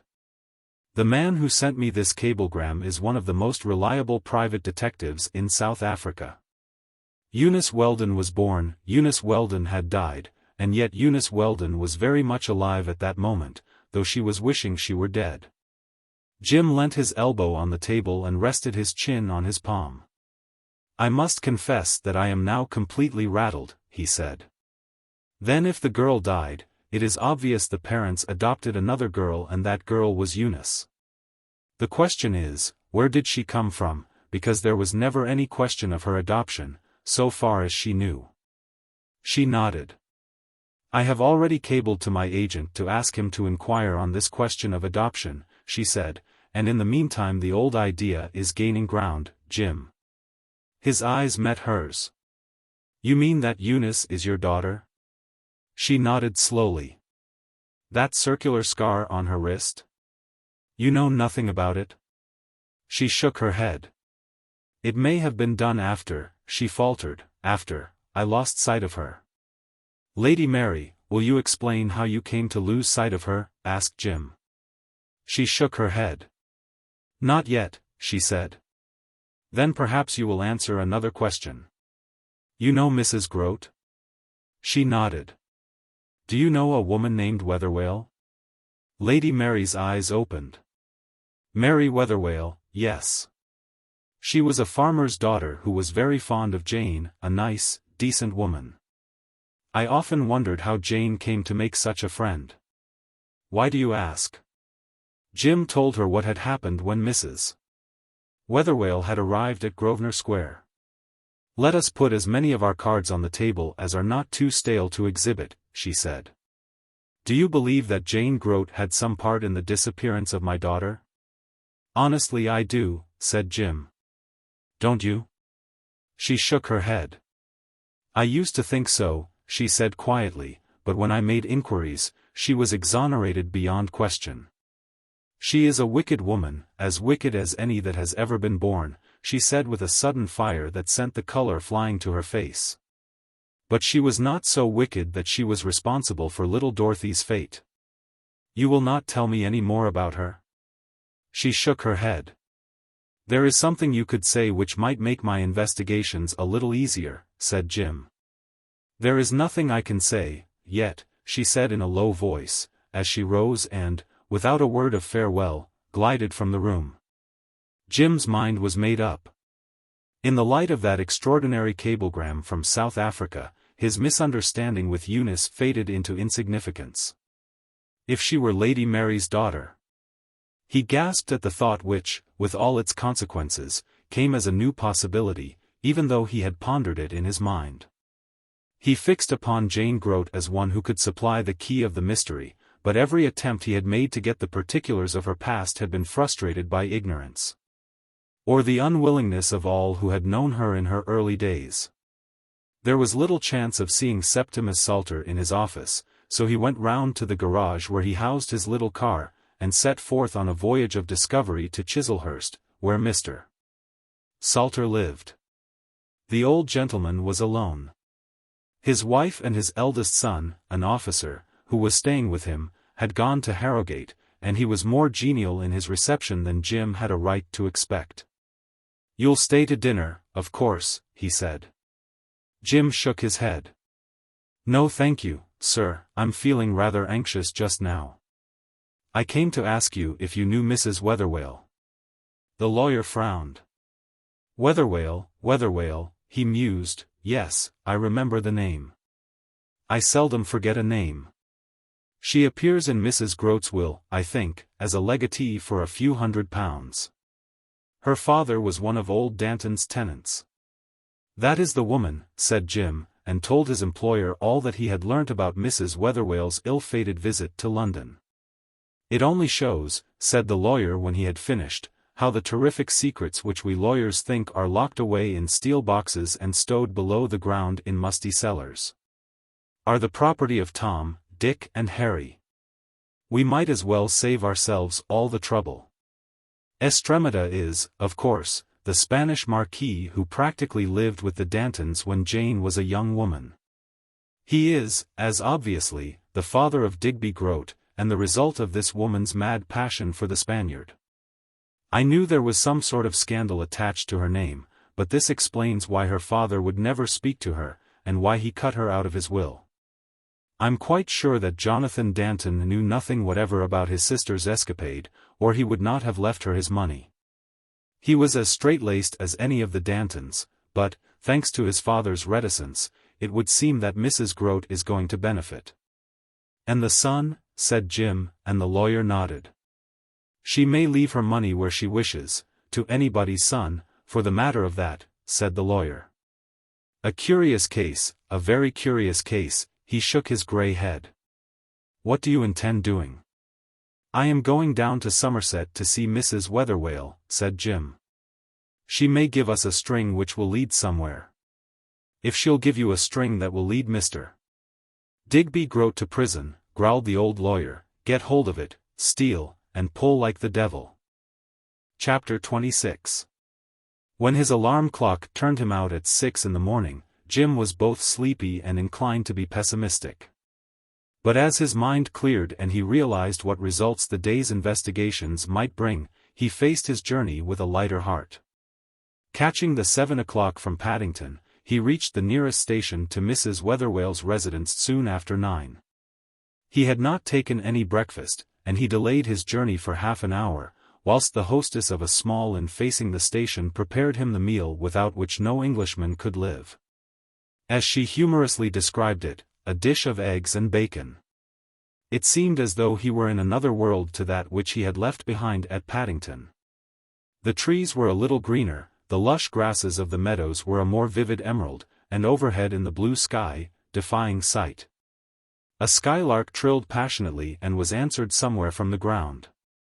Tiny furry shapes in their bright spring coats darted across the white roadway almost under his feet.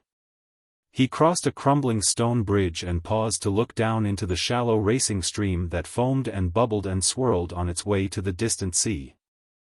The old masons who had dressed these powdery ashlars and laid the moss-green stones of the buttresses, were dead when burly Henry lorded it at Westminster. These stones had seen the epochs pass, and the maidens who had leant against the parapet listening with downcast eyes to their young swains had become old women and dust and forgotten. Jim heaved a sigh as he resumed his trudge.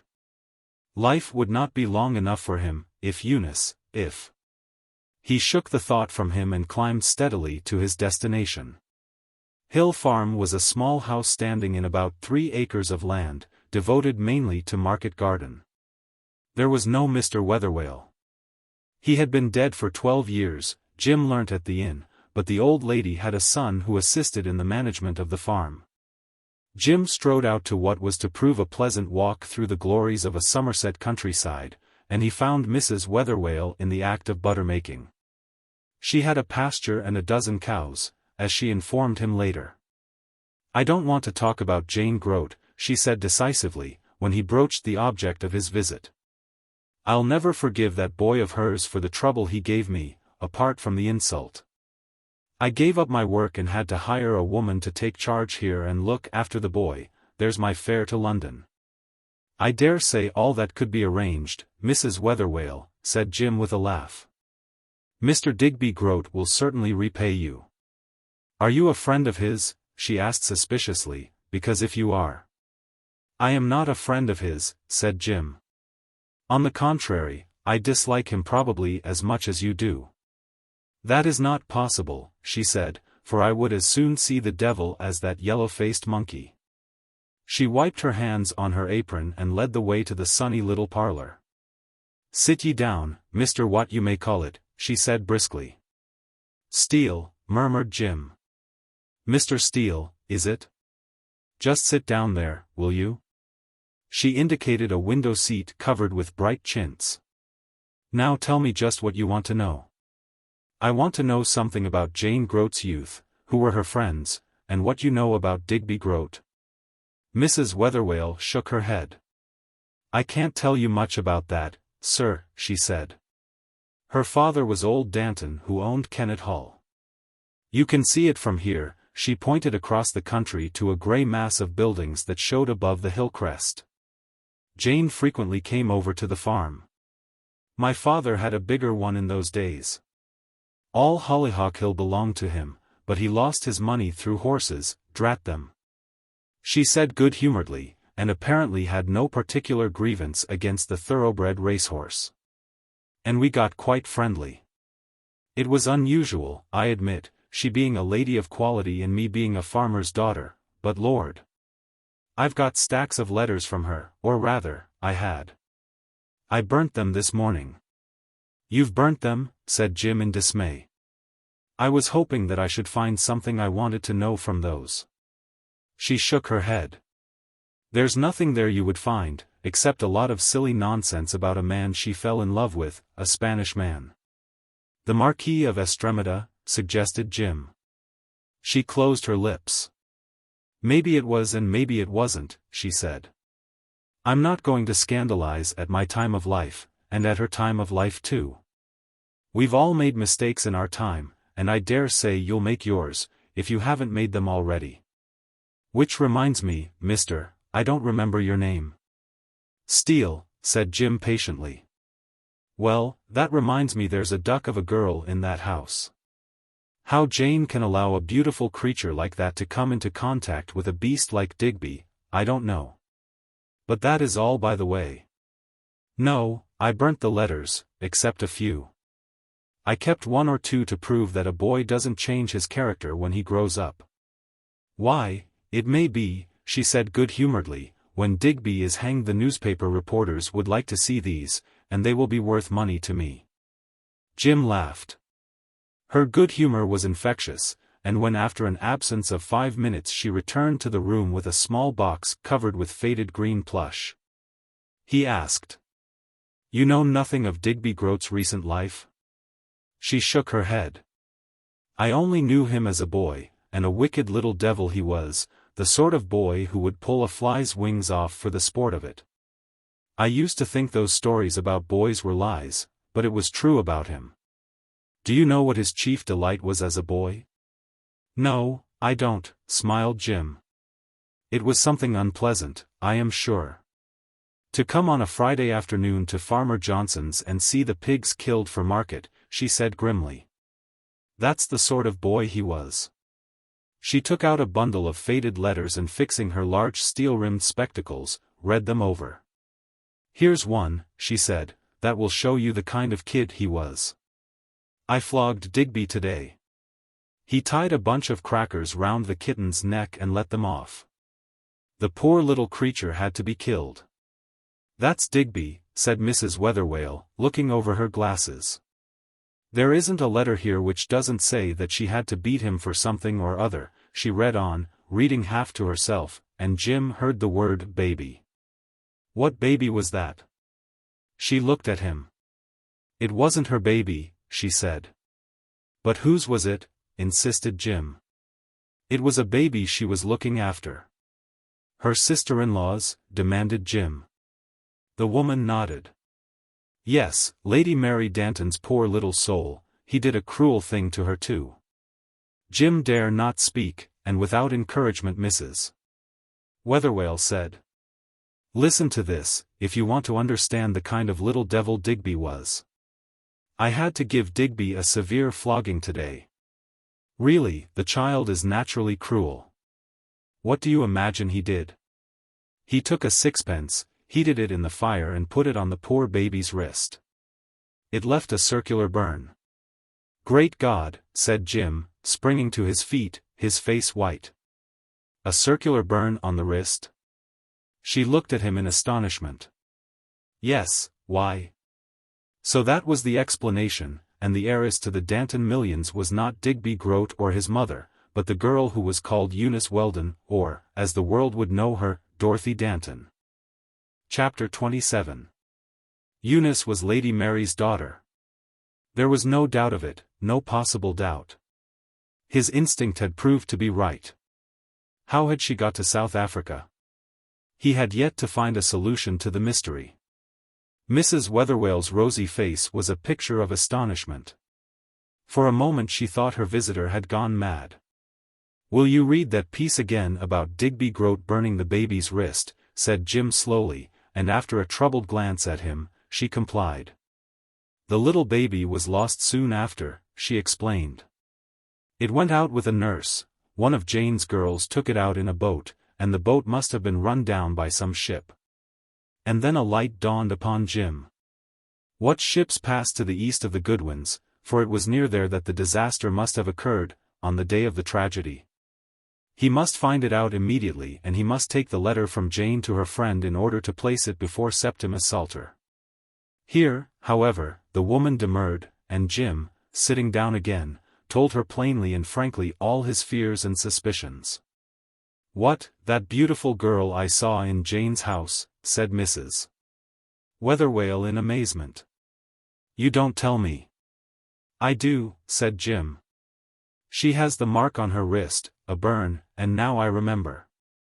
Mrs. Groat knows she is the daughter of Lady Mary, too.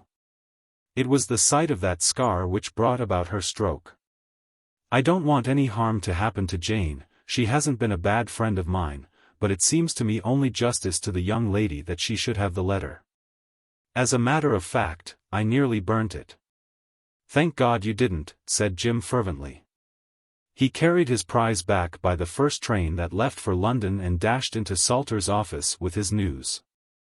If your theory is correct, said the old man when he had finished, there ought not to be any difficulty in discovering the link between the child's disappearance and her remarkable appearance in Cape Town as Eunice Weldon.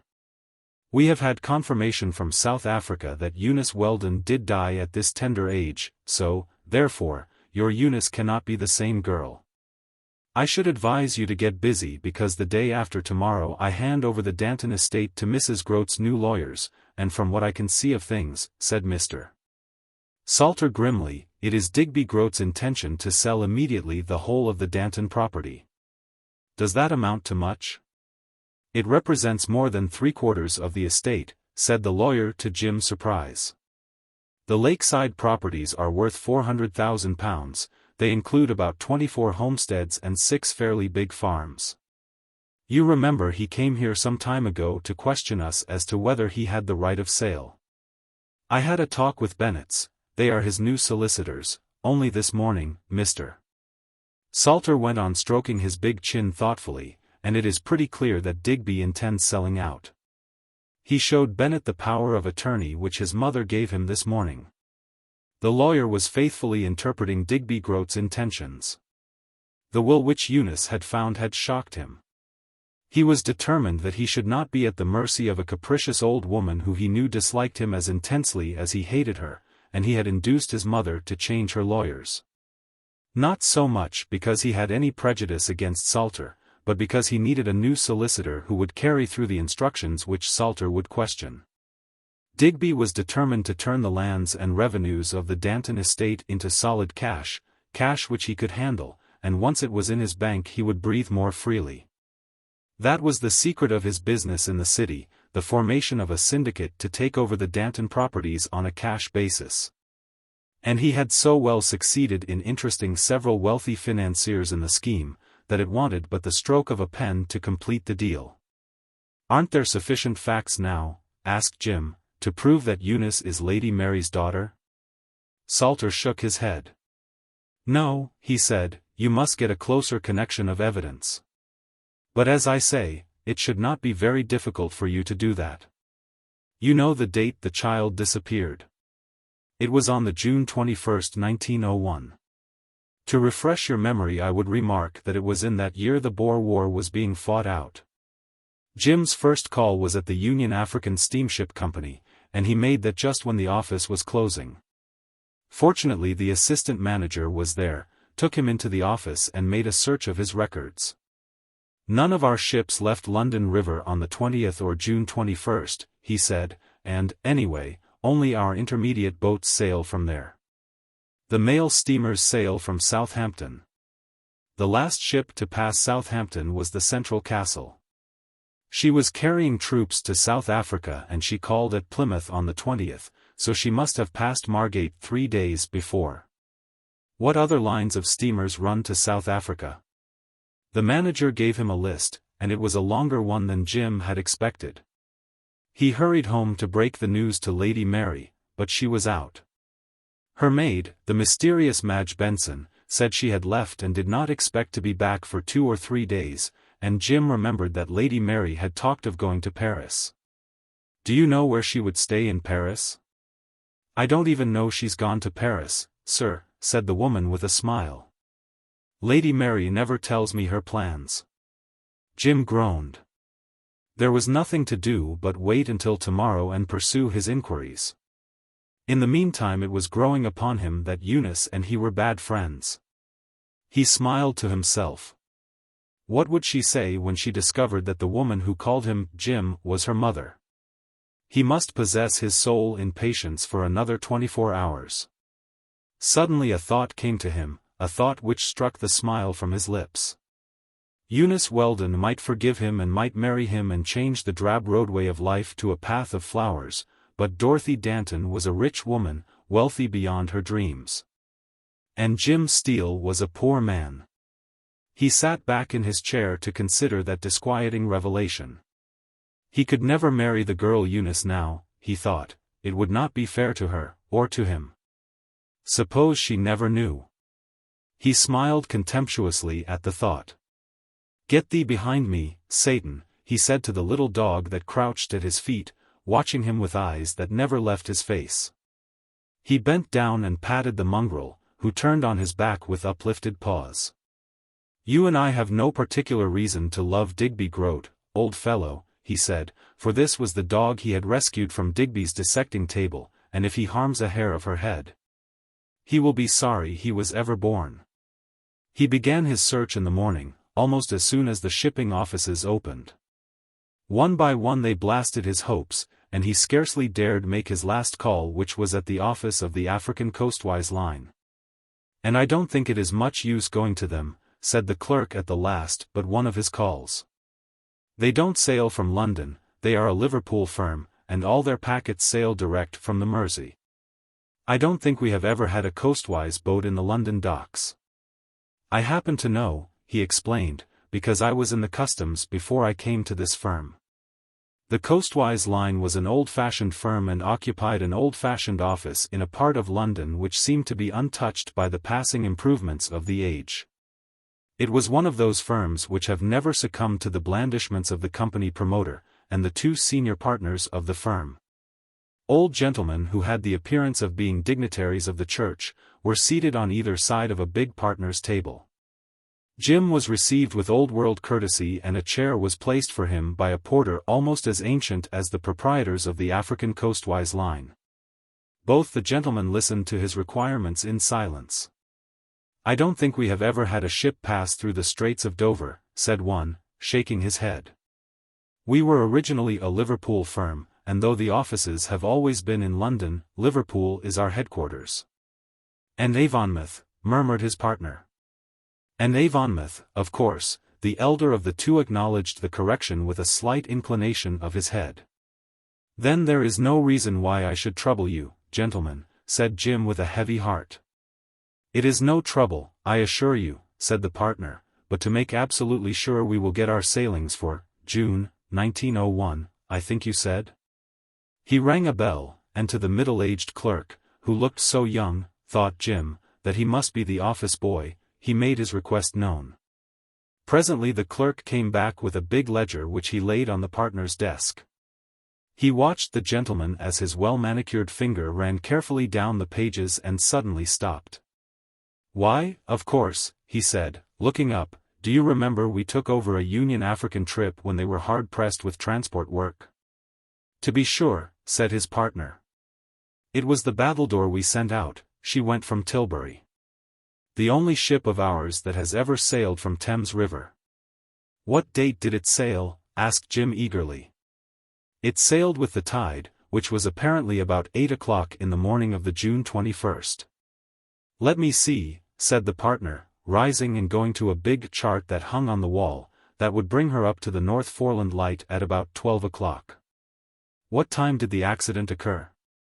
"At noon," said Jim huskily, and the partners looked at one another.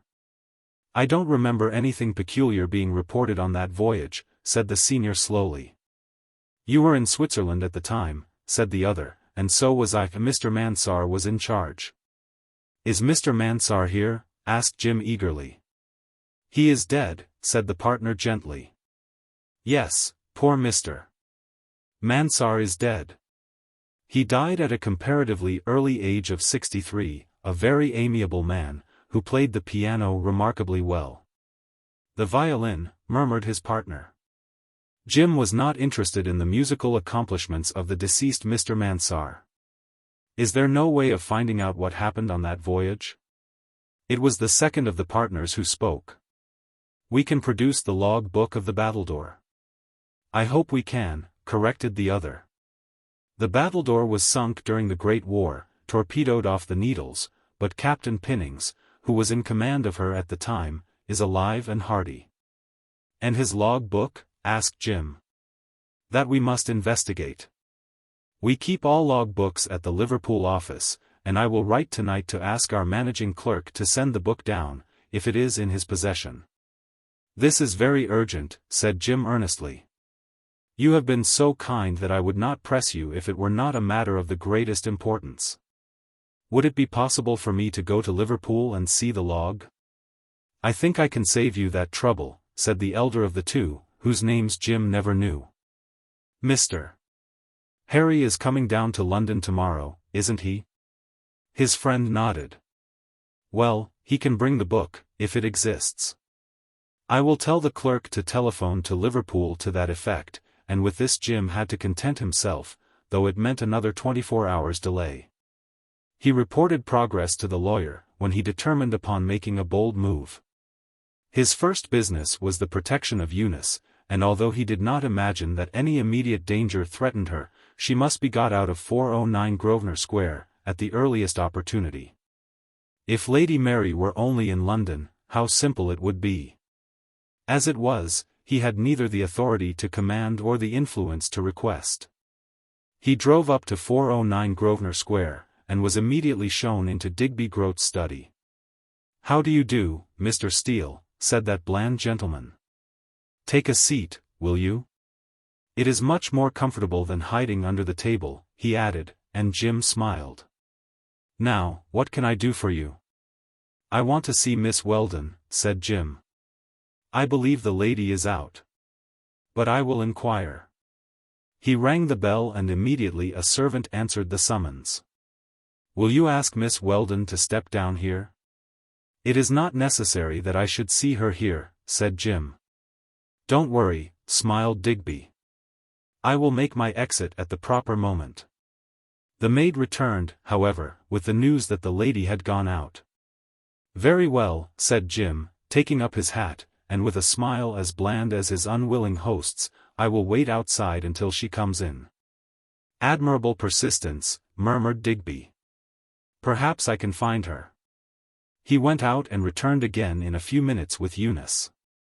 The maid was quite misinformed, he said urbanely. Miss Weldon had not gone out. He favored her with a little bow and left the room, closing the door behind him. Eunice stood with her hands behind her, looking at the man on whom her hopes and thoughts had centered, and about whose conduct such a storm was still raging in her bosom. You want to see me, Mr. Steele? Her attitude shook his self-possession and drove from his mind all the carefully reasoned arguments he had prepared. I want you to leave this house, Eunice, he said. Have you a new reason? She asked, though she hated herself for the sarcasm. I have the best of reasons, he said doggedly. I am satisfied that you are the daughter of Lady Mary Danton. Again she smiled. I think you've used that argument before, haven't you? Listen, Eunice, I beg of you, he pleaded. I can prove that you are Lady Mary's daughter. That scar on your wrist was made by Digby Groat when you were a baby. And there is no Eunice Weldon. We have proved that she died in Cape Town a year after you were born. She regarded him steadily, and his heart sank. That is very romantic, she said, and have you anything further to say? Nothing, except the lady you saw in my room was your mother. Her eyes opened wider and then he saw a little smile come and go like a ray of winter sunshine on her lips. Really, Jim, she said, you should write stories. And if it interests you, I might tell you that I am leaving this house in a few days. I am going back to my old employment. I don't want you to explain who the woman was who has the misfortune to be without a telephone and the good fortune to have the key of your flat, she said. Her anger swamping the pity she had for him. I only want to tell you that you have shaken my faith in men more than Digby Groat or any other man could have done. You have hurt me beyond forgiveness. For a moment her voice quivered, and then with an effort of will she pulled herself together and walked to the door. Goodbye, Jim, she said, and was gone. He stood as she had left him, stunned, unable to believe his ears. Her scorn struck him like a whip, the injustice of her view of him deprived him of speech. For a second a blinding wave of anger drowned all other emotions, but this passed. He could have gone now, for there was no hope of seeing her again and explaining even if he had been willing to offer any explanation. But he stayed on. He was anxious to meet Digby Groat and find from his attitude what part he had played in forming the girl's mind. The humor of the situation struck him and he laughed, though his laughter was filtered through a pain that was so nearly physical that he could not distinguish the one from the other. Chapter 28. The end was coming. Digby Groat took too sane a view of things to mistake the signs. For 2 years he had been in negotiation with a land agent in São Paulo and had practically completed the purchase of an estate. By subterranean methods he had skillfully disguised the identity of the purchaser, and on that magnificent ranch he intended to spend a not unpleasant life. It might not come to a question of flight, in which case the ranch would be a diversion from the humdrum life of England. And more than ever was he determined that Eunice Weldon should accompany him, and share, at any rate, a year of his life. Afterwards, he shrugged his shoulders. Women had come into his life before, had at first fascinated, and then bored him, and had disappeared from his ken. Probably Eunice would go the same way, though he could not contemplate the possibility at the moment. The hours of the morning passed all too slowly for Jim Steele. The partner brothers had said that their Mr. Harry would arrive at 1 o'clock, and punctually at that hour Jim was waiting in the outer office. Mr. Harry's train, however, must have been late. It was nearer 2 when he came in, followed by a porter carrying a thick parcel under his arm. Presently the porter came out. "Will you go in, sir?" he said respectfully, and Jim stepped quickly into the room. Mr. Harry, whom he had thought of as a boy, was a grave man of 50, and apparently the younger brother of the eldest partner. "We have found the log of the battledore," said that gentleman, "but I have forgotten the date." "June 21st, said Jim. The log lay open upon the big table, and its presence brought an atmosphere of romance into this quiet orderly office. "Here we are," said the partner. "Battledore left Tilbury 9 a.m. on the tide. Wind east by southeast, sea smooth, hazy." He ran his fingers down. "This is what I think you want." For Jim it was a moment of intense drama. The partner was reading some preliminary and suddenly he came to the entry which was to make all the difference in the world to the woman whom Jim loved dearer than life. Heavy fog, speed reduced at 11:50 to half. Reduced to quarter speed at 12.1. Bosun reported that we had run down small rowing boat and that he had seen 2 persons in the water. Able seaman Grant went overboard and rescued child. The second person was not found. Speed increased, endeavored to speak Dungeness, but weather too hazy for flag signals. This was before the days of wireless, you must understand, Mr. Steele. Jim nodded. Sex of child discovered, girl, apparent age a few months. Child handed to stewardess. Entry followed entry, but there was no further reference to the child until he came to Funchal. In the island of Madeira, he explained. Arrived Funchal 6 a.m. reported recovery of child to British consul, who said he would cable to London. The next entry was Dhaka, a port on the west coast of Africa and French protectorate, said the partner. Received cable from British consul at Funchal saying no loss of child reported to London police. There was no other entry which affected Jim until one on the 3rd day before the ship arrived at Cape Town. Mr.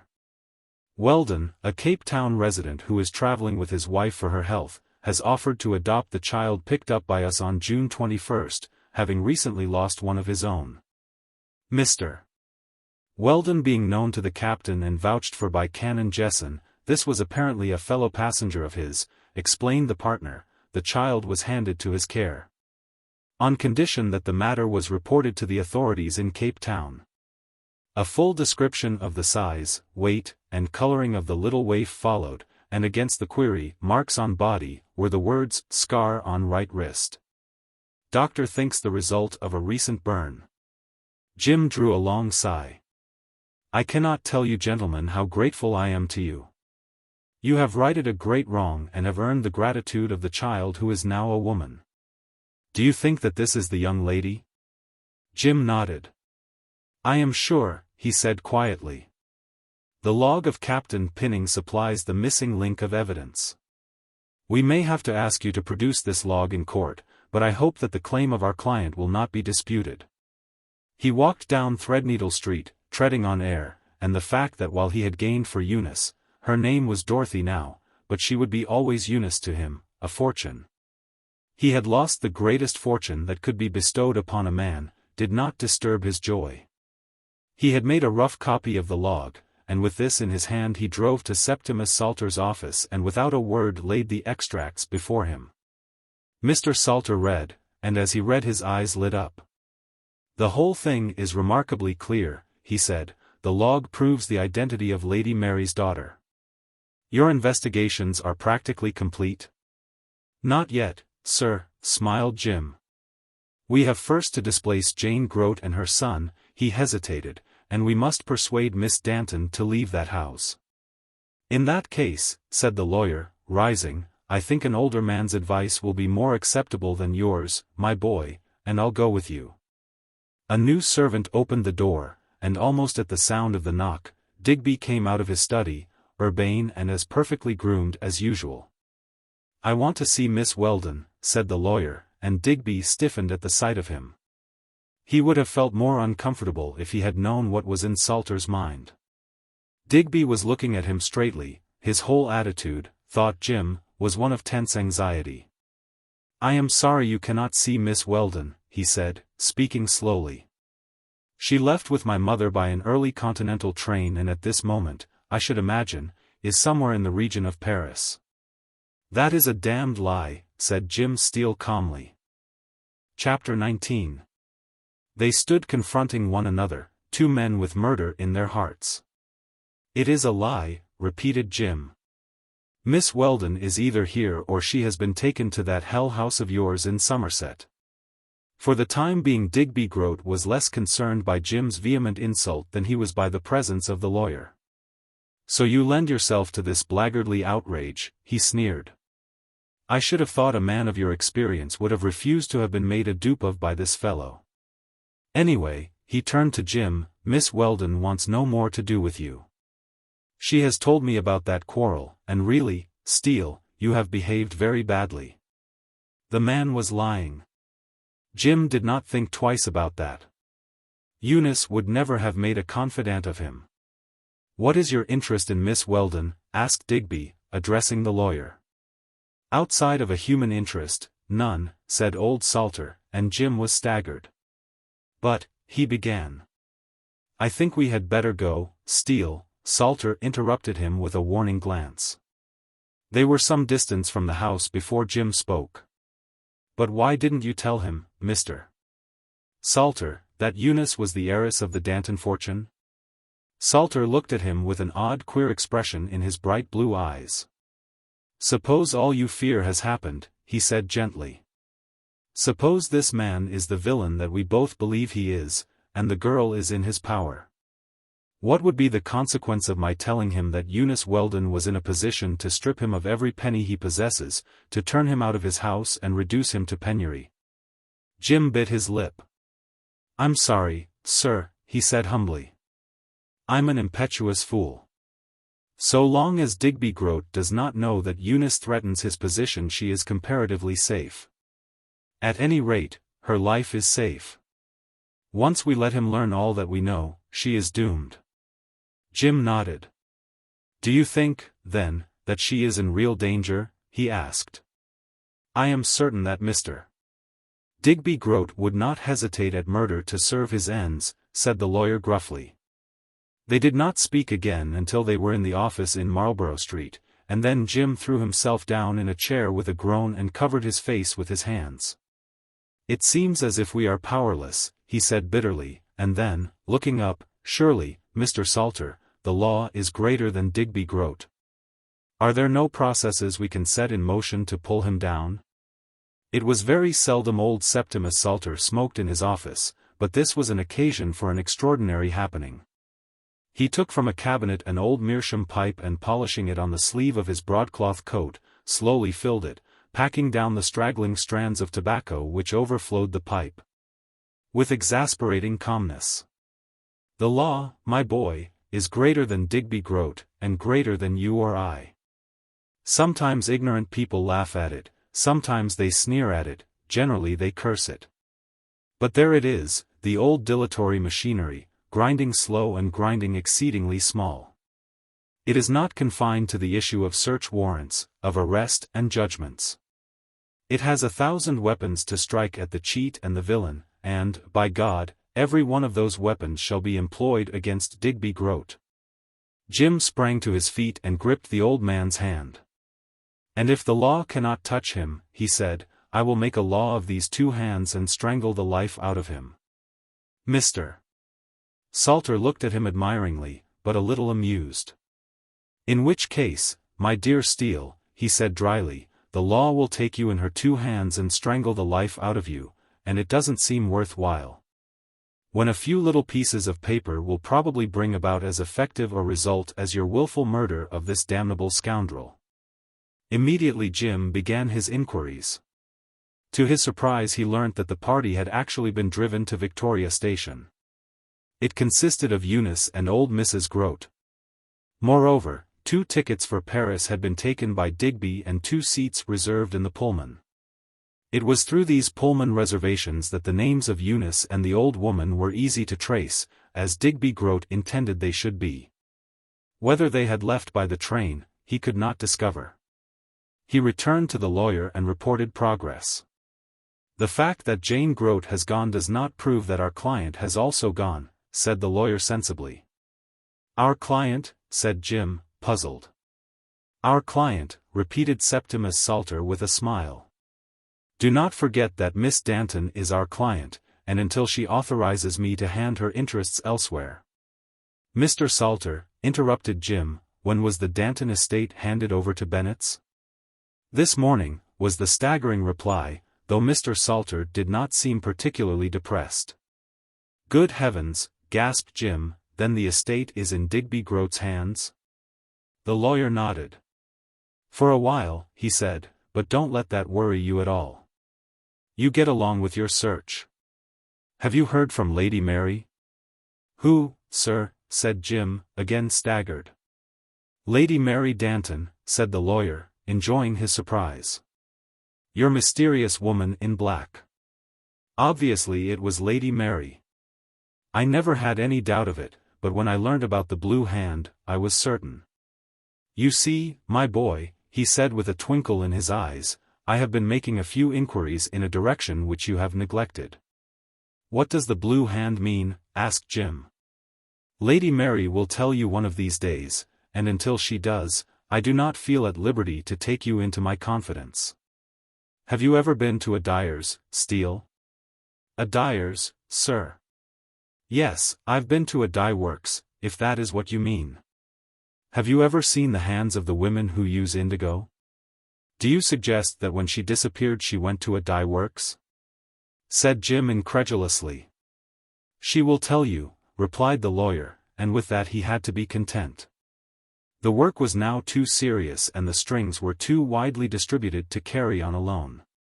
Salter enlisted the services of 2 ex-officers of the Metropolitan Police who had established a detective agency, and at a conference that afternoon the whole of the story, as far as it was known, was revealed to Jim's new helpers, ex-Inspector Holder and ex-Sergeant Field. That afternoon Digby Groat, looking impatiently out of the window, saw a bearded man strolling casually along the garden side of the square, a pipe in his mouth. Apparently absorbed in the contemplation of nature and the architectural beauty of Grosvenor Square. He did not pay as much attention to the lounger as he might have done, had not his scrutiny been interrupted by the arrival of Mr. Bennet, an angular, sandy-haired Scotsman, who was not particularly enamored of his new employer. "Well, Mr. Bennet, has old Salter handed over all the documents?" "Yes, sir," said Bennet, "every one." "You are sure he has not been up to any trickery?" Mr. Bennet regarded him coldly. "Mr. Septimus Salter, sir," he said quietly, "is an eminent lawyer, whose name is respected wherever it is mentioned. Great lawyers do not indulge in trickery." "Well, you needn't get offended." "Good Lord, you don't suppose he feels friendly towards you, do you?" "What he feels to me, sir," said Mr. Bennet, his strong northern accent betraying his annoyance, "is a matter of complete indifference. It is what I think of him that we are discussing. The leases of the lakeside property have been prepared for transfer. You are not losing much time, Mr. Groat." "No," said Digby, after a moment's thought. "The fact is, the people in the syndicate which is purchasing this property are very anxious to take possession." "What is the earliest you can transfer?" "Tomorrow," was the reply. "I suppose," he hesitated, "I suppose there is no question of the original heiress of the will, Dorothy Danton, I think her name is, turning up unexpectedly at the last moment?" Digby smiled. "Dorothy Danton, as you call her, has been food for the fishes these 20 years, he said. "Don't you worry your head about her." "Very good," said Bennet, producing a number of papers from a black leather portfolio. "Your signature will be required on 4 of these, and the signature of your mother on the 5th. Digby frowned. "My mother?" I thought it was unnecessary that she should sign anything. I have her power of attorney. Unfortunately, the power of attorney is not sufficiently comprehensive to allow you to sign away certain royalty rights which descended to her through her father. They are not very valuable, said the lawyer, but they give her lien upon Kennet Hall, and in these circumstances, I think you had better not depend upon the power of attorney in case there is any dispute. Mr. Salter is a very shrewd man, and when the particulars of this transaction are brought to his notice, I think it is very likely that, feeling his responsibility as Mr. Danton's late lawyer, he will enter a caveat. What is a caveat? Literally, said Mr. Bennet, a caveat emptor means, let the purchaser beware, and if a caveat is entered, your syndicate would not dare take the risk of paying you for the property. Even though the caveat had no effect upon the estate which were transferred by virtue of your power of attorney. Digby tugged at his little mustache and stared out of the window for a long time. All right, I'll get her signature.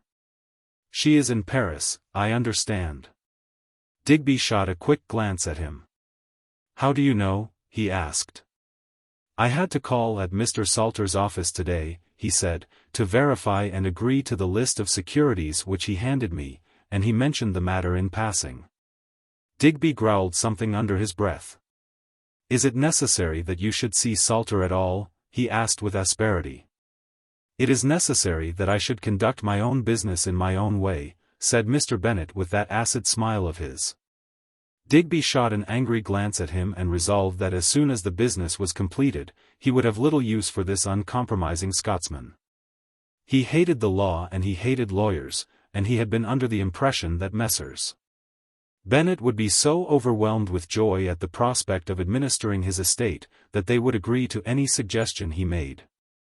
He had yet to learn that the complacent lawyer is a figure of fiction, and if he is found at all, it is in the character of the seedy broken-down old solicitor who hangs about police courts and who interviews his clients in the bar parlour of the nearest public house.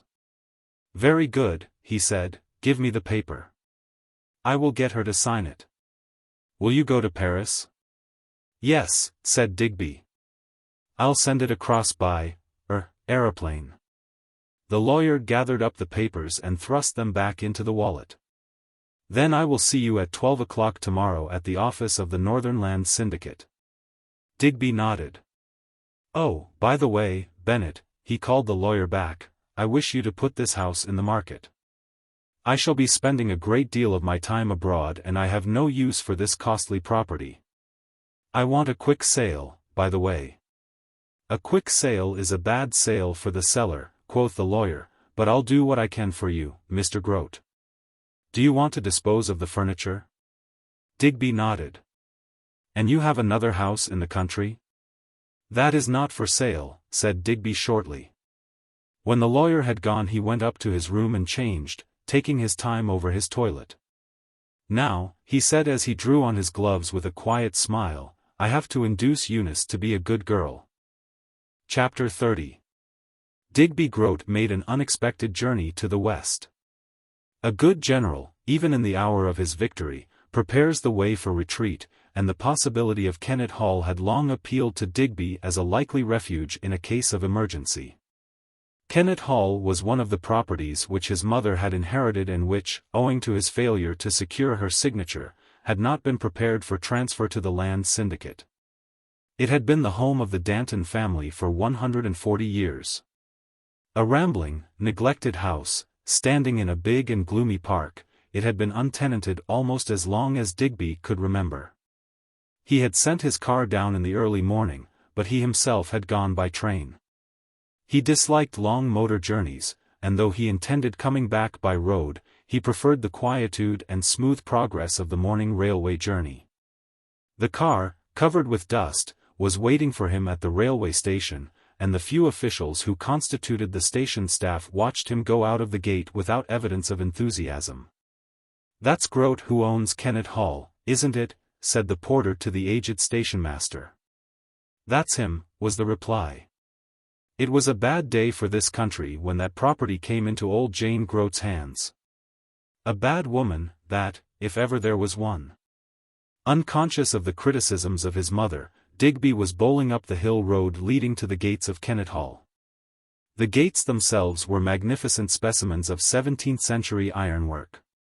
But the lodges on either side were those ugly stuccoed huts with which the mid-Victorian architect embellished the estates of the great. They had not been occupied for 20 years, and bore the appearance of their neglect. The little gardens which once had flowered so cheerfully before the speckless windows, were overrun by weeds, and the gravel drive, seen through the gates, was almost indistinguishable from the grassland on either side. The caretaker came running down the drive to unlock the gates. He was an ill-favored man of 50 with a perpetual scowl, which even the presence of his master could not wholly eradicate. "Has anybody been here, Masters?" asked Digby. "No, sir," said the man, "except the flying gentleman. He came this morning." "What a wonderful thing flying is, sir."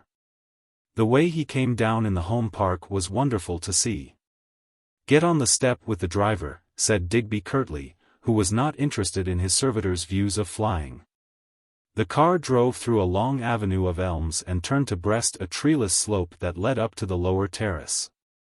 All the beauty and loveliness of Somerset in which it stood could not save Kennett-Hall from the reproach of dreariness. Its parapets were crumbled by the wind and rain of long-forgotten seasons, and its face was scarred and stained with 30 winters' rains. Its black and dusty windows seemed to leer upon the fresh clean beauty of the world, as though in pride of its sheer ugliness. For 20 years no painter's brush had touched the drab and ugly woodwork, and the weeds grew high where roses used to bloom. 3 great white seats of marble, that were placed against the crumbling terrace balustrade, were green with drippings from the neglected trees. The terrace floor was broken and the rags and tatters of dead season spread their mouldering litter of leaves and twigs and moss upon the marble walk where stately dames had trodden in those brave days when Kennett-Hall was a name to inspire awe. Digby was not depressed by his view of the property. He had seen it before, and at one time had thought of pulling it down and erecting a modern building for his own comfort. The man he had called Masters unlocked the big door and ushered him into the house. The neglect was here apparent. As he stepped into the big bleak entrance he heard the scurry and scamper of tiny feet and smiled. "You've got some rats here?" "Rats?" said Masters in a tone of resignation. "There's a colony of them, sir. It is as much as I can do to keep them out of my quarters, but there's nothing in the east wing," he hastened to add. "I had a couple of terriers and ferrets here for a month keeping them down, and they're all on this side of the house." He jerked his head to the right. "Is the flying gentleman here?" "He's having breakfast, sir, at this minute." Digby followed the caretaker down a long gloomy passage on the ground floor, and passed through the door that the man opened. The bearded villa nodded with a humorous glint in his eye as Digby entered. From his appearance and dress, he had evidently arrived by aeroplane. "Well, you got here," said Digby, glancing at the huge meal which had been put before the man. "I got here," said Villa with an extravagant flourish of his knife. "But only by the favor of the gods. I do not like these scout machines, you must get Bronson to pilot it back." Digby nodded, and pulling out a rickety chair, sat down. "I have given instructions for Bronson to come here, he will arrive tonight," he said. "Good," muttered the man, continuing his meal. Masters had gone, and Villa was listening to the receding sound of his footsteps upon the uncovered boards, before he asked, "What is the idea of this, Governor? You are not changing headquarters?" "I don't know," replied Digby shortly, "but the Seaford Aerodrome is under observation. At least, Steele knows, or guesses, all about it. I have decided to hire some commercial pilots to give an appearance of genuine business to the company." Villa whistled. "This place is no use to you, Governor," he said, shaking his head. "They'd tumble to Kennett-Hall, that's what you call it, isn't it?" He had an odd way of introducing slang words into his tongue, for he spoke in Spanish, and Digby smiled at tumble. "You're becoming quite an expert in the English language, Villa. But why are you coming here, persisted the other. This could only be a temporary headquarters. Is the game slipping? He asked suddenly. Digby nodded. It may come to a case of sauve caput, he said, though I hope it will not. Everything depends upon, he did not finish his sentence, but asked abruptly, how far is the sea from here? Not a great distance, was the reply. I travelled at 6,000 feet and I could see the Bristol Channel quite distinctly. Digby was stroking his chin, looking thoughtfully at the table. I can trust you, Villa, he said, so I tell you now, much as you dislike these fast machines, you've got to hold yourself in readiness to pilot me to safety. Again, I say that I do not think it will come to flight, but we must be prepared. In the meantime, I have a commission for you, he said. It was not only to bring the machine that I arranged for you to come to this place. Villa had guessed that. There is a man in Deauville to whom you have probably seen references in the newspapers, a man named Maxilla. He is a rich coffee planter of Brazil. The gambler? Said the other in surprise, and Digby nodded. I happen to know that Maxilla has had a very bad time. He lost nearly 20 million francs in 1 week, and that doesn't represent all his losses. He has been gambling at Aix and at San Sebastian, and I should think he is in a pretty desperate position. But he wouldn't be broke, said Villa, shaking his head. I know the man you mean. Why, he's as rich as Croesus. I saw his yacht when you sent me to Havre. A wonderful ship, worth $250,000. He has hundreds of square miles of coffee plantations in Brazil. I know all about that, said Digby impatiently. The point is, that for the moment he is very short of money. Now, do not ask me any questions, Villa, accept my word. What do you want me to do? Asked the man. Go to Deauville, take your slow machine and fly there. See Maxilla, you speak Portuguese?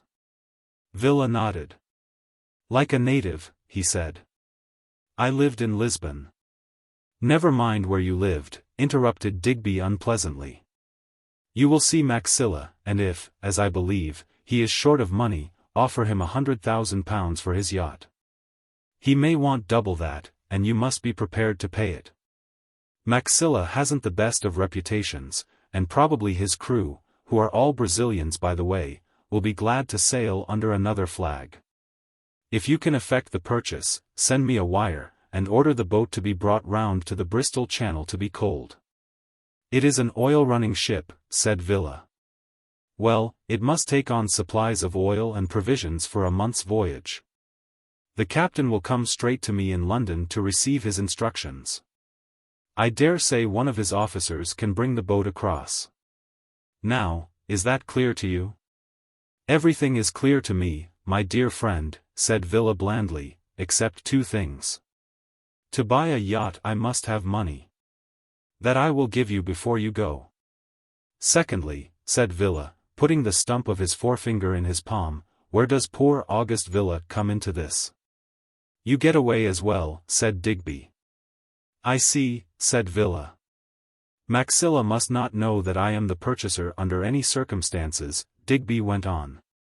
You may either be buying the boat for yourself in your capacity as a rich Cuban planter, or you may be buying it for an unknown friend. I will arrange to keep the captain and the crew quiet as soon as I am on board. You leave for Deauville tonight. He had other preparations to make. Masters received an order to prepare 2 small rooms and to arrange for beds and bedding to be erected, and the instructions filled him with consternation. Don't argue with me, said Digby angrily. Go into Bristol, into any town, buy the beds and bring them out in a car. I don't care what it costs. And get a square of carpet for the floor. He tossed a bundle of notes into the man's hand, and Masters, who had never seen so much money in his life, nearly dropped them in sheer amazement. Chapter 31. Digby Groat returned to town by car and reached Grosvenor Square in time for dinner. He had a hasty meal and then went up to his room and changed. He passed the room that Eunice occupied and found Jackson sitting on a chair before the door. She's all right, said the man, grinning. I've shuttered and padlocked the windows, and I've told her that if she doesn't want me to make friendly calls she has to behave." Digby nodded. "And my mother, you gave her the little box?" Again Jackson grinned. "And she's happy," he said. "I never dreamt she was a dope, Mr. Groat." "There is no need for you to dream anything," said Digby sharply. He had a call to make. Lady Waltham was giving a dance that night, and there would be present 2 members of the syndicate whom he was to meet on the following morning. One of these drew him aside during the progress of the dance. "I suppose those transfers are quite in order for tomorrow," he said. Digby nodded. "Some of my people are curious to know why you want cash," he said, looking at Digby with a smile. The other shrugged his shoulders. "You seem to forget, my dear man," he said suavely, "that I am merely an agent in these matters, and that I am acting for my rather eccentric mother, God bless her." "That is the explanation which had occurred to me," said the financier. "The papers will be in order, of course? I seem to remember you saying that there was another paper which had to be signed by your mother." Digby remembered with an unspoken oath that he had neglected to secure this signature. As soon as he could, he made his excuses and returned to Grosvenor Square. His mother's room was locked, but she heard his gentle tap. "Who is that?" she demanded in audible agitation. "It is Digby." "I will see you in the morning." "I want to see you tonight," interrupted Digby sharply. "Open the door." It was some time before she obeyed. She was in her dressing gown, and her yellow face was grey with fear. "I am sorry to disturb you, mother," said Digby, closing the door behind him, "but I have a document which must be signed tonight." "I gave you everything you wanted," she said tremulously, "didn't I, dear? Everything you wanted, my boy?" She had not the remotest idea that he was disposing of her property. "Couldn't I sign it in the morning?" she pleaded. "My hand is so shaky." "Sign it now," he almost shouted, and she obeyed. The Northern Land Syndicate was but one branch of a great finance corporation, and had been called into existence to acquire the Danton properties. In a large, handsomely furnished boardroom, members of the syndicate were waiting. Lord Waltham was one. Hugo Vint, the bluff, good-natured Jewish financier, whose fingers were in most of the business pies, was the second. And Felix Strathellan, that debonair man about town, was the important third, for he was one of the shrewdest land speculators in the kingdom. A 4th member of the party was presently shown in the person of the Scotch lawyer, Bennet, who carried under his arm a black portfolio, which he laid on the table. "Good morning, gentlemen," he said shortly. Millionaires' syndicates had long failed to impress him. "Good morning, Bennet," said his lordship. "Have you seen your client this morning, Mr.?" Bennet made a wry face as he unstrapped the portfolio. "No, my lord, I have not," he said, and suggested by his tone that he was not at all displeased that he had missed a morning interview with Digby Groat. "A queer fellow is Groat," said Vint with a laugh. "He is not a business man, and yet he has curiously keen methods. I should never have guessed he was an Englishman. He looks more like a Latin, don't you think, Lord Waltham?" His lordship nodded. "A queer family, the Groats," he said. "I wonder how many of you fellows know that his mother is a kleptomaniac." "Good heavens," said Strathellan in amazement, "you don't mean that?" His lordship nodded. "She's quite a rum old lady now," he said, "though there was a time when she was as handsome a woman as there was in town. She used to visit us a lot, and invariably we discovered, when she had gone, that some little trinket, very often a perfectly worthless trifle. But on one occasion a rather valuable bracelet belonging to my daughter, had disappeared with her. Until I realized the true condition of affairs it used to worry me, but the moment I spoke to Groat, the property was restored, and we came to expect this evidence of her eccentricity. She's a lucky woman," he added. "I wouldn't say that with a son like Digby," smiled Strathellan, who was drawing figures idly on his blotting pad. "Nevertheless, she's lucky," persisted his lordship. "If that child of the Dantons hadn't been killed, the Groats would have been as poor as church mice. "Did you ever meet Lady Mary, my lord?" asked Vint. Lord Waltham nodded. "I met Lady Mary and the baby," he said quietly. "I used to be on dining terms with the Dantons. And a beautiful little baby she was." "What baby is this?" asked a voice. Digby Groat had come in his noiseless fashion, and closed the door of the boardroom softly behind him. The question was the first intimation they had of his presence, all except Lord Waltham, who, out of the corner of his eye, had seen his entrance. "We were talking about Lady Mary's baby, your cousin." Digby Groat smiled contemptuously. "It will not profit us very much to discuss her," he said. "Do you remember her at all, Groat?" asked Waltham. "Dimly," said Digby with a careless shrug. "I'm not frightfully keen on babies. I have a faint recollection that she was once staying in our house, and I associate her with prodigious howling. Is everything all right, Bennet?" Bennet nodded. "Here is the paper you asked for." Digby took it from his pocket and laid it before the lawyer, who unfolded it leisurely and read it with exasperating slowness. "That is in order," he said. "Now, gentlemen, we will get to business." Such of them who were not already seated about the table, drew up their chairs. "Your insistence upon having the money in cash has been rather a nuisance, Groat," said Lord Waltham, picking up a tin box from the floor and opening it. "I hate to have a lot of money in the office. It has meant the employment of 2 special watchmen." "I will pay," said Digby good-humoredly, watching with greedy eyes as bundle after bundle of notes was laid upon the table. The lawyer twisted round the paper and offered him a pen. "You will sign here, Mr. Groat," he said. At that moment Vint turned his head to the clerk who had just entered. "For me?" he said, indicating the letter in the man's hand. "No, sir, for Mr. Bennet." Bennet took the note, looked at the name embossed upon the flap, and frowned. "From Salter," he said, "and it is marked urgent and important." "Let it wait until after we have finished the business," said Digby impatiently. "You had better see what it is," replied the lawyer, and took out a typewritten sheet of paper. He read it through carefully. "What is it?" asked Digby. "I'm afraid this sale cannot go through," answered the lawyer slowly. "Salter has entered a caveat against the transfer of the property." Livid with rage, Digby sprang to his feet. "What right has he?" he demanded savagely. "He is no longer my lawyer, he has no right to act." "Who authorized him?" The lawyer had a queer expression on his face.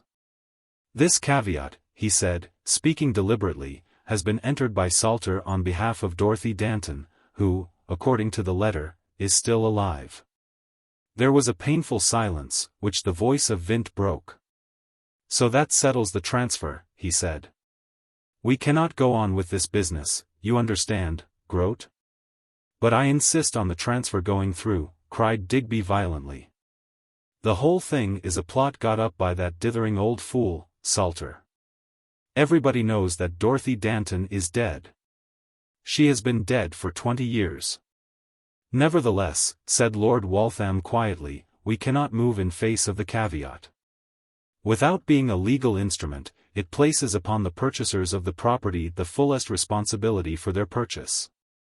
"But I will sign the transfer," said Digby vehemently. Lord Waltham shook his head. "It would not matter if you signed 20 transfers," he said. "If we paid you the money for this property and it proved to be the property of Miss Danton, as undoubtedly it would prove, if she were alive, we, and only we, would be responsible. We should have to surrender the property and look to you to refund us the money we had invested in the estate." "No, no, Groat, if it is, as you say, a bluff on the part of Salter, and upon my word, I cannot imagine a man of Salter's position. Age and experience putting up empty bluff, then we can have a meeting on another day and the deal can go through. We are very eager to acquire these properties." There was a murmur of agreement from both Strathellan and Vint. "But at present, as matters stand, we can do nothing," and you as a businessman must recognize our helplessness in the matter." Digby was beside himself with fury as he saw the money being put back in the tin box. "Very well," he said. His face was pallid and his suppressed rage shook him as with an ague. But he never lost sight of all the possible developments of the lawyer's action. If he had taken so grave a step in respect to the property, he would take action in other directions, and no time must be lost if he was to anticipate Salter's next move. Without another word he turned on his heel and stalked down the stairs into the street. His car was waiting. "To the Third National Bank," he said, as he flung himself into its luxurious interior. He knew that at the Third National Bank was a sum nearly approaching £100,000 which his parsimonious mother had accumulated during the period she had been in receipt of the revenues of the Danton estate. Viewing the matter as calmly as he could, he was forced to agree that Salter was not the man who would play tricks or employ the machinery of the law, unless he had behind him a very substantial backing of facts. Dorothy Danton. Where had she sprung from? Who was she? Digby cursed her long and heartily. At any rate, he thought, as his car stopped before the bank premises, he would be on the safe side and get his hands on all the money which was lying loose. He wished now that when he had sent Villa to Deauville he had taken his mother's money for the purchase of the gambler's yacht. Instead of that he had drawn upon the enormous funds of the 13. He was shown into the manager's office, and he thought that that gentleman greeted him a little coldly. "Good morning, Mr. Stevens. I have come to draw out the greater part of my mother's balance, and I thought I would see you first." "I'm glad you did, Mr. Groat," was the reply. "Will you sit down?" The manager was obviously ill at ease. "The fact is," he confessed, "I am not in a position to honor any checks you draw upon this bank." "What the devil do you mean?" demanded Digby. "I am sorry," said the manager, shrugging his shoulders, "but this morning I have been served with a notice that a caveat has been entered at the probate office, preventing the operation of the Danton will in your mother's favor. I have already informed our head office and they are taking legal opinion, but as Mr. Salter threatens to obtain immediately an injunction unless we agree to comply, it would be madness on my part to let you touch a penny of your mother's account. Your own account, of course, you can draw upon." Digby's own account contained a respectable sum, he remembered. "Very well," he said after consideration. "Will you discover my balance and I will close the account?" He was cool now. This was not the moment to hammer his head against a brick wall. He needed to meet this cold-blooded old lawyer with cunning and foresight. Salter was diabolically wise in the law and had its processes at his fingertips, and he must go warily against the trained fighter or he would come to everlasting smash. Fortunately, the account of the 13 was at another bank, and if the worst came to the worst, well, he could leave 11 of the 13 to make the best of things they could. The manager returned presently and passed a slip across the table, and a few minutes afterwards Digby came back to his car, his pockets bulging with banknotes. A tall bearded man stood on the sidewalk as he came out and Digby gave him a cursory glance. Detective, he thought, and went cold. Were the police already stirring against him, or was this some private watcher of Salter's? He decided rightly that it was the latter. When he got back to the house he found a telegram waiting. It was from Villa. It was short and satisfactory. Bought Pelago £112,000. Ship on its way to Avonmouth. AM bringing captain back by air. Calling Grosvenor 9 o'clock. The frown cleared away from his face as he read the telegram for the second time, and as he thought, a smile lit up his yellow face.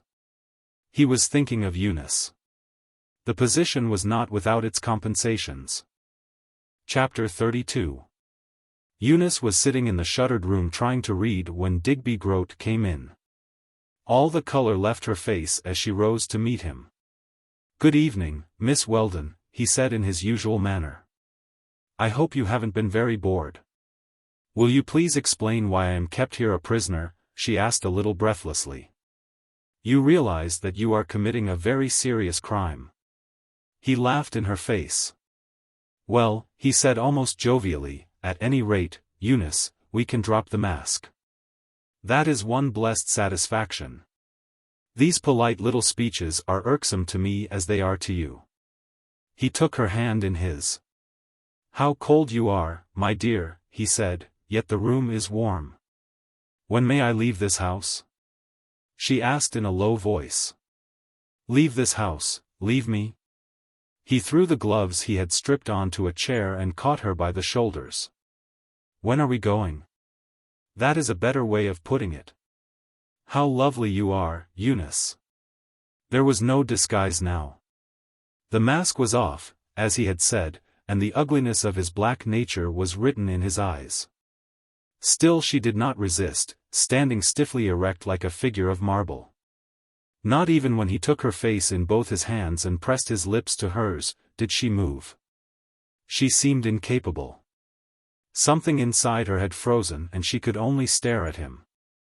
I want you, Eunice. I have wanted you all the time. I chose you out of all the women in the world to be mine. I have waited for you, longed for you, and now I have you. There is nobody here, Eunice, but you and I. Do you hear, darling? Then suddenly a cord snapped within her. With an effort of strength which surprised him she thrust him off, her eyes staring in horror as though she contemplated some loathsome crawling thing. That look inflamed him. He sprang forward, and as he did, the girl in the desperation of frenzy, struck at him. Twice her open hand came across his face. He stepped back with a yell. Before he could reach her she had flown into the bathroom and locked the door.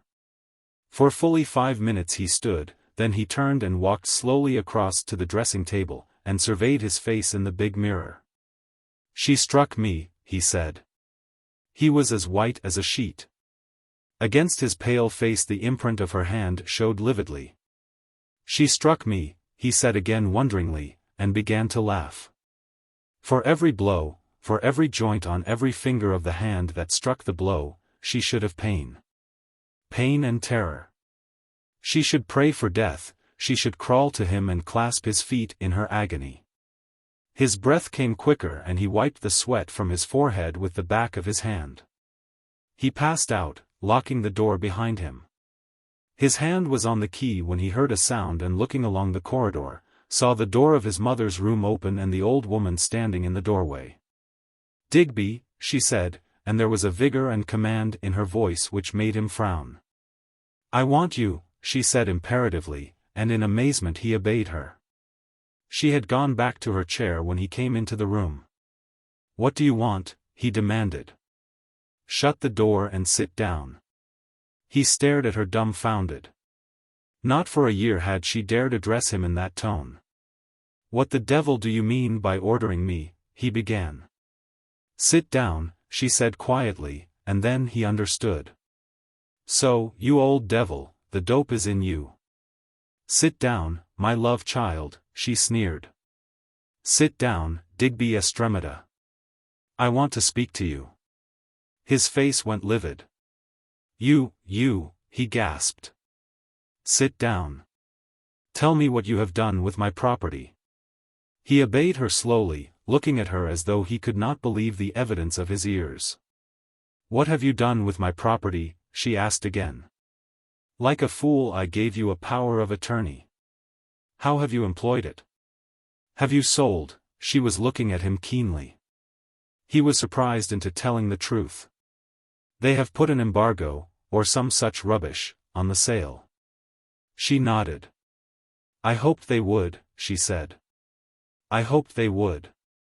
You hoped they would, he roared, getting up. Her imperious hand waved him down again. He passed his hand over his eyes like a man in a dream. She was issuing orders, this old woman whom he had dominated for years, and he was obeying meekly. He had given her the morphine to quieten her, and it had made her his master. Why did they stop the sale? Because that old lunatic Salter swears that the girl is still alive, Dorothy Danton, the baby who was drowned at Margate. He saw a slow smile on her lined face and wondered what was amusing her. "She is alive," she said. He could only glare at her in speechless amazement. "Dorothy Danton alive?" he said. "You're mad, you old fool. She's gone beyond recall, dead these 20 years. And what brought her back to life, I wonder," mused the old woman. "How did they know she was Dorothy?" "Why, of course you brought her back." She pointed her skinny finger at her son. "You brought her, you are the instrument of your own undoing, my boy," she said derisively. "Oh, you poor little fool, you clever fool." Now he had mastered himself. "You will tell me all there is to be told, or, by God, you'll be sorry you ever spoke at all," he breathed. "You marked her. That is why she has been recognized, you marked her." "I marked her? Don't you remember, Digby?" She spoke rapidly and seemed to find a joy in the hurt she was causing. "A tiny baby and a cruel little beast of a boy who heated a sixpence and put it on the baby's wrist?" It came back to him instantly. He could almost hear the shriek of his victim.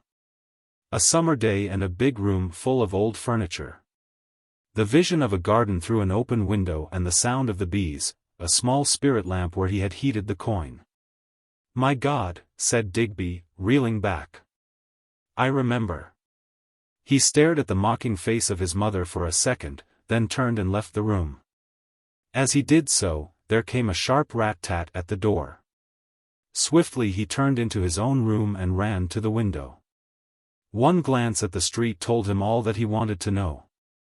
He saw Jim and old Salter. There must have been a dozen detectives with them. The door would hold for 5 minutes, and there was time to carry out his last plan. Chapter 33. A minute later he appeared in Eunice Weldon's room. "I want you," he said, and there was a sinister look in his eye that made the girl cower back from him in fear that she could not master. "My dear," he said with that smile of his, "you need not be afraid, your friends are breaking into the house and in half an hour you will be free.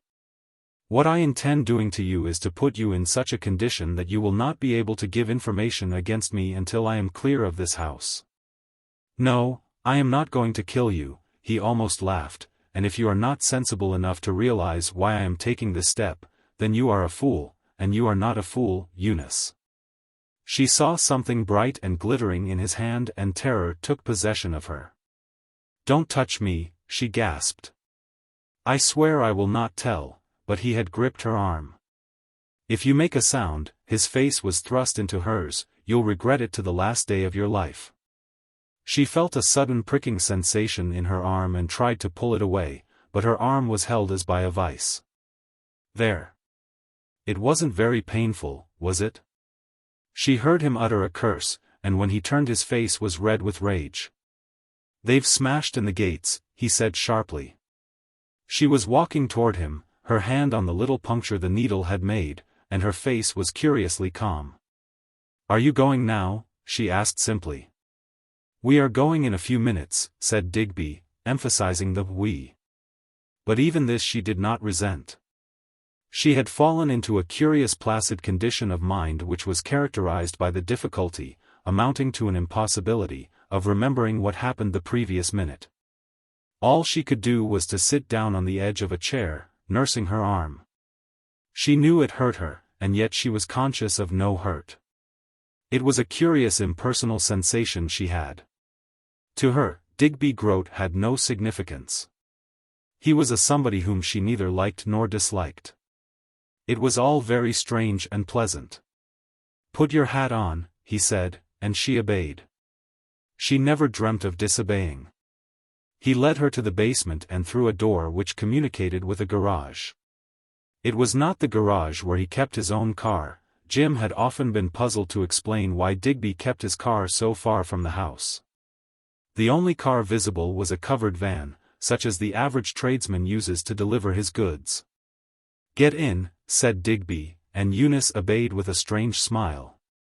She was under the influence of that admixture of morphine and hyoscine, which destroyed all memory and will. "Sit on the floor," he ordered, and laced the canvas flap at the back. He reached under the driver's seat and pulled out a cotton coat which had once been white, but was now disfigured with paint and grease, buttoning it up to the throat. A cap he took from the same source and pulled it over his head, so that the peak well covered his eyes. Then he opened the gates of a garage. He was in a mews, and with the exception of a woman who was talking to a milkman, the only two persons in sight, none saw the van emerge. There was not the slightest suspicion of hurry on his part. He descended from his seat to close the gates and lock them, lit a pipe and, clambering up, set the little van going in the direction of the Bayswater Road. He stopped only at the petrol station to take aboard a fair supply of spirit, and then he went on, still at a leisurely pace, passing through the outlying suburbs, until he came to the long road leading from Staines to Ascot. Here he stopped and got down. Taking the little flat case from his pocket, and recharging the glass cylinder, he opened the canvas flap at the back and looked in. Eunice was sitting with her back braced against the side of the van, her head nodding sleepily. She looked up with a puzzled expression. "It won't hurt you," said Digby. Again the needle went into her arm, and the piston was thrust home. She screwed up her face a little at the pain and again fondled her arm. "That hurt," she said simply. Just outside Ascot a touring car was held up by two policemen and Digby slowed from necessity, for the car had left him no room to pass. "We are looking for a man and a girl," said one of the policemen to the occupants of the car. "All right, sir, go on." Digby nodded in a friendly way to the policeman. "Is it all right, Sergeant?" "Off you go," said the sergeant, not troubling to look inside a van on which was painted the name of a reputable firm of London furnishers. Digby breathed quickly. He must not risk another encounter.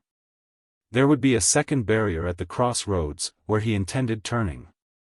He must go back to London, he thought, the police would not stop a London-bound car. He turned into a secondary road and reached the main Bath Road passing another barrier, where, as he had expected, the police did not challenge him, though they were holding up a string of vehicles going in the other direction. There were half a dozen places to which he could take her, but the safest was a garage he had hired at the back of a block of buildings in Paddington. The garage had been useful to the XIII, but had not been utilized for the greater part of a year, though he had sent Jackson frequently to superintend the cleaning. He gained the west of London as the rain began to fall. Everything was in his favor. The mews in which the garage was situated was deserted and he had opened the gates and backed in the car before the occupants of the next garage were curious enough to come out to see who it was. Digby had one fad and it had served him well before. It was to be invaluable now. Years before, he had insisted that every house and every room, if it were only a storeroom, should have a lock of such a character that it should open to his master key. He half led, half lifted the girl from the car, and she sighed wearily, for she was stiff and tired. "This way," he said, and pushed her before him up the dark stairs, keeping her on the landing whilst he lit the gas. Though it had not been dusted for the best part of a month, the room overlooking the mews was neat and comfortably furnished.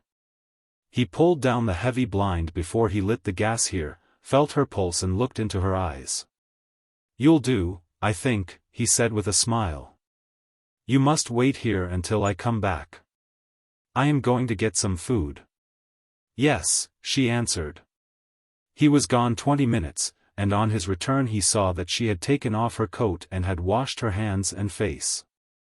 She was listlessly drying her hands when he came up the stairs. There was something pathetically childlike in her attitude, and a man who was less of a brute than Digby Groat would have succumbed to the appeal of her helplessness. But there was no hint of pity in the thoughtful eyes that surveyed her. He was wondering whether it would be safe to give her another dose. In order to secure a quick effect he had administered more than was safe already. There might be a collapse, or a failure of heart, which would be as fatal to him as to her. He decided to wait until the effects had almost worn off. "Eat," he said, and she sat at the table obediently. He had brought in cold meat, a loaf of bread, butter and cheese. He supplemented this feast with 2 glasses of water which he drew in the little scullery. Suddenly she put down her knife and fork. "I feel very tired," she said. So much the better, thought Digby. She would sleep now. The back room was a bedroom. He watched her whilst she unfastened her shoes and loosened the belt of her skirt before she lay down. With a sigh, she turned over and was fast asleep before he could walk to the other side of the bed to see her face. Digby Groat smoked for a long time over his simple meal. The girl was wholly in his power, but she could wait. A much more vital matter absorbed his attention. He himself had reached the possibility which he had long foreseen and provided against.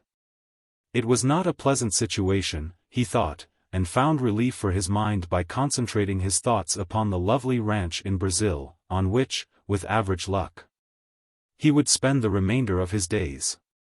Presently he got up, produced from a drawer a set of shaving materials wrapped in a towel, and heating some water at the little gas stove in the kitchen. He proceeded to divest himself of his mustache. With the master key he unlocked the cupboard that ran the height of the room, and surveyed thoughtfully the stacks of dresses and costumes which filled the half a dozen shelves. The two top shelves were filled with boxes, and he brought out 3 of these and examined their contents. From one of these he took a beautiful evening gown of silver tissue, and laid it over the back of a chair. A satin wrap followed, and from another box he took white satin shoes and stockings and seemed satisfied by his choice. For he looked at them for a long time before he folded them and put them back where he had found them. His own disguise he had decided upon. And now, having mapped out his plan, he dressed himself in a chauffeur's uniform, and went out to the telephone. Chapter 34. Dead. Jane Groat dead? To Lady Mary the news came as a shock.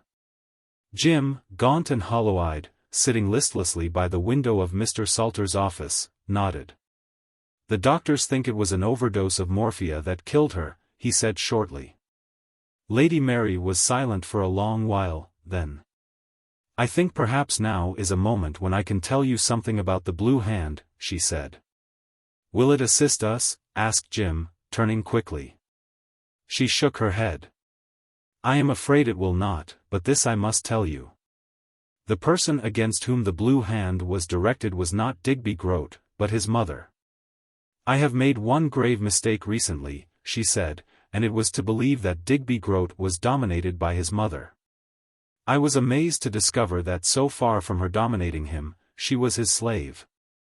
And the only explanation I can give for this extraordinary transition is Digby Groat's discovery that his mother was a drug taker. Once he was strong enough to keep the drug from her, the positions were reversed. The story of the Blue Hand," she said with her sad little smile, "is neither as fantastic nor as melodramatic as you might expect." There was a long silence which neither of the men broke. "I was married at a very early age, as you know." She nodded to Salter. "My father was a very poor nobleman with 1 daughter and no sons, and he found it not only difficult to keep up the mortgaged estates which he had inherited, but to make both ends meet even though he was living in the most modest way.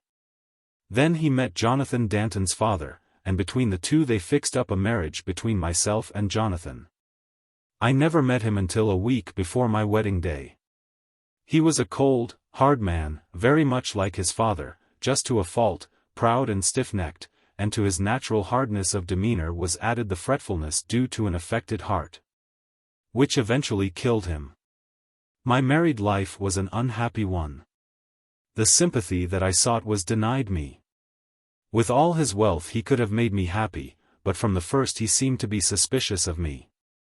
And I have often thought that he hated me because I was a member of a class which he professed to despise.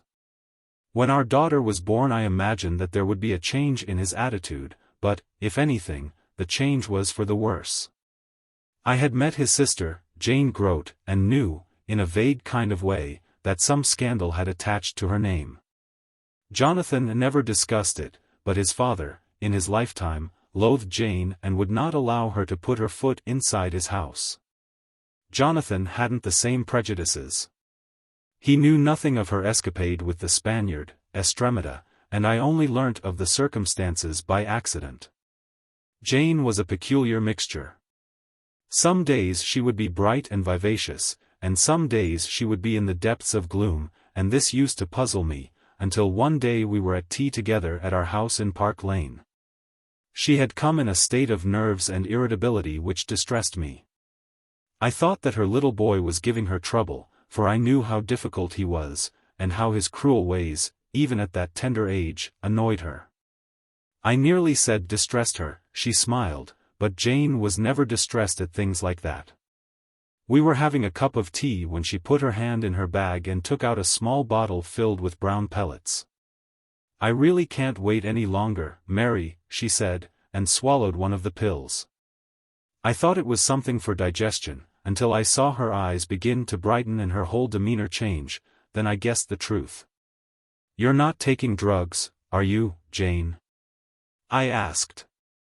"I'm taking a little morphine," she replied. "Don't be shocked, Mary. If you had my troubles, and a little devil of a boy to look after, as I have, you'd take drugs too." But that was not her worst weakness, from my point of view. What that was I learnt after my husband sailed to America on business. Dorothy was then about 7 or 8 months old, a bonny, healthy, beautiful child, whom my husband adored in his cold, dour fashion. One morning Jane came into my room while I was dressing, and apologizing for her early arrival, asked me if I would go shopping with her. She was so cheerful and gay that I knew she had been swallowing some of those little pellets, and as I was at a loose end that morning I agreed. We went to several stores and finished up at XXIII's, the big emporium in Brompton Road. I noticed that Jane made very few purchases, but this didn't strike me as being peculiar, because Jane was notoriously mean, and I don't think she had a great deal of money either. I did not know XXIII's. I had never been to the shop before. This explanation is necessary in view of what followed.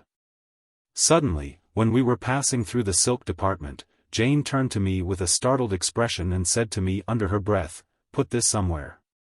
Before I could expostulate, she had thrust something into the interior of my muff. It was a cold day and I was carrying one of those big pillow muffs which were so fashionable in that year.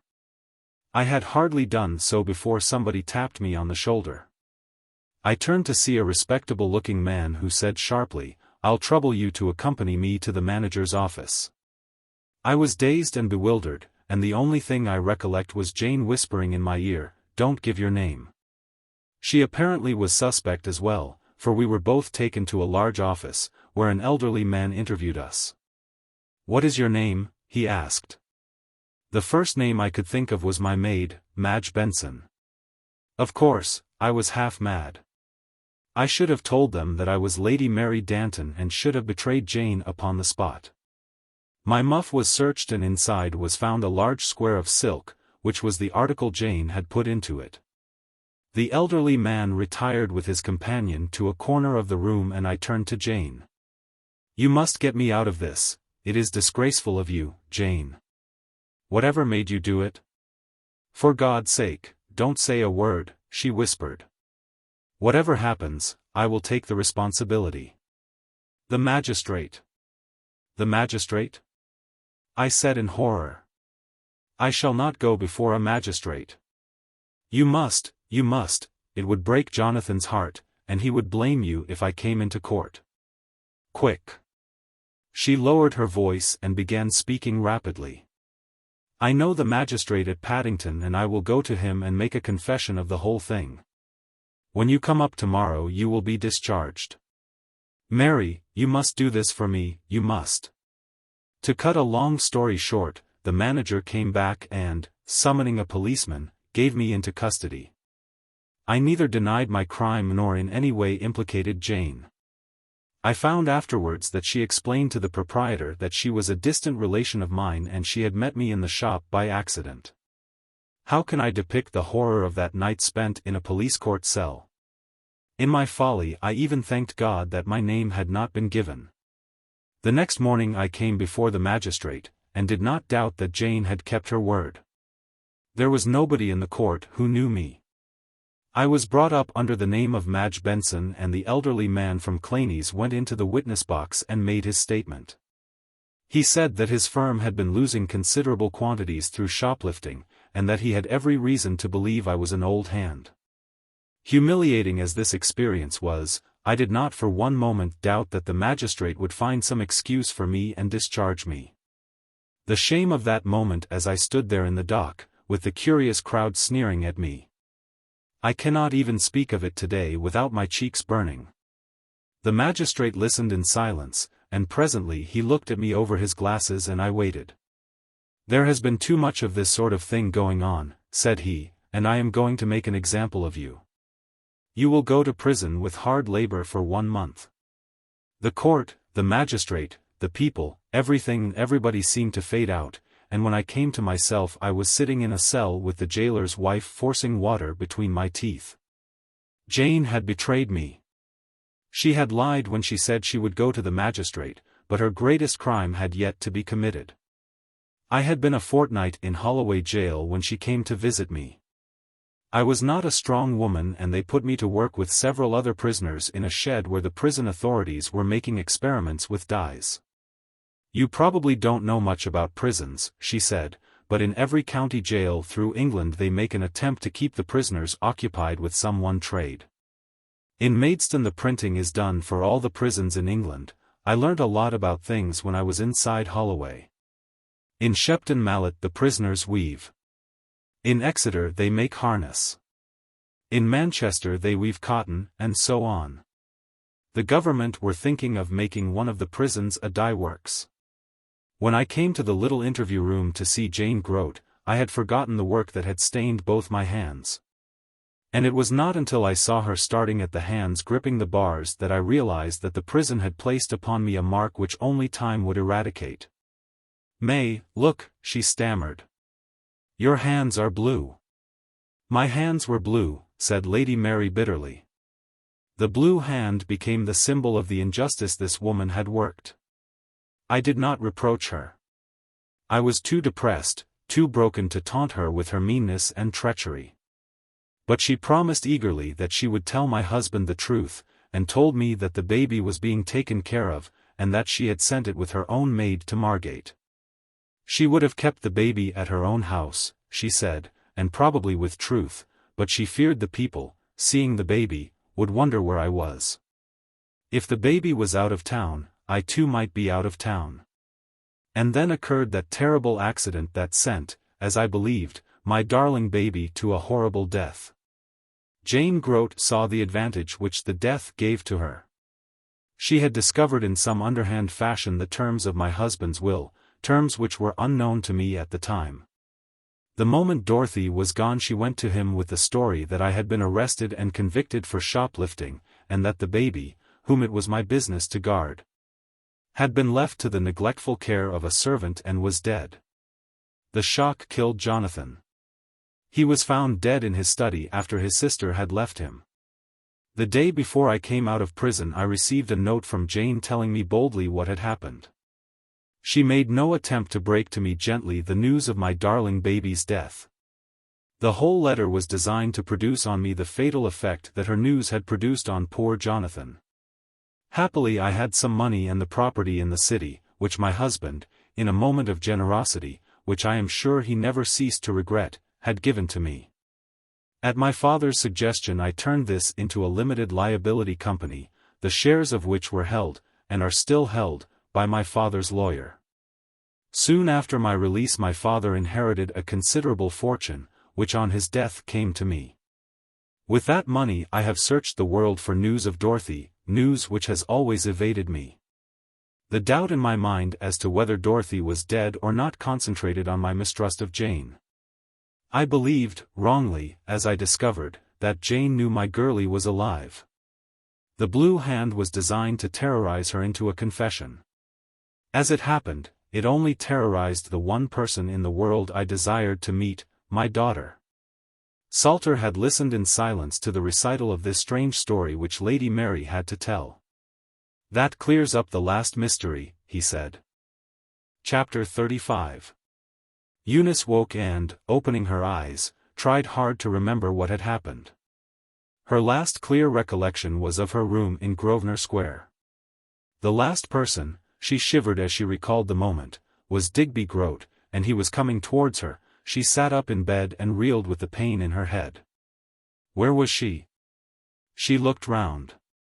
The room was meanly furnished, a heavy green blind had been drawn over the small window, but there was enough light in the room to reveal the shabby wardrobe, the common iron bed on which she lay, the cheap washstand and the threadbare carpet that covered the floor.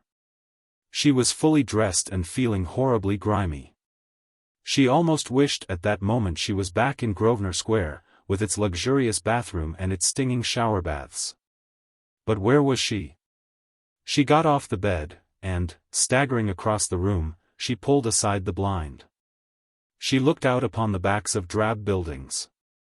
She was in London, then. Only London could provide that view. She tried to open the door, it was locked, and as she turned the handle she heard footsteps outside. "Good morning," said Digby Groat, unlocking the door. At first she did not recognize him in his chauffeur uniform and without his mustache. "You?" she said in horror. "Where am I? Why have you brought me here?" "If I told you where you were you would be no wiser," said Digby coolly. "And the reason you are with me must be fairly obvious. Be sensible and have some breakfast." He was looking at her with a keen professional eye. The effect of the drug had not worn off, he noticed, and she was not likely to give him a great deal of trouble. Her throat was parched and she was ravenously hungry. She sipped at the coffee he had made, and all the time her eyes did not leave his. "I'll make a clean breast of it," he said suddenly. "The fact is, I have got into very serious trouble and it is necessary that I should get away." "From Grosvenor Square?" She opened her eyes wide in astonishment. "Aren't you going back to Grosvenor Square?" He smiled. "It is hardly likely," he said sarcastically. "Your friend Steele." "Is he there?" she cried eagerly, clasping her hands. "Oh, tell me, please."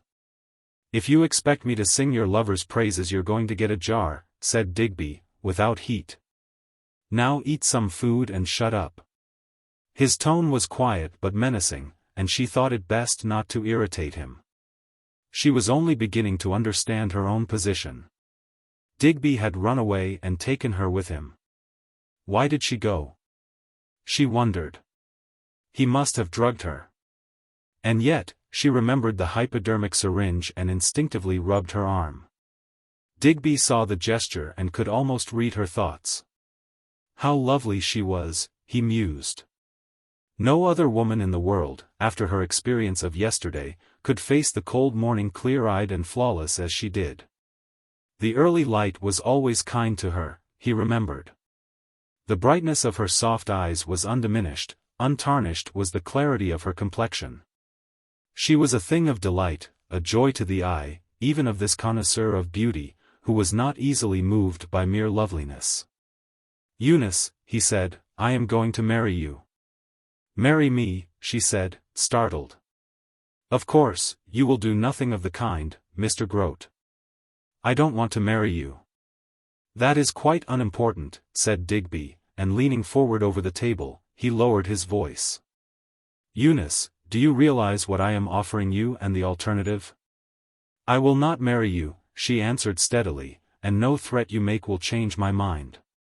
His eyes did not leave hers.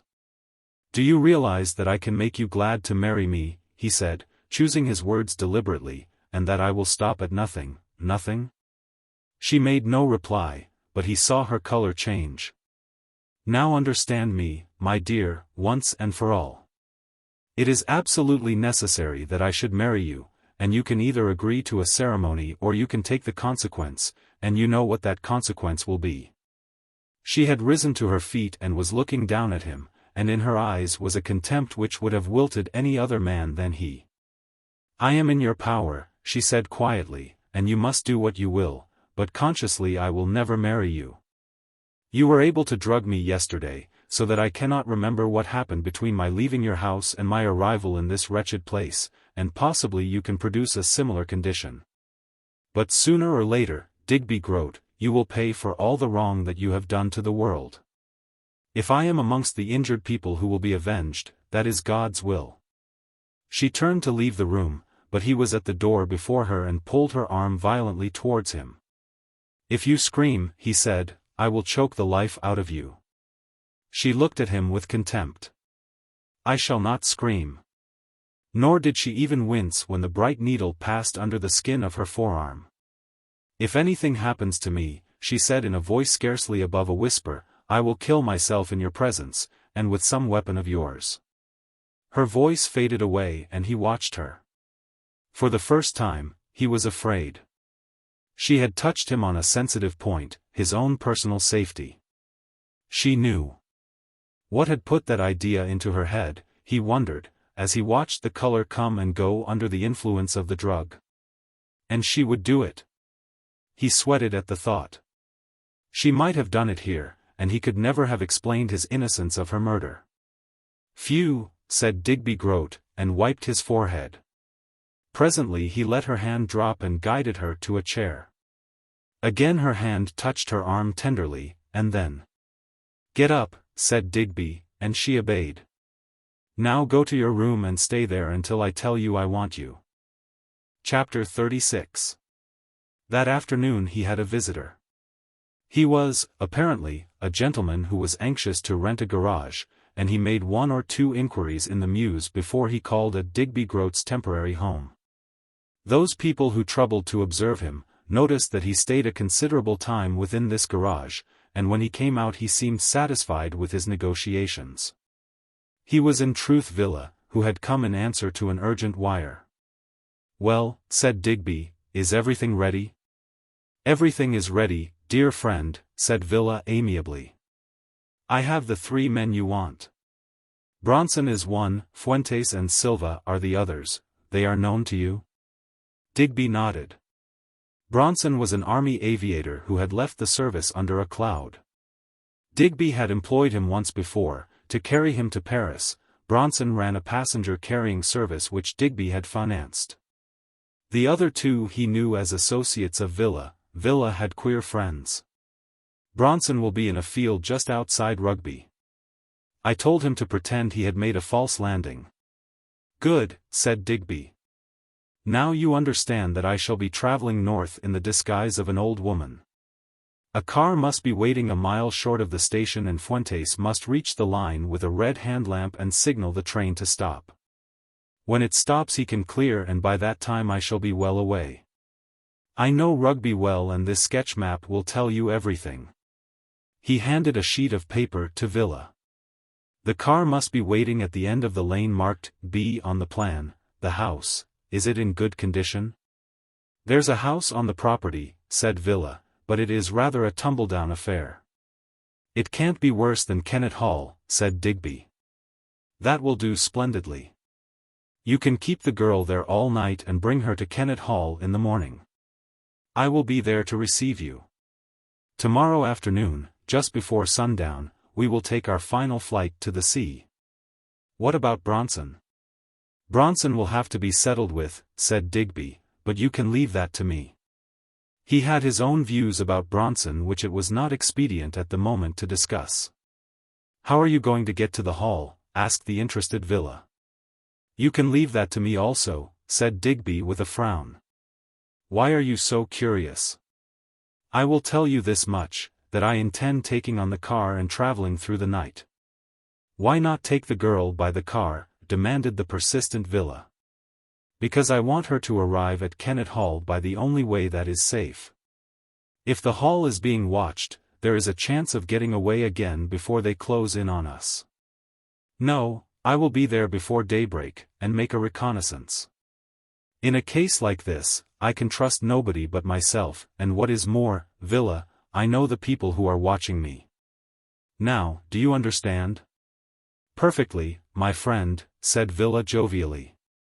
"As to that little matter of sharing out." "The money is here," said Digby, tapping his waist, "and you will have no cause to complain. There is much to be done yet, we have not seen the worst of our adventures." For Eunice Weldon the worst was, for the moment, a splitting headache which made it an agony to lift her head from the pillow.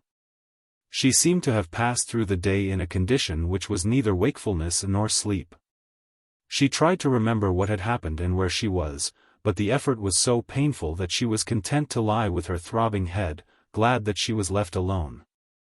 Several times the thought of Digby Groat came through her mind, but she was so inexplicably confused with Jim Steele that she could not separate the two personalities. Where she was she neither knew nor cared. She was lying down and she was quiet, that satisfied her. Once she was conscious of a sharp stinging sensation in her right arm, and soon after she must have gone to sleep again. Only to wake with her head racked with shooting pains as though somebody was driving red-hot nails into her brain. At last it became so unendurable that she groaned, and a voice near her, an anxious voice, she thought, said, "Have you any pain?" "My head," she murmured. "It is dreadful." She was conscious of a tut of impatience, and almost immediately afterwards somebody's arm was round her neck and a glass was held to her lips. "Drink this," said the voice. She swallowed a bitter draught and made a grimace of distaste. "That was nasty," she said. "Don't talk," said the voice.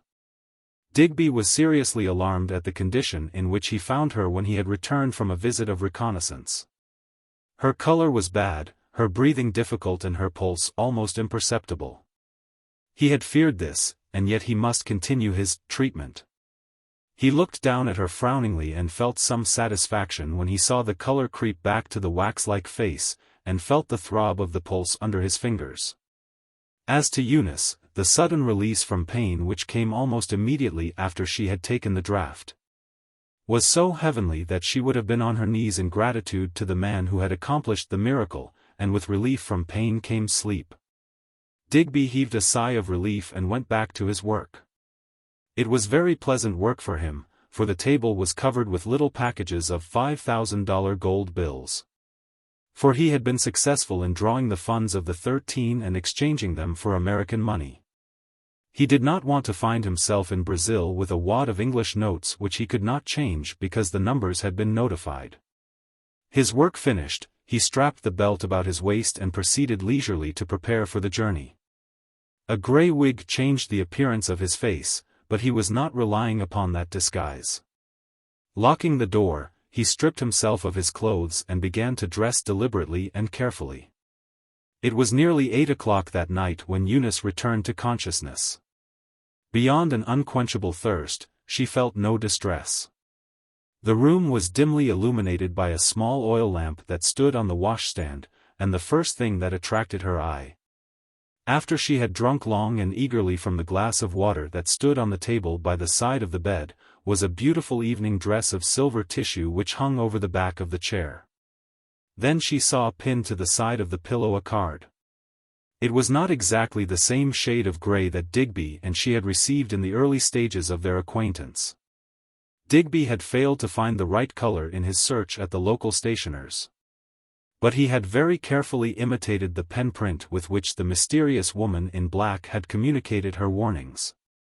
And the girl reading at first without understanding and then with a wildly beating heart, the message of the card saw her safely assured. "Dress in the clothes you will find here, and if you obey me without question I will save you from an ignominious fate. I will call for you but you must not speak to me.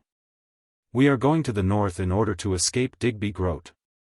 The message was signed with a rough drawing of the blue hand.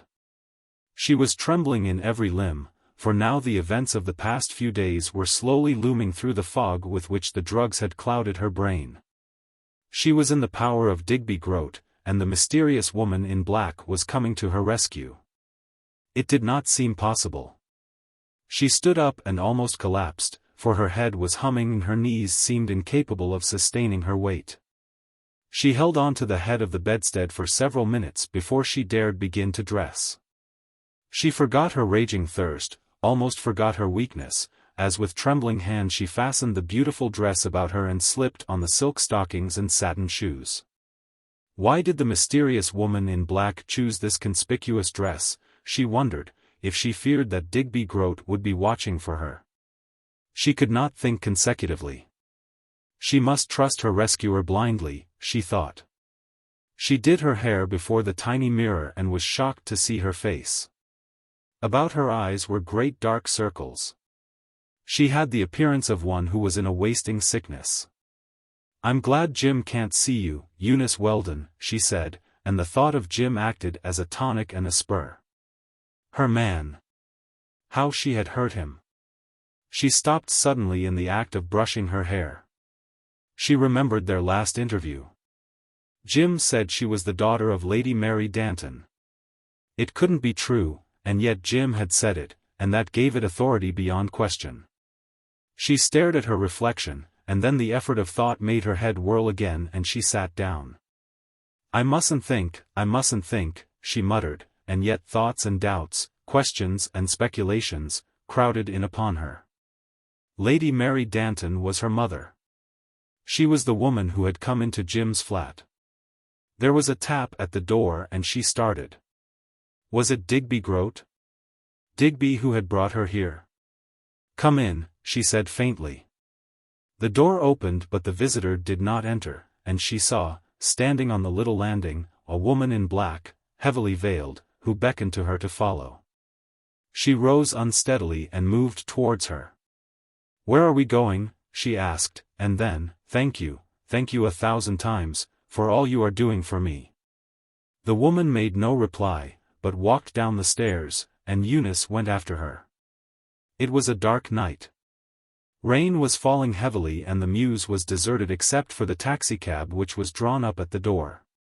The woman opened the door of the cab and followed Eunice into its dark interior. "You must not ask questions," she whispered. "There is a hood to your coat. Pull it over your head." What did it mean? Eunice wondered. She was safe, but why were they going out of London? Perhaps Jim awaited her at the end of the journey and the danger was greater than she had imagined. Whither had Digby Groat gone, and how had this mysterious woman in black got him out of the way? She put her hand to her head. She must wait. She must have patience. All would be revealed to her in good time, and she would see Jim. The two people who were interested in the departure of the 11:45 train for the north, did not think it was unusual to see a girl in evening dress, accompanied by a woman in mourning, take their places in a reserved compartment. It was a train very popular with those visitors to London who wanted to see a theatre before they left, and the detective who was watching on the departure platform, scrutinizing every man who was accompanied by a woman, gave no attention to the girl in evening dress and, as they thought, her mother. Perhaps if she had not been so attired, they might have looked more closely. Digby Groat was a great student of human nature. Lady Mary, in her restlessness, had come to Euston to supplement the watch of the detectives, and had passed every carriage and its occupants under review just before Eunice had taken her seat. "Sit in the corner," whispered the woman, "and do not look at the platform. I am afraid Groat will be on the lookout for me." The girl obeyed, and Lady Mary, walking back, seeing the young girl in evening dress, whose face was hidden from her, never dreamt of making any closer inspection. The detective strolled along the platform with her towards the entrance. "I am afraid there will be no more trains tonight, my lady," said the bearded officer, and she nodded. "I should think they've left by motor car." "Every road is watched now," said Lady Mary quietly, "and it is impossible for them to get out of London by road." At the moment the train, with a shrill whistle, began to move slowly out of the station. "May I look now?" said Eunice, and the woman in black nodded. Eunice turned her head to the platform and then with a cry, started up. Why, she cried wildly, "there is Mrs. Fane, Lady Mary, my mother." Another instant, and she was dragged back to her seat, and a hateful voice hissed in her ear. "Sit down." The woman in black snapped down the blind and raised her veil. But Eunice knew that it was Digby Groat before she saw the yellow face of the man. Chapter 37. The recognition had been mutual. Lady Mary had seen that white face, those staring eyes, for a second, and then the train had rolled quickly past her, leaving her momentarily paralyzed. There, she gasped, pointing. "Stop the train." The detective looked round. There was no official in sight, and he tore back to the barriers, followed by Lady Mary. He could discover nobody with authority to act. "I'll find the station-master," he cried. "Can you telephone anywhere?" There was a telephone booth within a few yards, and her first thought was of Jim. Jim was sitting in his room, his head in his hands, when the telephone bell rang, and he went listlessly to answer the call. It was Lady Mary speaking. "Eunice is on the northern train that has just left the station," she said, speaking rapidly. "We are trying to stop it at Willesden, but I am afraid it will be impossible." "Oh, for God's sake do something, Jim." "On the northern train?" he gasped. "How long has it left?" "A few seconds ago." He dropped the receiver, threw open the door and ran downstairs. In that moment his decision had been taken. Like a flash there had come back to his mind a sunny afternoon when, with Eunice at his side, he had watched a daring little boy pulling himself across the lines by the telegraph wire which crossed the railway from one side to the other. He darted into the courtyard, and as he mounted the wall he heard the rumble and roar of the train in the tunnel. It would be moving slowly because the gradient was a stiff one. From which tunnel would it emerge? There were two black openings, and it might be from either. He must risk that, he thought, and reaching up for a telegraph wire, swung himself over the coping. The wires would be strong enough to hold a boy. Would they support him? He felt them sagging and heard an ominous creak from the post which was in the courtyard, but he must risk that too. Hand over hand he went, and presently he saw with consternation the gleam of a light from the farther tunnel. In frantic haste he pulled himself across. There was no time for caution. The engine, laboring heavily, had passed before he came above the line. Now he was over the white-topped carriages, and his legs were curled up to avoid contact with them. He let go and dropped on his foot. The movement of the carriage threw him down and he all but fell over the side, but gripping to a ventilator, he managed to scramble to his knees. As he did so he saw the danger ahead. The train was running into a second tunnel. He had only time to throw himself flat on the carriage, before he was all but suffocated by the sulfur fumes which filled the tunnel. He was on the right train, he was certain of that, as he lay gasping and coughing, but it would need all his strength to hold himself in position when the driver began to work up speed. He realized, when they came out again into the open, that it was raining, and raining, heavily. In a few minutes he was wet through, but he clung grimly to his perilous hold.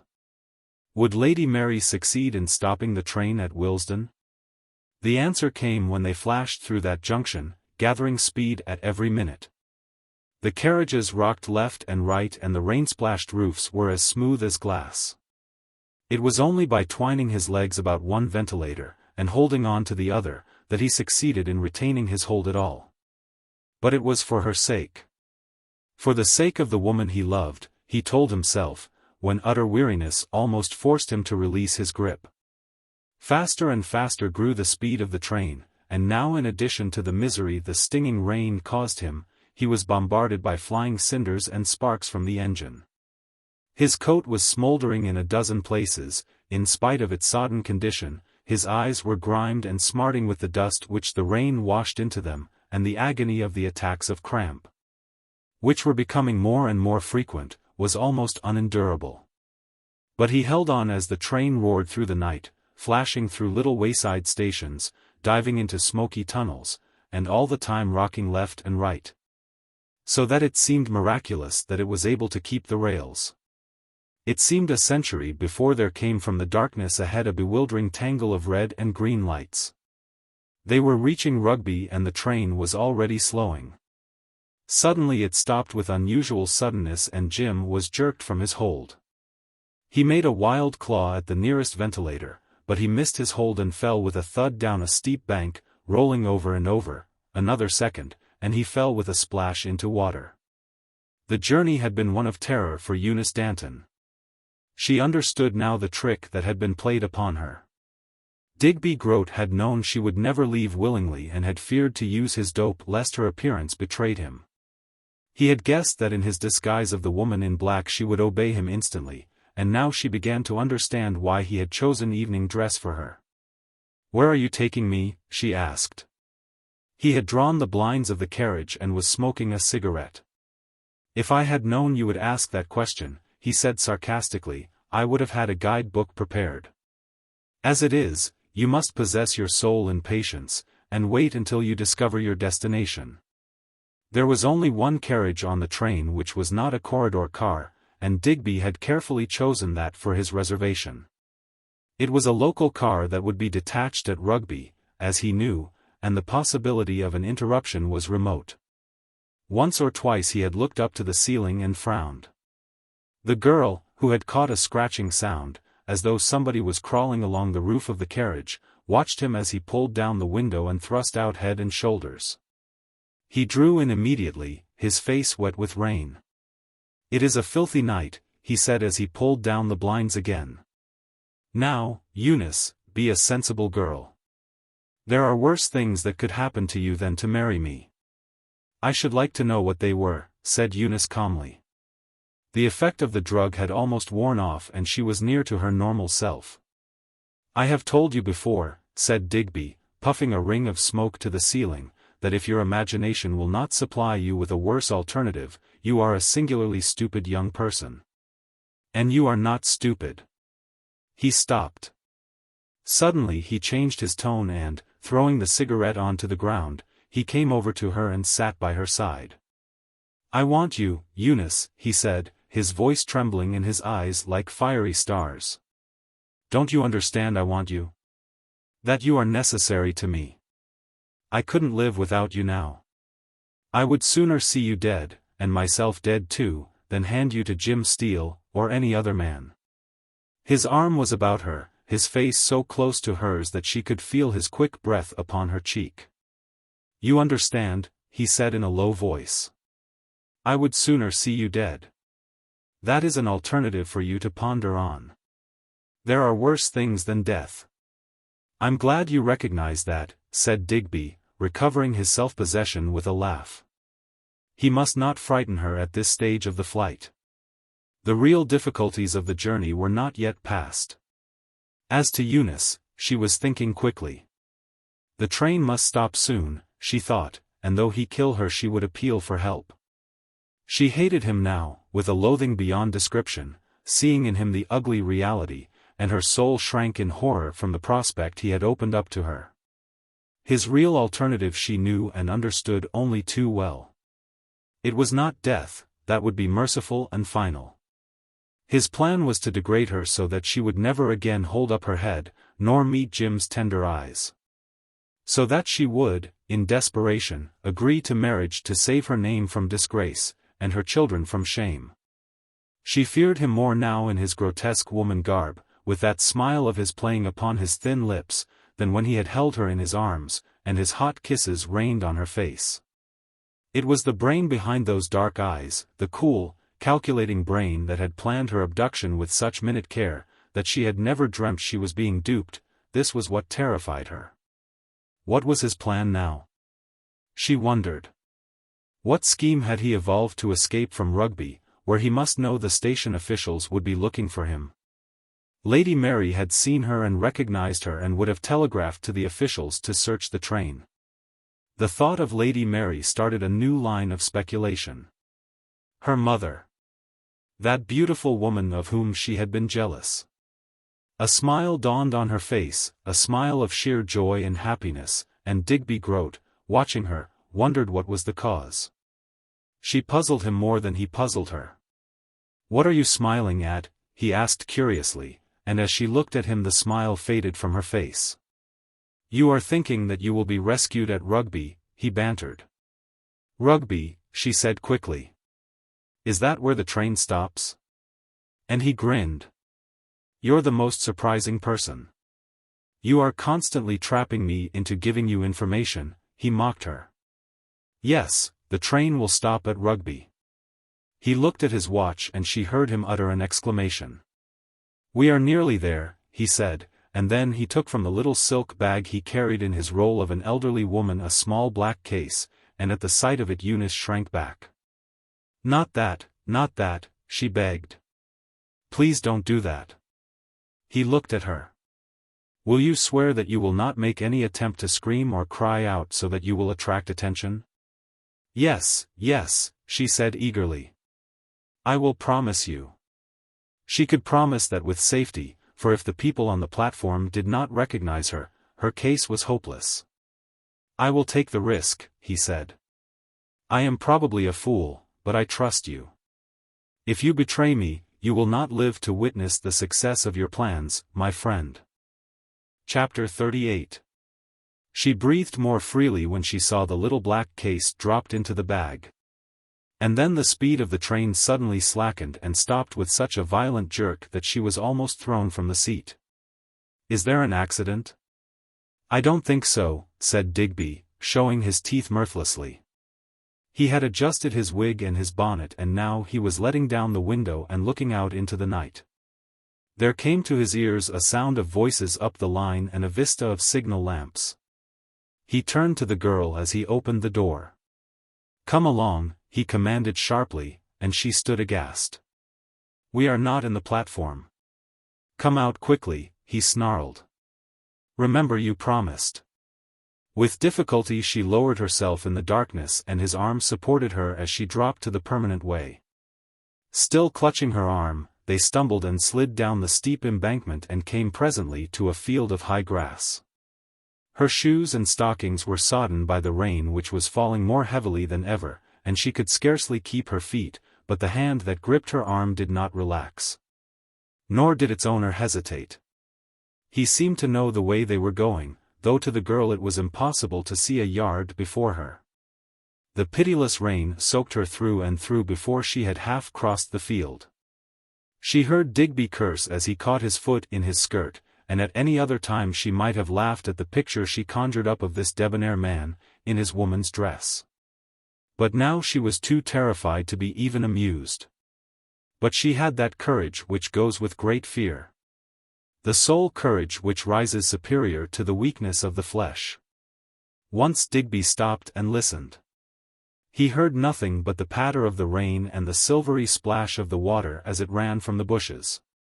He sank on his knees and looked along the ground, striving to get a skyline, but the railway embankment made it impossible. The train was moving on when the girl looked back, and she wondered why it had stopped so providentially at that spot. I could have sworn I heard somebody squelching through the mud, said Digby. Come along, there is the car. She caught the faint glimmer of a light and immediately afterwards they left the rough and soggy fields and reached the hard road, where walking was something more of a pleasure. The girl had lost one shoe in her progress and now she kicked off the other. It was no protection from the rain, for the thin sole was soaked through, so that it was more comfortable walking in her stockinged feet. The distance they had traversed was not far. They came from the side lane onto the main road, where a closed car was standing, and Digby hustled her in, saying a few low words to the driver, and followed her. Phew, this cursed rain, he said, and added with a laugh, I ought not to complain. It has been a very good friend to me. Suddenly there was a gleam of light in the car. He had switched on a small electric lamp. Where are your shoes? He demanded. I left them in the field, she said. Damn you, why did you do that? He demanded angrily. You think you were leaving a clue for your lover, I suppose? Don't be unreasonable, Mr. Groat. They weren't my shoes, so they couldn't be very much of a clue for him. They were wet through, and as I had lost one I kicked off the other. He did not reply to this, but sat huddled in a corner of the car, as it ran along the dark country road. They must have been traveling for a quarter of an hour when the car stopped before a small house and Digby jumped out. She would have followed him, but he stopped her. I will carry you, he said. It is not necessary, Eunice replied coldly. It is very necessary to me, he interrupted her. I don't want the marks of your stockinged feet showing on the roadside. He lifted her in his arms. It would have been foolish of her to have made resistance, and she suffered contact with him until he set her down in a stone passage in a house that smelt damp and musty. Is there a fire here? He spoke over his shoulders to the chauffeur. Yes, in the back room. I thought maybe you'd want one, boss. Light another, said Digby. He pushed open the door, and the blaze from the fire was the only light in the room. Presently the driver brought in an oil motor lamp. In its rays Digby was a ludicrous spectacle. His grey wig was soaked and clinging to his face, his dress was thick with mud, and his light shoes were in as deplorable a condition as the girl's had been. She was in a very little better case, but she did not trouble to think about herself and her appearance. She was cold and shivering and crept nearer to the fire, extending her chilled hands to the blaze. Digby went out. She heard him still speaking in his low mumbling voice, but the man who replied was obviously not the chauffeur, though his voice seemed to have a faintly familiar ring. She wondered where she had heard it before, and after a while she identified its possessor. It was the voice of the man whom she and Jim had met coming down the steps of the house in Grosvenor Square. Presently Digby came back carrying a suitcase. "It is lucky for you, my friend, that I intended you should change your clothes here," he said as he threw the case down. "You will find everything in there you require." He pointed to a bed which was in the corner of the room. "We have no towels, but if you care to forego your night's sleep, or sleep in blankets, you can use the sheets to dry yourself," he said. "Your care for me is almost touching," she said scornfully, and he smiled. "I like you when you are like that," he said in admiration. "It is the spirit in you and the devil in you that appeal to me. If you were one of those puling, whining misses, all shocks and shivers, would have been done with you a long time ago. It is because I want to break that infernal pride of yours, and because you offer me a contest, that you stand apart from, and above, all other women." She made no reply to this, and waited until he had gone out of the room before she looked for some means of securing the door. The only method, apparently, was to place a chair under the doorknob, and this she did, undressing quickly and utilizing the sheet as Digby had suggested. The windows were shuttered and barred. The room itself, except for the bed and the chair, was unfurnished and dilapidated. The paper was hanging in folds from the damp walls, and the under part of the grate was filled with the ashes of fires that had burnt years before, and the smell of decay almost nauseated her. Was there any chance of escape? She wondered. She tried the shuttered window, but found the bars were so thick that it was impossible to wrench them from their sockets without the aid of a hammer. She did not dream that they would leave the door unguarded, but it was worth trying, and she waited until the house seemed quiet before she made her attempt. Stepping out into the dark passage, she almost trod on the hand of Villa, who was lying asleep in the passage. He was awake instantly. "Do you want anything, miss?" he asked. "Nothing," she replied, and went back to the room. It was useless, she thought bitterly, and she must wait to see what the morrow brought forth. Her principal hope lay in her mother. How difficult that word was to say. How much more difficult to associate a name, the mention of which brought up the picture of the pleasant-faced woman who had been all that a mother could be to her in South Africa, with that gracious lady she had seen in Jim Steele's flat. She lay down, not intending to sleep, but the warmth of the room and her own tiredness made her doze. It seemed she had not slept more than a few minutes when she woke to find Villa standing by her side with a huge cup of cocoa in his hand. "I'm sorry I can't give you tea, miss," he said. "What time is it?" she asked in surprise. 5 o'clock. "The rain has stopped and it is a good morning for flying." "For flying?" she repeated in amazement. "For flying," said Villa, enjoying the sensation he had created. "You are going a little journey by aeroplane." Chapter 39. Jim Steele had had as narrow an escape from death as he had experienced in the whole course of his adventurous life.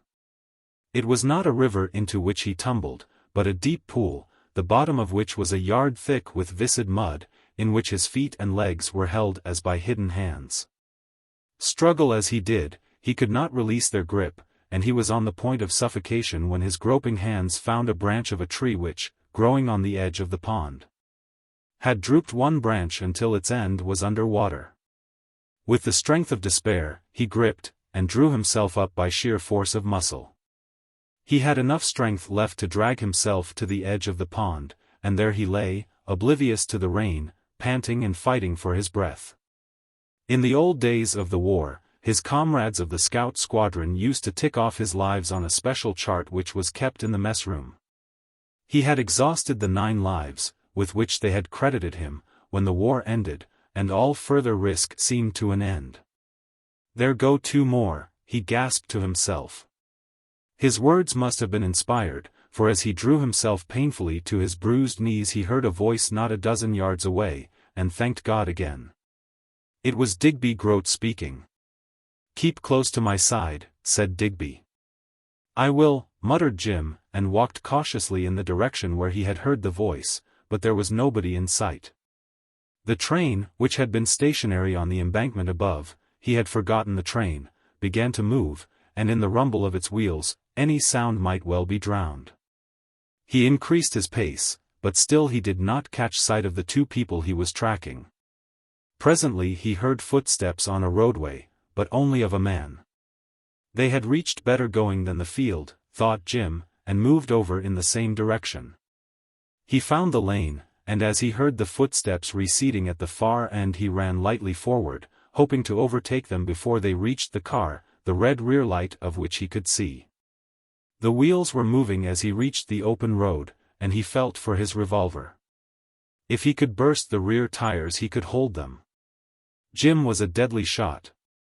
Once, twice, he pressed the trigger, but there was no more than a click, as the hammer struck the sodden cartridge, and before he could extract the dud and replace it the car was out of range. He was aching in every limb.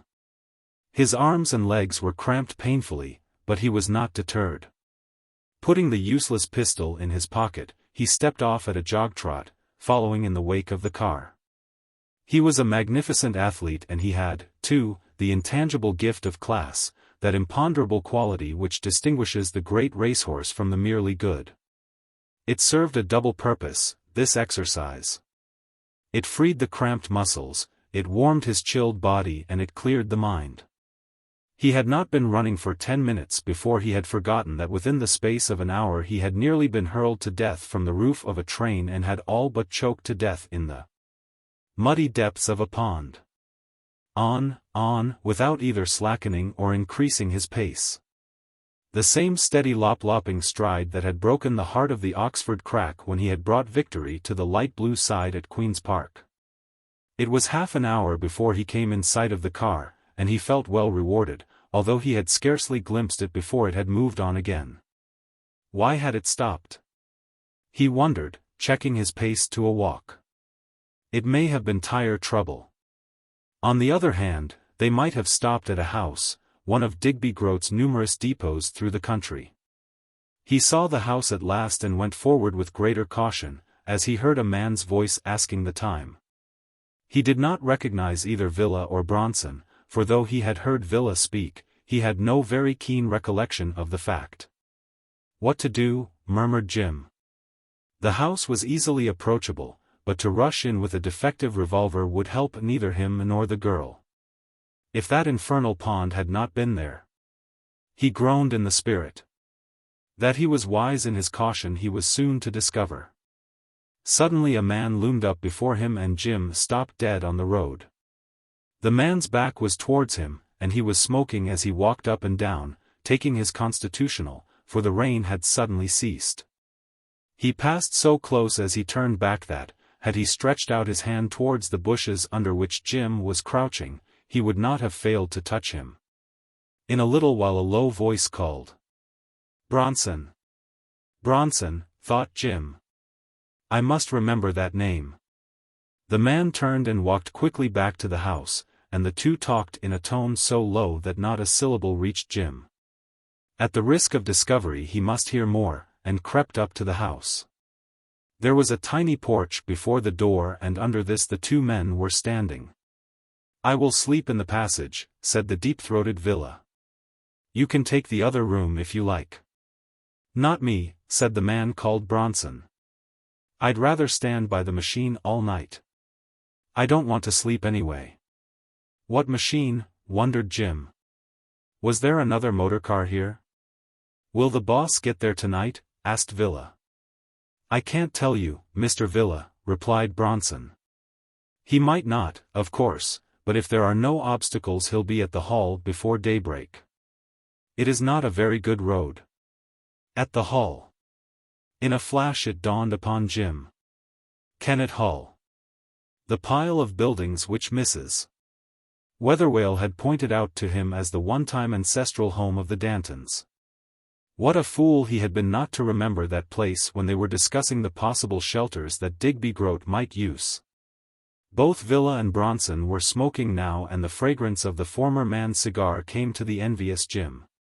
She won't give any trouble, will she, Mr. Villa? Asked Bronson. Trouble? Villa laughed. Not she. She'll be frightened to death. I don't suppose she's ever been in an aeroplane before. So that was the machine. Jim's eyes danced. An aeroplane, where? He strained his eyes to beyond the house, but it was too dark to distinguish anything. Nothing funny will happen to that machine of yours in the rain? Oh no, said Bronson. I have put the sheet over the engines. I have frequently kept her out all night. Then you're a bad man, thought Jim, to whom an aeroplane was a living, palpitating thing. So Eunice was there and they were going to take her by aeroplane somewhere. What should he do? There was time for him to go back to Rugby and inform the police, but... Where is Fuentes? Asked Bronson. Mr. G said he would be here. He's along the Rugby Road, replied Villa. I gave him a signal pistol to let us know in case they send a police car after us. If you aren't going to bed, Bronson, I will, and you can wait out here and keep your eye open for any danger. Fuentes was in it, too, and his plan to get back to Rugby would not work. Nevertheless, the watchful Fuentes had allowed Jim to pass, though it was likely that he was nearer to Rugby than the place where he had come out onto the road. They might not get the girl away on the machine in the darkness, but who knows what orders Digby Groat had left for her disposal in case a rescue was attempted. He decided to wait near, hoping against hope that a policeman cyclist would pass. Villa struck a match to start a new cigar, and in its light Jim had a momentary glimpse of the two men. Bronson was in regulation air kit. A leather coat reached to his hips, his legs were encased in leather breeches and top boots. He was about his height, Jim thought, as an idea took shape in his mind. What an end to that adventure! Jim came as near to being excited as ever he had been in his life. Presently Villa yawned. I'm going to lie down in the passage, and if that dame comes out, she's going to have a shock, he said. Good night. Wake me at 4:30. Bronson grunted something and continued his perambulations up and down the road. 10 minutes passed, a quarter of an hour, half an hour, and the only sound was the dripping of the rain from the trees, and the distant clatter and rumble of the trains as they passed through Rugby. To the north were the white lights of the railway sidings and workshops, to the west, the faint glow in the sky marked the position of a town. Jim pulled his useless pistol from his pocket and stepped onto the roadway, crouching down, so that when he did rise, he seemed to the astonished Bronson to have sprung out of the ground.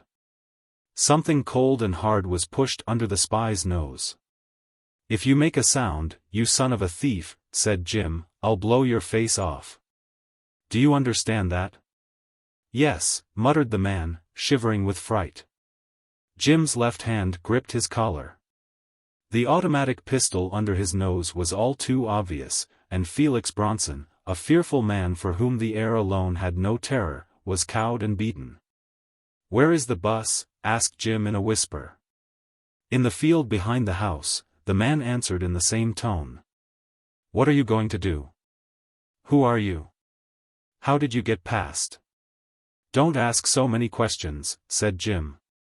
Lead the way, not that way, as the man turned to pass the house. I shall have to climb the fence if I don't go that way, said Bronson sullenly. Then climb it, said Jim, it will do you good, you lazy devil. They walked across the field, and presently Jim saw a graceful outline against the dark sky. "Now take off your clothes," he said peremptorily. "What do you mean?" demanded the startled Bronson. "I can't undress here." "I'm sorry to shock your modesty, but that is just what you are going to do," said Jim. "And it will be easier to undress you alive than to undress you dead, as I know from my sorrowful experience in France." Reluctantly Bronson stripped his leather coat. "Don't drop it on the grass," said Jim, "I want something dry to wear." In the darkness Bronson utilized an opportunity that he had already considered. His hand stole stealthily to the hip pocket of his leather breeches, but before it closed on its objective Jim had gripped it and spun him round. For Jim possessed other qualities of the cat besides its lives. "Let me see that lethal weapon." "Good," said Jim, and flung his own to the grass. "I am afraid mine is slightly damaged, but I'll swear that yours is in good trim. Now, off with those leggings and boots. I shall catch my death of cold." Bronson's teeth were chattering. "In which case," said the sardonic Jim, "I shall send a wreath. But I fear you are not born to die of cold in the head, but of a short sharp jerk to your cervical vertebra." "What is that?" asked Bronson. "It is German for neck," said Jim, "and if you think I am going to stand here giving you lectures on anatomy whilst you deliver the goods, you have made a mistake. Strip." Chapter 40. Under menace of Jim Steele's pistol, Mr. Bronson stripped and shivered. The morning was raw, and the clothes that Jim in his mercy handed to the man to change were not very dry. Bronson said as much, but evoked no sympathy from Jim. He stood shivering and shaking in the wet clothes, whilst his captor strapped his wrists behind. "Just like they do when they hang you," said Jim to cheer him up. "Now, my lad, I think this handkerchief round your mouth and a nearly dry spot under a hedge is all that is required to make the end of a perfect night." "You're damned funny," growled Bronson in a fury, "but one of these days—" "Don't make me sing," said Jim, "or you'll be sorry." He found him a spot under a hedge, which was fairly dry and sheltered from observation, and there he entertained his guest until the grey in the sky warned him that it was time to wake Villa. Mr. Villa woke with a curse. "Come in and have some cocoa." "Bring it out here," said Jim. He heard the man fumbling with the lock of the door and raised his pistol. Something inside Jim Steele whispered, "Put that pistol away," and he obeyed the impulse, as with profit he had obeyed 100 others. Men who fight in the air and who win their battles in the great spaces of the heavens are favored with instincts which are denied to the other mortals who walk the earth.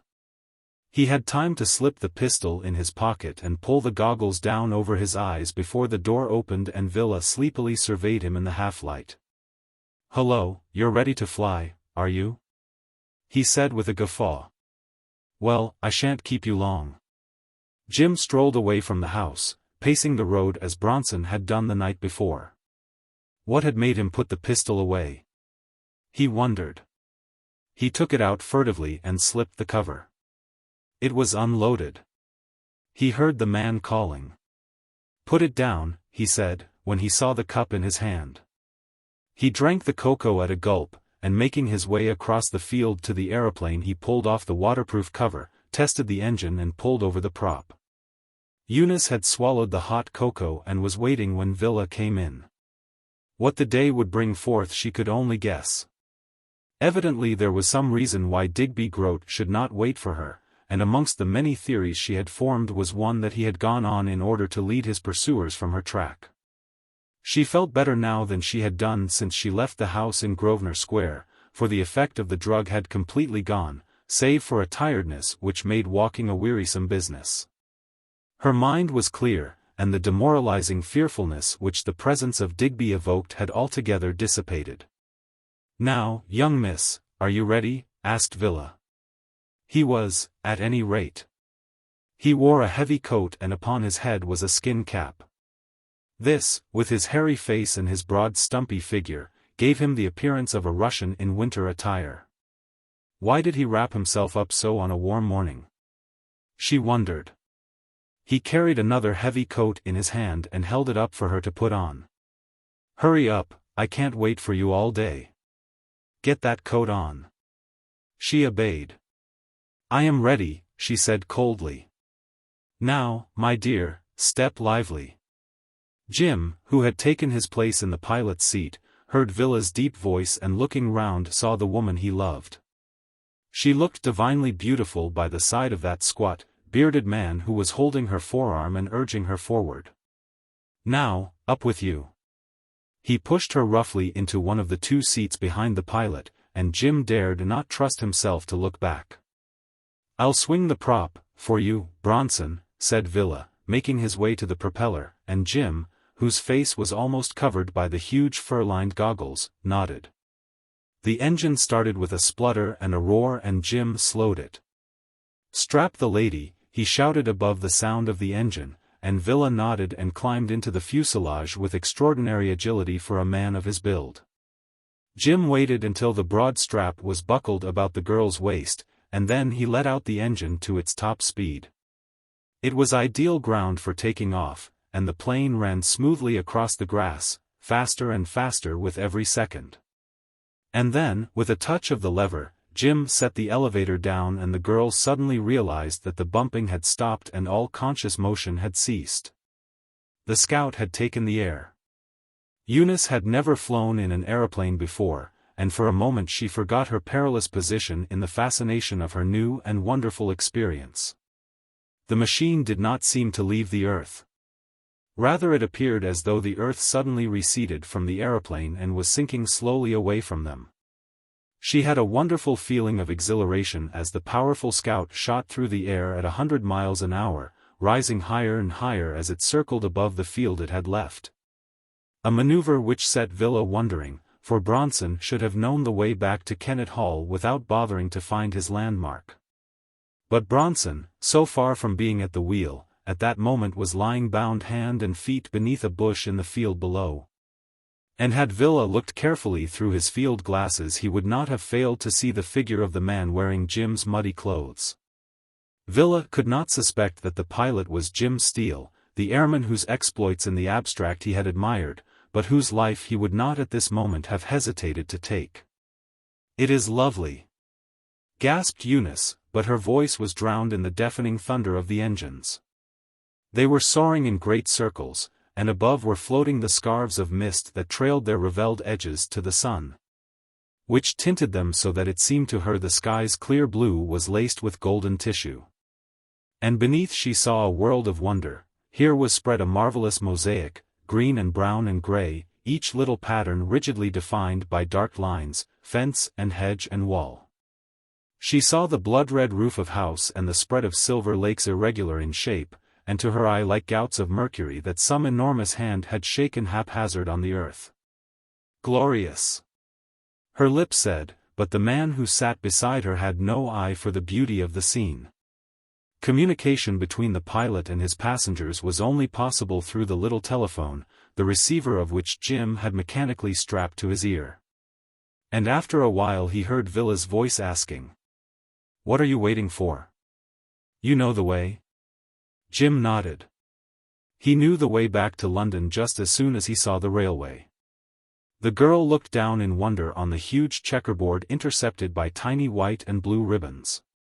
They must be roads, and canals, she decided, and those little green and brown patches were the fields and the pastures of Warwickshire.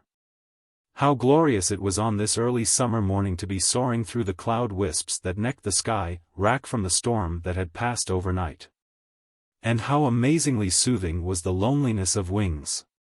She felt aloof from the world and all its meanness. Digby Groat was no more than that black speck she could see, seemingly stationary, on the white tape of a road. She knew that speck was a man and he was walking. And within that circle alone was love and hate, desire and sacrifice. Then her attention was directed to Villa. He was red in the face and shouting something into the telephone receiver, something she could not hear, for the noise of the engines was deafening. She saw the pilot nod and turn to the right and the movement seemed to satisfy Villa, for he sank back in his seat. Little by little, the nose of the aeroplane came back to the south, and for a long time Villa did not realize the fact. It was the sight of the town which he recognized that brought the receiver of the telephone to his lips. Keep to the right, damn you, Bronson. Have you lost your sense of direction? Jim nodded, and again the machine banked over, only to return gradually to the southerly course, but now Villa, who had directed the maneuver, was alert. What is wrong with you, Bronson? And Jim heard the menace in his voice. Nothing, only I am avoiding a bad air current, he answered, and exaggerated as the voice was by the telephone. Villa did not dream that it was anybody but Bronson to whom he was speaking. Jim kept a steady course westward, and all the time he was wondering where his destination was supposed to have been. He was a raving lunatic, he thought, not to have questioned Bronson before he left him, but it had never occurred to him that his ignorance on the subject would present any difficulties. He was making for London, and to London he intended going.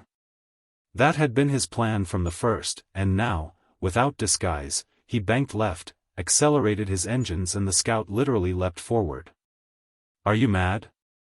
It was Villa's voice in his ear, and he made no reply, and then the voice sank to a hiss. Obey my instructions or we crash together. The barrel of an automatic was resting on his shoulder. He looked round, and at that moment Eunice recognized him and gave a cry. Villa shot a swift glance at her, and then leapt forward and jerked at Jim's shoulders, bringing his head round. Steele! He roared, and this time the pistol was under Jim's ear. You obey my instructions, do you hear? Jim nodded. Go right, pick up Oxford and keep it to your left until I tell you to land. There was nothing for it now but to obey. But Jim did not fear. Had the man allowed him to reach London it might have been well for all parties. As Villa was taking an aggressive line, and had apparently recognized him, there could be only one end to this adventure, pistol or no pistol. He half twisted in his narrow seat, and looked back at Eunice with an encouraging smile, and the look he saw in her eyes amply repaid him for all the discomfort he had suffered. But it was not to look at her eyes that he had turned. His glance lingered for a while on her waist, and then on the waist of Villa, and he saw all that he wanted to know. He must wait until the man put his pistol away. At present Villa held the ugly-looking automatic in his hand. They passed over Oxford, a blur of grey and green, for a mist lay upon the city, making it difficult to pick out the buildings. Soon Jim's attention was directed elsewhere. One of his engines had begun to miss and he suspected water was in the cylinder. Still, he might keep the machine going for a while. A direction was roared in his ear, and he bore a little more west. It seemed that the engine difficulty had been overcome, for she was running sweetly. Again he glanced back. The pistol was tucked in the breast of Villa's leather jacket, and probably would remain there till the end of the journey. To wait any longer would be madness. Eunice, watching the scene below in a whirl of wonder, suddenly felt the nose of the aeroplane dive down, as though it were aiming directly for Earth. She experienced no sense of fear, only a startled wonder, for as suddenly the nose of the aeroplane came up again with a rush and the sky seemed to turn topsy-turvy. There was a tremendous strain at the leather belt about her waist, and looking down, she found she was staring at the sky. Then she was dimly conscious of some commotion on her right and shut her eyes in instinctive apprehension. When she opened them again Villa was gone. Jim had looped the loop, and, unprepared for this form of attack, Villa, who was not secured to the machine, had lost his balance and fallen. Down, down, the tiny fly shape twirled and rolled with outstretched arms and legs, tragically comic in its grotesqueness. Jim turned his head away and this time swung completely round to the girl, and she saw his lips move and his eyes glance at the telephone which the man had left. She picked up the mouthpiece with trembling hands. Something dreadful had happened. She dare not look down, she would have fainted if she had made the attempt. What has happened? She asked in a quavering voice. Villa has parachuted to the ground, lied Jim soothingly. Don't worry about him. He's not in any danger, in this world, he added under his breath. But, Jim, how did you come here? I'll have to explain that later, he shouted back, my engine is misbehaving. This time the trouble was much more serious, and he knew that the journey to London he had contemplated would be too dangerous to attempt. He was not at sufficient height to command any ground he might choose, and he began to search the countryside for a likely landing. Ahead of him, 15 miles away, was a broad expanse of green, and a pinpoint flicker of white caught his eye. It must be an aerodrome, he thought, and the white was the ground signal showing the direction of the winds. He must reach that haven, though, had he been alone, he would not have hesitated to land on one of the small fields beneath him. Here the country is cut up into smaller pastures than in any other part of England, and to land on one of those fields with its high hedges, stiff and stout stone walls, would mean the risk of a crash, and that was a risk he did not care to take. As he grew nearer to the green expanse he saw that he had not been mistaken. The sheet was obviously planted for the purpose of signaling, and a rough attempt had been made to form an arrow. He shut off his engines and began to glide down, and the wheels touched the earth so lightly that Eunice did not realize that the flight was ended. "Oh, it was wonderful, Jim," she cried as soon as she could make herself heard, "but what happened to that poor man? Did you?" There was a flippant reply on Jim's lips, but when he saw the white face and the sorrowful eyes he decided it was not a moment for flippancy. He, who had seen so many better men than Villa die in the high execution of their duty, was not distressed by the passing of a blackguard who would have killed him and the girl without mercy. He lifted Eunice and felt her shaking under the coat she wore. And so they met again in these strange circumstances, after the parting which she had thought was final. They spoke no word to one another. He did not kiss her, nor did she want that evidence of his love. His very presence, the grip of his hands, each was a dear caress which the meeting of lips could not enhance. "There's a house here," said Jim, recovering his breath. "I must take you there and then go and telegraph dear old Salter." He put his arm about her shoulder, and slowly they walked across the grasses gemmed with wild flowers. Knee-deep they paced through the wondrous meadowland, and the scent of the red earth was incense to the benediction which had fallen on them. "This house doesn't seem to be occupied," said Jim, "and it is a big one, too." He led the way along a broad terrace, and they came to the front of the building. The door stood open, and there the invitation ended. Jim looked into a big dreary barn of a hall, uncarpeted and neglected. "I wonder what place this is," said Jim, puzzled. He opened a door that led from the hall to the left. The room into which he walked was unfurnished and bore the same evidence of decay as the hall had shown. He crossed the floor and entered a second room, with no other result. Then he found a passageway. "Is anybody here?" he called, and turned immediately. He thought he heard a cry from Eunice, whom he had left outside on the terrace admiring the beauty of the Somerset landscape. "Was that you, Eunice?" he shouted, and his voice reverberated through the silent house. There was no reply. He returned quickly by the way he had come, but when he reached the terrace Eunice was gone. He ran to the end, thinking she had strolled back to the machine, but there was no sign of her. He called her again, at the top of his voice, but only the echoes answered. Perhaps she had gone into the other room. He opened the front door and again stepped in. As he did so Xavier Silva crept from the room on the left and poised his loaded cane. Jim heard the swish of the stick and, half turning, took the blow short on his shoulder. For a second he was staggered, and then driving left and right to the face of the man he sent him spinning. Before he could turn, the noose of a rope dropped over his head and he was jerked to the ground, fighting for breath. Chapter 41. Whilst Jim had been making his search of the deserted house, Eunice had strolled to the edge of the terrace, and, leaning on the broken balustrade, was drinking in the beauty of the scene.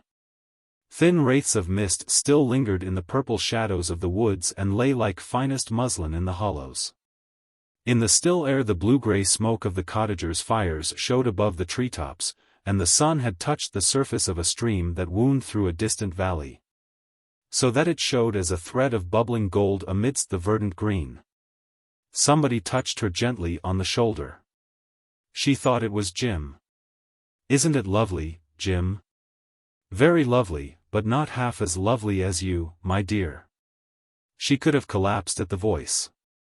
Swinging round she came face to face with Digby Groat, and uttered a little cry. If you want to save Steele's life, said Digby in a low urgent tone, you will not cry out, you understand?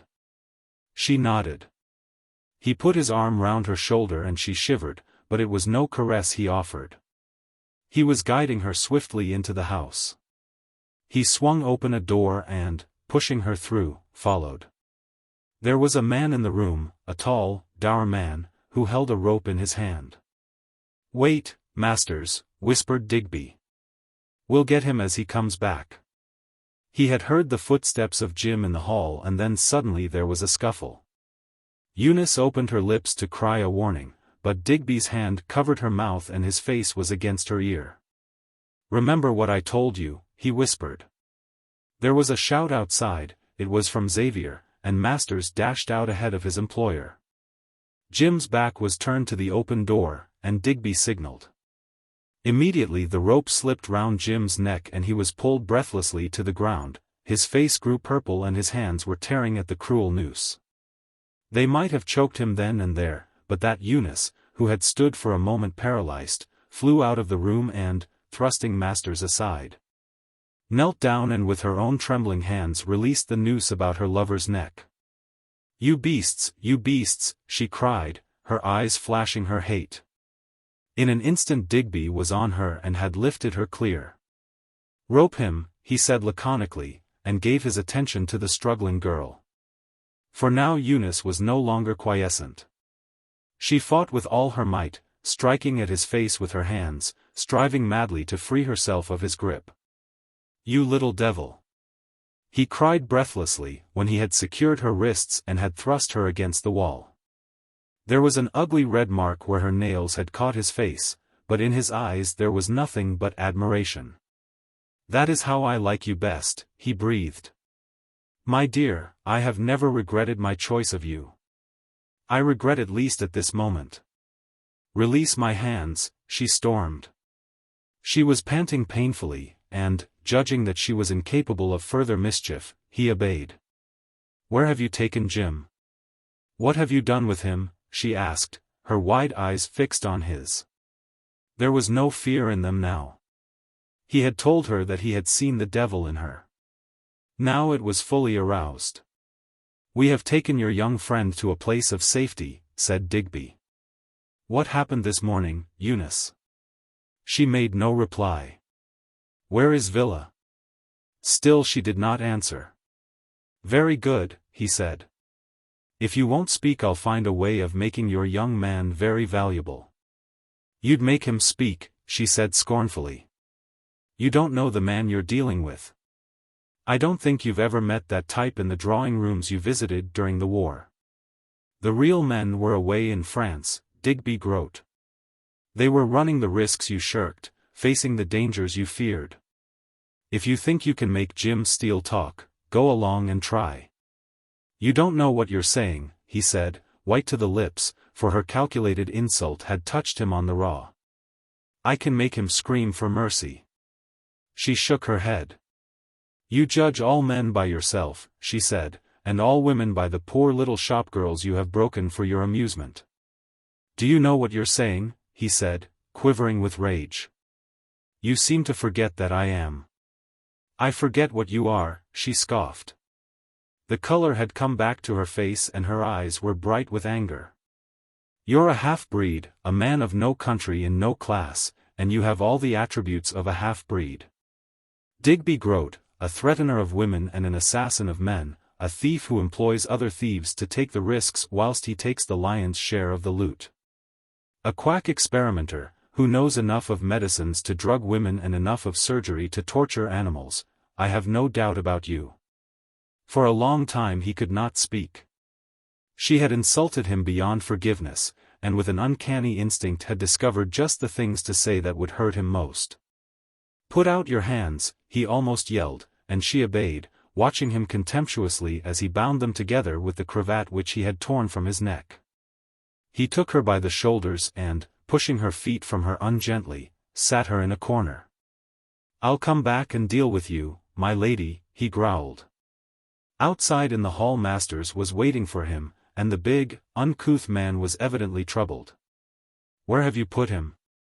"In the east wing, in the old butler's rooms," he said, ill at ease. "Mr. Groat, isn't this a bad business?" "What do you mean, bad business?" snarled Digby. "I've never been mixed up in this kind of thing before," said Masters. "Isn't there a chance that they will have the law on us?" "Don't you worry, you'll be well paid," snapped his employer, and was going away when the man detained him. "Being well paid won't keep me out of prison, if this is a prison job," he said. "I come of respectable people, and I've never been in trouble all my life. I'm well known in the country, and although I'm not very popular in the village, yet nobody can point to me and say that I've done a prison job." "You're a fool," said Digby, glad to have someone to vent his rage upon. "Haven't I told you that this man has been trying to run off with my wife?"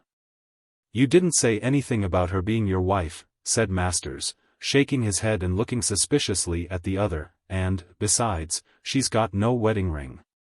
That's the first thing I noticed. And that foreign man hadn't any right to strike with his cane, it might have killed him." "Now look here, Masters," said Digby, controlling himself, for it was necessary that the man should be humored, "don't trouble your head about affairs that you can't understand. I tell you this man Steele is a scoundrel who has run away with my wife and has stolen a lot of money. My wife is not quite normal, and I am taking her away for a voyage." He checked himself. "Anyway, Steele is a scoundrel," he said. "Then why not hand him over to the police," said the uneasy Masters, "and bring him before the justices? That seems to me the best thing to do, Mr. Groat. You're going to get a bad name if it comes out that you treated this gentleman as roughly as you did." "I didn't treat him roughly," said Digby coolly, "and it was you who slipped the rope round his neck." "I tried to get it over his shoulders," explained Masters hastily. "Besides, you told me to do it." "You'd have to prove that," said Digby, knowing that he was on the right track. "Now listen to me, Masters. The only person who has committed any crime so far has been you." "Me?" gasped the man. "I only carried out your orders." "You'd have to prove that before your precious justices," said Digby, with a laugh, and dropped his hand on the man's shoulder, a piece of familiarity which came strangely to Masters, who had never known his employer in such an amiable mood. "Go along and get some food ready for the young lady," he said, "and if there is any trouble, I'll see that you get clear of it. And here." He put his hand in his pocket and took out a wad of notes, picked 2 of them out and pressed them into the man's hand. "They are 20-pound banknotes, my boy, and don't forget it and try to change them as fivers. Now hurry along and get your wife to find some refreshment for the young lady." "I don't know what my wife's going to say about it," grumbled the man, "when I tell her." "Tell her nothing," said Digby sharply. "Damn you, don't you understand plain English?" At 3 o'clock that afternoon a hired car brought 2 passengers before the ornamental gate of Kennet Hall, and the occupants, failing to secure admission, climbed the high wall and came trudging up towards the house. Digby saw them from a distance and went down to meet the bedraggled Bronson and the dark-skinned Spaniard who was his companion. They met at the end of the drive, and Bronson and his master, speaking together, made the same inquiry in identical terms. "Where is Villa?" Chapter 42. The room into which Jim was thrust differed little from those chambers he had already seen, save that it was smaller. The floorboards were broken, and there were holes in the wainscot which he understood long before he heard the scamper of the rat's feet. He was trussed like a fowl, his hands were so tightly corded together that he could not move them, and his ankles roped so that it was next to impossible to lever himself to his feet. "What a life," said Jim philosophically, and prepared himself for a long, long wait. He did not doubt that Digby would leave immediately, and Jim faced the prospect of being left alone in the house, to make his escape or die. He was fully determined not to die, and already his busy mind had evolved a plan which he would put into execution as soon as he knew he was not under observation. But Digby remained in the house, as he was to learn. An hour passed, and then the door was snapped open and Digby came in, followed by a man at the sight of whom Jim grinned. It was Bronson, looking ludicrous in Jim's clothes, which were 2 sizes too large for him. "They discovered you, did they, Bronson?" he chuckled. "Well, here am I as you were, and presently somebody will discover me, and then I shall be calling on you in Dartmoor, sometime this year, to see how you are going along. Nice place Dartmoor, and the best part of the prison is Block B, central heating, gas, hot water laid on, and every modern convenience except tennis." "Where is Villa?" asked Digby. "I don't know for a fact," said Jim pleasantly, "but I can guess." "Where is he?" roared Bronson, his face purple with rage. Jim smiled, and in another minute the man's open hand had struck him across the face, but still Jim smiled, though there was something in his eyes that made Bronson quail. "Now, Steele, there's no sense in your refusing to answer," said Digby. "We want to know what you have done with Villa." "Where is he?" "In hell," said Jim calmly. "I'm not a whale on theology, Groat, but if men are punished according to their deserts, then undoubtedly your jovial pal is in the place where the bad men go and there is little or no flying." "Do you mean that he is dead?" asked Digby, livid. "I should think he is," said Jim carefully. "We were over 5,000 feet when I looped the loop from sheer happiness at finding myself once again with a joystick in my hand. And I don't think your friend Villa had taken certain elementary precautions. At any rate, when I looked round, where was Villa? He was flying through the air on his own, Groat, and my experience is that when a man starts flying without his machine, the possibility of making a good landing is fairly remote." "You killed him," said Bronson between his teeth, "damn you." "Shut up," snapped Digby. "We know what we want to know. Where did you throw him out?" "Somewhere around," said Jim carelessly. "I chose a deserted spot. I should have hated it if he had hurt anybody when he fell." Digby went out of the room without a word, and locked the door behind him, and did not speak until he was back in the room where he had left Villa less than a week before. He shuddered as he thought of the man's dreadful end. The 2 Spaniards were there, and they had business which could not be postponed. Digby had hoped they would rely on his promise and wait until he had reached a place of safety before they insisted on a share-out. But they were not inclined to place too high a value upon their chief's word.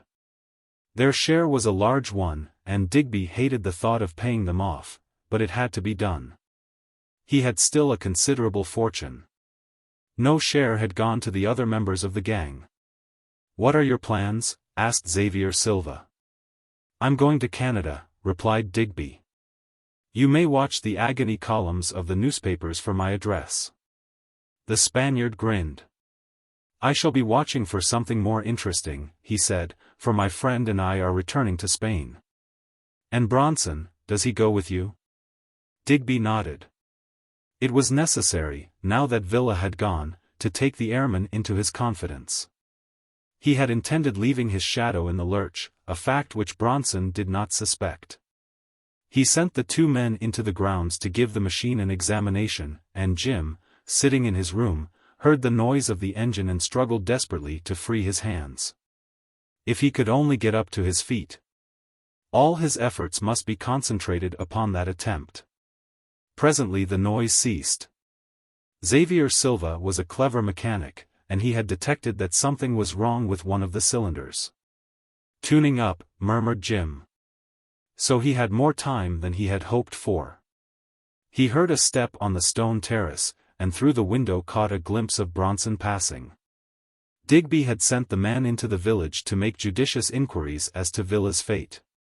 Curiously enough, the 3 men who had watched the approaching aeroplane from the terrace of Kennett Hall had been unconscious of Villa's doom, although they were witnesses of the act.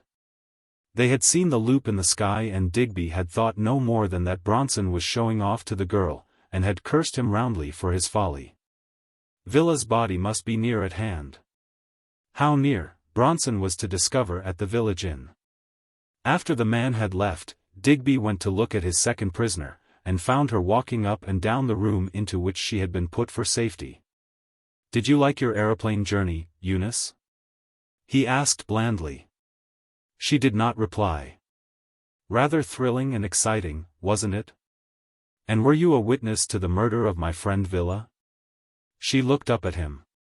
I don't remember that your friend Villa was murdered, she said, ready to defend Jim of any charge that this man might trump up against him.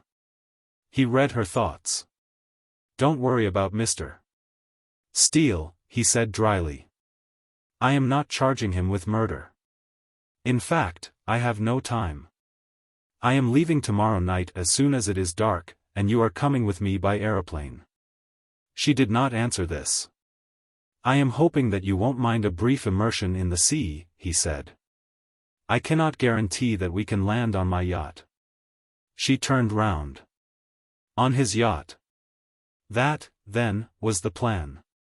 She was to be carried off to a yacht, and the yacht was to take her, where? There was a clatter of feet in the outer room and he opened the door. One glance at Bronson's face told him that he had important news. Well? He asked sharply. They've found Villa's body. I saw a reporter at the inn, said the man breathlessly. Do they know who it is? Asked Digby, and Bronson nodded. What? Asked Digby startled. They know his name is Villa? Again the man nodded. They found a paper in his pocket, a receipt for the sale of a yacht, he said, and through the open doorway Eunice saw the man shrink back. Then they know about the yacht? The news confounded him and shook him from his calm. If the police knew about the yacht his difficulties became all but insuperable, and the danger which threatened him loomed up like a monstrous overwhelming shape. Digby Groat was not built to meet such stunning emergencies and he went all to pieces under the shock. Eunice, watching him through the open door, saw his pitiable collapse. In a second he had changed from the cool, self-possessed man who had sneered at danger into a babbling fretful child who cursed and wrung his hands, issuing incoherent orders only to countermand them before his messenger had left the room. Kill Steele, he screamed. Kill him, Bronson. Damn him, no, no, stay. Get the machine ready, we leave tonight. He turned to the girl, glaring at her. We leave tonight, Eunice. Tonight you and I will settle accounts. Chapter 43. Her heart sank, and it came to her, with terrifying force, that her great trial was near at hand. She had taunted Digby with his cowardice, but she knew that he would show no mercy to her. And unwillingly she had played into his hands by admitting that she knew she was the heiress to the Danton fortune and that she had known his character, and yet had elected to stay in his house. The door was slammed and locked, and she was left alone. Later she heard for the second time the splutter and crash of the aeroplane's engines as the Spaniard tuned them up. She must get away, she must, she must. She looked round wildly for some means of escape. The windows were fastened. There was no other door from the room. Her only hope was Jim, and Jim, she guessed, was a close prisoner. Digby lost no time. He dispatched Silva in the car, telling him to make the coast as quickly as possible, and to warn the captain of the Pelago to be ready to receive him that night. He wrote rapidly a code of signals. When in sight of the sea Bronson was to fire a green signal light, to which the yacht must respond. A boat must be lowered on the shoreward side of the yacht ready to pick them up. After the messenger had left he remembered that he had already given the same orders to the captain, and that it was humanly impossible for the Spaniard to reach the yacht that night. Digby had in his calmer moments made other preparations. 2 inflated lifebelts were taken to the aeroplane and tested, signal pistols, landing lights, and other paraphernalia connected with night flying were stowed in the fuselage. Bronson was now fully occupied with the motor of the aeroplane, for the trouble had not been wholly eradicated, and Digby Groat paced up and down the terrace of the house, fuming with impatience and sick with fear. He had not told the girl to prepare, that must be left to the very last. He did not want another scene. For the last time he would use his little hypodermic syringe and the rest would be easy. Fuentes joined him on the terrace, for Fuentes was curious for information. Do you think that the finding of Villa's body will bring them after us here? How do I know? Snapped Digby, and what does it matter, anyway?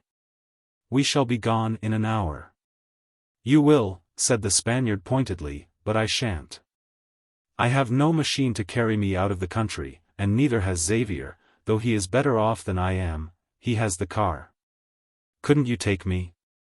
It is utterly impossible, said Digby irritably. They won't be here tonight, and you needn't worry yourself. Before the morning, you will have put a long way between you and Kennet Hall. He spoke in Spanish, the language which the man was employing, but Fuentes was not impressed. What about that man? He jerked his thumb to the west wing, and a thought occurred to Digby. Could he persuade his hitherto willing slave to carry out a final instruction? He is your danger, he said. Do you realize, my dear Fuentes, that this man can bring us all to destruction? And nobody knows he is here, except you and me. And that ugly Englishman, corrected Fuentes. Masters doesn't know what has happened to him. We could tell him that he went with us. He looked at the other keenly, but Fuentes was purposely stupid. Now what do you say, my dear Fuentes, said Digby, shall we allow this man to live and give evidence against us, when a little knock on the head would remove him forever? Fuentes turned his dark eyes to Digby's, and he winked. Well, kill him, my dear Groat, he mocked. Do not ask me to stay behind and be found with the body, for I have a wholesome horror of English jails, and an unspeakable fear of death. Are you afraid? Asked Digby. As afraid as you, said the Spaniard. If you wish to kill him, by all means do so. And yet, I do not know that I would allow you to do that, he mused, for you would be gone and I should be left. No, no, we will not interfere with our courageous Englishman. He is rather a fine fellow. Digby turned away in disgust. The fine fellow, at that moment had, by almost superhuman effort, raised himself to his feet. It had required something of the skill of an acrobat and the suppleness and ingenuity of a contortionist. And it involved supporting himself with his head against the wall for a quarter of an hour whilst he brought his feet to the floor. But he had succeeded. The day was wearing through and the afternoon was nearly gone before he had accomplished this result. His trained ear told him that the aeroplane was now nearly ready for departure, and once he had caught a glimpse of Digby wearing a lined leather jacket. But there was no sign of the girl. As to Eunice, he steadfastly kept her out of his thoughts. He needed all his courage and coolness, and even the thought of her, which, in spite of his resolution, flashed across his mind, brought him agonizing distress. He hopped cautiously to the window and listened. There was no sound and he waited until Bronson, he guessed it was Bronson, started the engines again. Then with his elbow he smashed out a pane of glass, leaving a jagged triangular piece firmly fixed in the ancient putty. Carefully he lifted up his bound hands, straining at the rope which connected them with the bonds about his feet, and which was intended to prevent his raising his hands higher than the level of his waist. By straining at the rope and standing on tiptoe, he brought the end of the connecting link across the sharp jagged edge of the glass. 2 strokes, and the rope was severed. His hands were still bound and to cut through them without injury to himself was a delicate operation. Carefully he sawed away, and first one and then the other cord was cut through. His hands were red and swollen, his wrists had no power until he had massaged them. He snapped off the triangular piece of glass and applied it to the cords about his feet, and in a minute he was free. Free, but in a locked room. Still, the window sash should not prove an insuperable obstacle. There was nothing which he could use as a weapon, but his handy feet smashed at the frames, only to discover that they were of iron. Jonathan Danton's father had had a horror of burglars, and all the window frames on the lower floor had been made in a foundry. The door was the only egress left and it was too stout to smash. He listened at the keyhole. There was no sound. The light was passing from the sky and night was coming on. They would be leaving soon, he guessed, and grew frantic. Discarding all caution, he kicked at the panels, but they resisted his heavy boots, and then he heard a sound that almost stopped his heart beating. A shrill scream from Eunice. Again and again he flung his weight at the door, but it remained immovable, and then came a shout from the ground outside. He ran to the window and listened. "They are coming, the police." It was the Spaniard's throbbing voice. He had run until he was exhausted. Jim saw him stagger past the window and heard Digby say something to him sharply. There was a patter of feet and silence.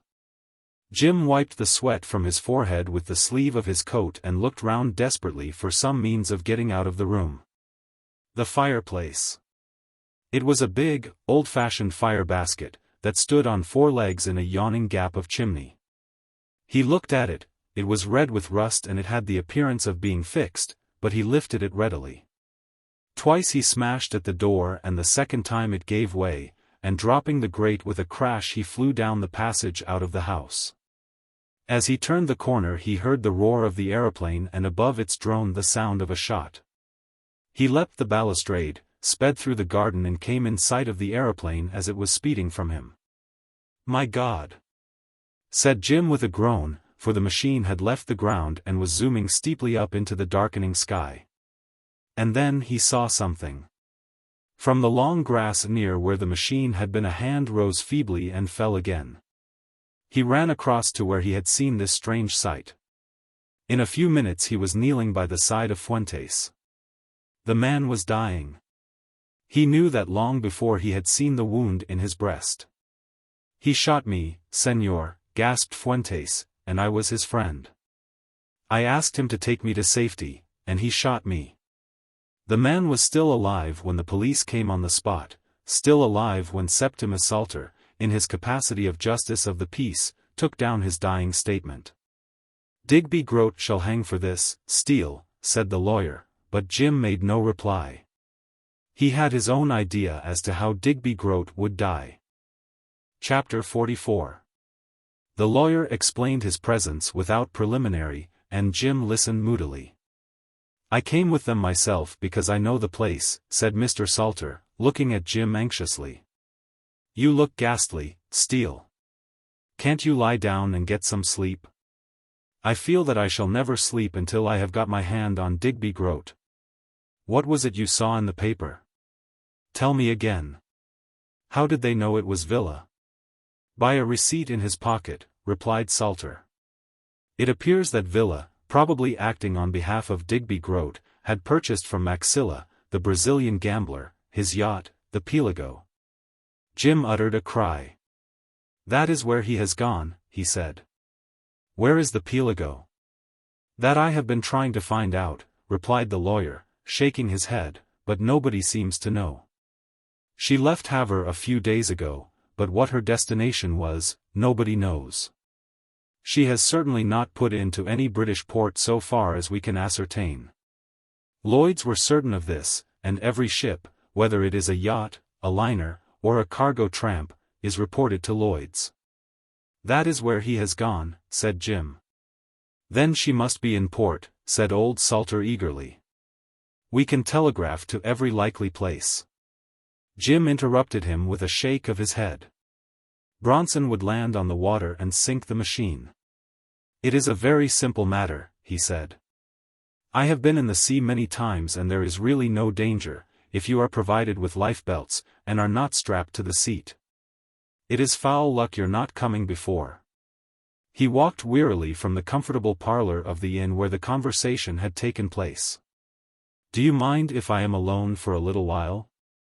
"I want to think," he said. He turned as he was leaving the room. "In order not to waste time, Mr. Salter," he said quietly, "have you any influence with the Admiralty? I want the loan of a seaplane." Mr. Salter looked thoughtful. "That can be fixed," he said.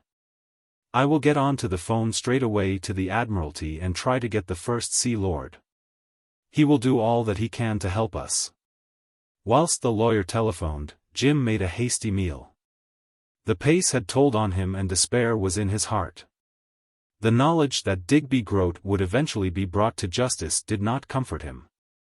If Eunice had only been spared, he would have been content to see Digby make his escape, and would not have raised his hand to stop him going.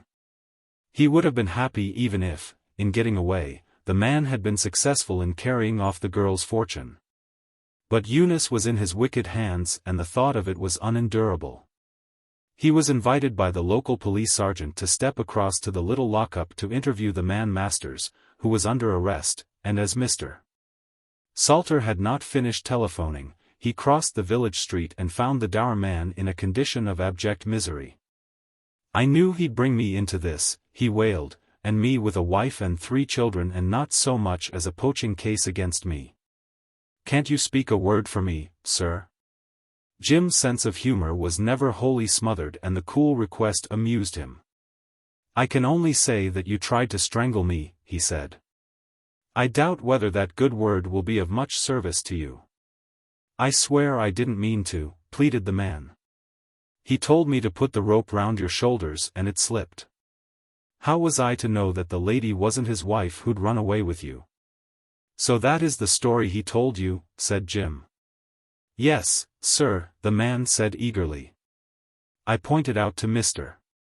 Groat that the lady hadn't a wedding ring, but he said that he was married all right and he was taking her to sea." "To sea?" Masters nodded. "That's what he said, sir. He said she wasn't right in her head and the sea voyage would do her a lot of good." Jim questioned him closely without getting any further information. Masters knew nothing of the steamer on which Digby and his wife were to sail, or the port at which he would embark. Outside the police station, Jim interviewed the sergeant. "I don't think this man was any more than a dupe of Groat's," he said, "and I certainly have no charge to make against him." The sergeant shook his head. "We must hold him until we have had the inquest on the Spaniard," he said, and then, gloomily, "to think that I had a big case like this right under my nose and hadn't the sense to see it." Jim smiled a little sadly. "We have all had the case under our noses, Sergeant, and we have been blinder than you." The threat of a renewed dose of the drug had been sufficient to make Eunice acquiescent. Resistance, she knew, was useless. Digby could easily overpower her for long enough to jab his devilish needle into her arm. She had struggled at first and had screamed at the first prick from the needlepoint. It was that scream Jim had heard. "I'll go with you, I promise you I will not give you any trouble," she said. "Please don't use that dreadful thing again." Time was pressing and it would be easier to make his escape if the girl did not resist than if she gave him trouble. The propeller was ticking slowly round when they climbed into the fuselage. "There is room for me, senor. There must be room for me." Digby looked down into the distorted face of the Spaniard who had come running after him.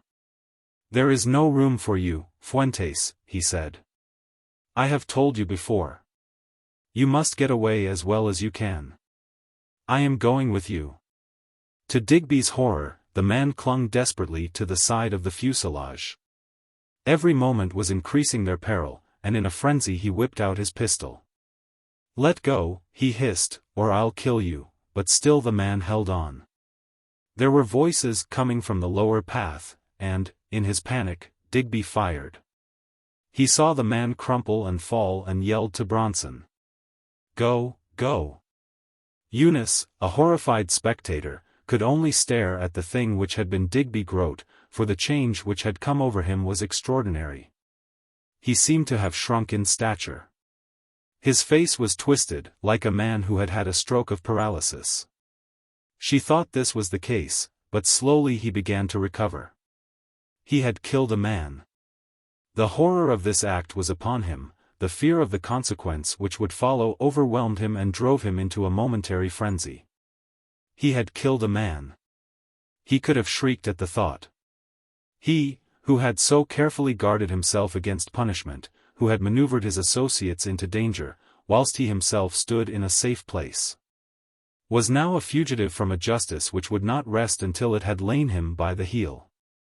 And she had seen him, she, the woman at his side, and would go into the box and testify against him. And they would hang him. In that brick-lined pit of which Jim Steele had spoken. All these thoughts flashed through his mind in a second, even before the machine left the ground, but with the rush of cold air and the inevitable exhilaration of flight. He began to think calmly again. Chapter 45. Bronson had killed him, that was the comforting defense. Bronson, who was now guiding him to safety, and who would, if necessary, give his life for him. Bronson should bear the onus of that act. They were well up now, and the engines were a smooth brrr of sound.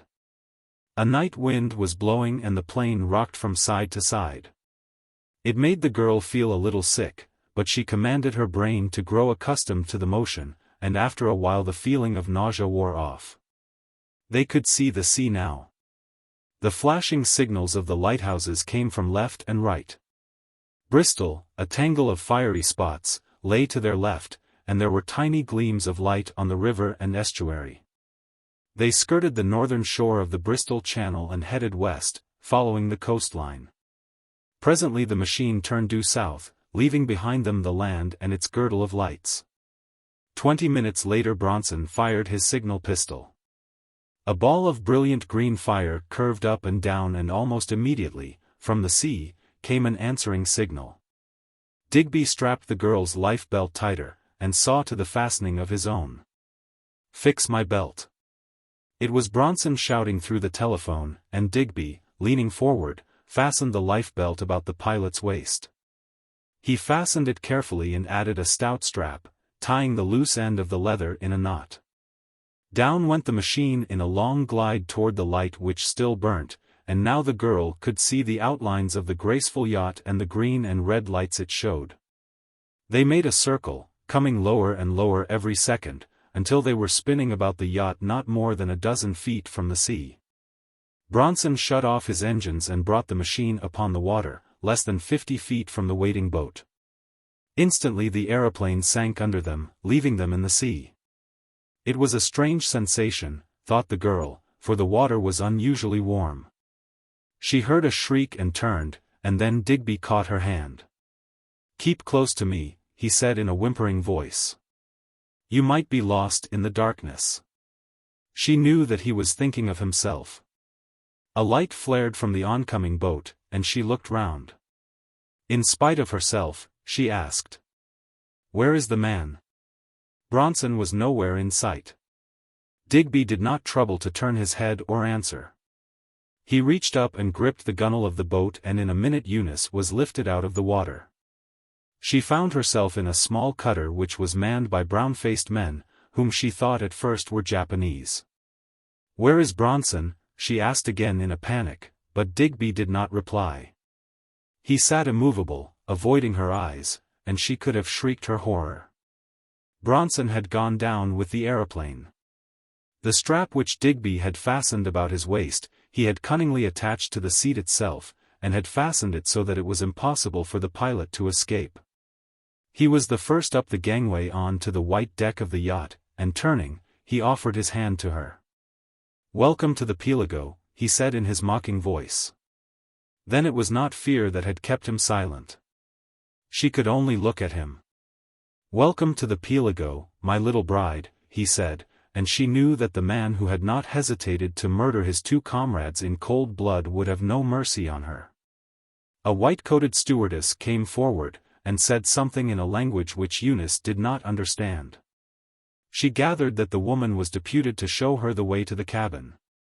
Glad to be free from the association of Digby, she passed down the companionway, through a lobby panelled in rosewood, into a cabin, the luxury of which struck her. Even though her nerves were shattered, and she was incapable of taking an interest in anything outside the terrible fact that she was alone on a yacht with Digby Groat.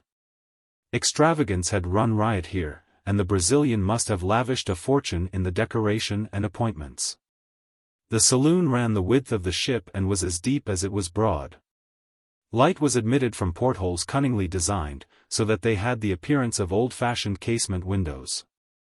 A great divan, covered in silk, ran the length of the cabin on one side, whilst the other was occupied by a silver bedstead, hung with rose silk curtains. Rose-shaded lights supplied the illumination, and the lamps were fashioned like torches and were held by beautiful classical figures placed in niches about the room. She came to the conclusion that it was a woman's room and wondered if there were any other women on board but the stewardess. She asked that woman, but apparently she knew no English, and the few words in Spanish which she had learnt did not serve her to any extent. The suite was complete, she discovered, for behind the heavy silken curtains at the far end of the cabin there was a door which gave to a small sitting room and a bathroom. It must be a woman's. In truth, it was designed especially by Señor Maxilla for his own comfort. Lying on the bed was a complete change of clothing. It was brand new and complete to the last detail. Digby Groat could be very thorough. She dismissed the woman, and bolting the door, made a complete change, for the third time since she had left Grosvenor Square. The boat was under way now. She could feel the throb of its engines, and the slight motion that it made in the choppy sea.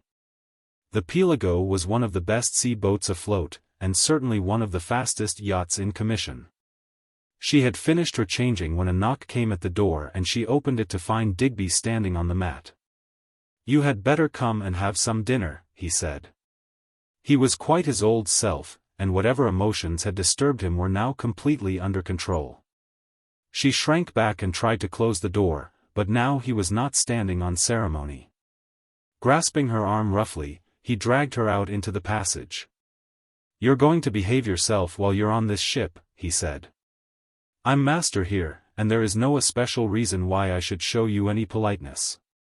"You brute, you beast," she flamed at him, and he smiled. "Don't think that because you're a woman it is going to save you anything in the way of punishment," he warned her. "Now be sensible and come along to the dining saloon." "I don't want to eat," she said. "You will come into the dining saloon whether you want to or not." The saloon was empty save for the two and a dark-skinned waiter, and, like her own cabin, it was gorgeously decorated, a veritable palace in miniature, with its dangling electrolier, its flowers, and its marble mantelpiece at the far end. The table was laid with a delicious meal, but Eunice felt she would choke if she took a morsel. "Eat," said Digby, attacking the soup which had been placed before him. She shook her head. "If you don't," and his eyes narrowed, "if you don't, my good soul, I will find a way of making you eat," he said. "Remember," he put his hand in his pocket, pulled out the hateful little black case, it was wet, she noticed, and laid it on the table. "At any rate, you will be obedient enough when I use this." She picked up her spoon meekly and began to drink the soup, and he watched her with an amused smile. She was surprised to find how hungry she was, and made no attempt to deny the chicken and casserole, nor the sweet that followed. But resolutely she refused to touch the wine that the steward poured out for her, and Digby did not press her. "You're a fool, you know, Eunice." Digby lit a cigar without asking permission, and leaning back in his chair, looked at her critically. "There is a wonderful life ahead for you if you are only intelligent. Why worry about a man like Steele? A poor beggar, without a penny in the world. You forget that I have no need of money, Mr. Groat," she said with spirit. Any reference to Jim aroused all that was savage in her. "I have not only the money which you have not stolen from my estate, but when you are arrested and in prison, I shall recover all that you have now, including this yacht, if it is yours." Her answer made him chuckle. "I like spirit," he said. "You can't annoy me, Eunice, my darling." "So you like our yacht, our honeymoon yacht?" he added. To this she made no reply. "But suppose you realized how much I love you," he leant over and caught her hand in both of his and his eyes devoured her. "Suppose you realized that, Eunice, and knew I would give my life, my very soul, to make you happy, wouldn't that make a difference?" "Nothing would make a difference to my feelings, Mr. Groat," she said. "The only chance you have of earning my gratitude is to put in at the nearest port and set me ashore." "And where do I set myself?" he asked coolly. "Be as intelligent as you are beautiful, Eunice." "No, no, I shall be very glad to make you happy so long as I get a little of the happiness myself, but I do not risk imprisonment and death," he shivered. And hated himself that he had been surprised into this symptom of fear, and hated her worse for having noticed it. "Where are we going?" she asked.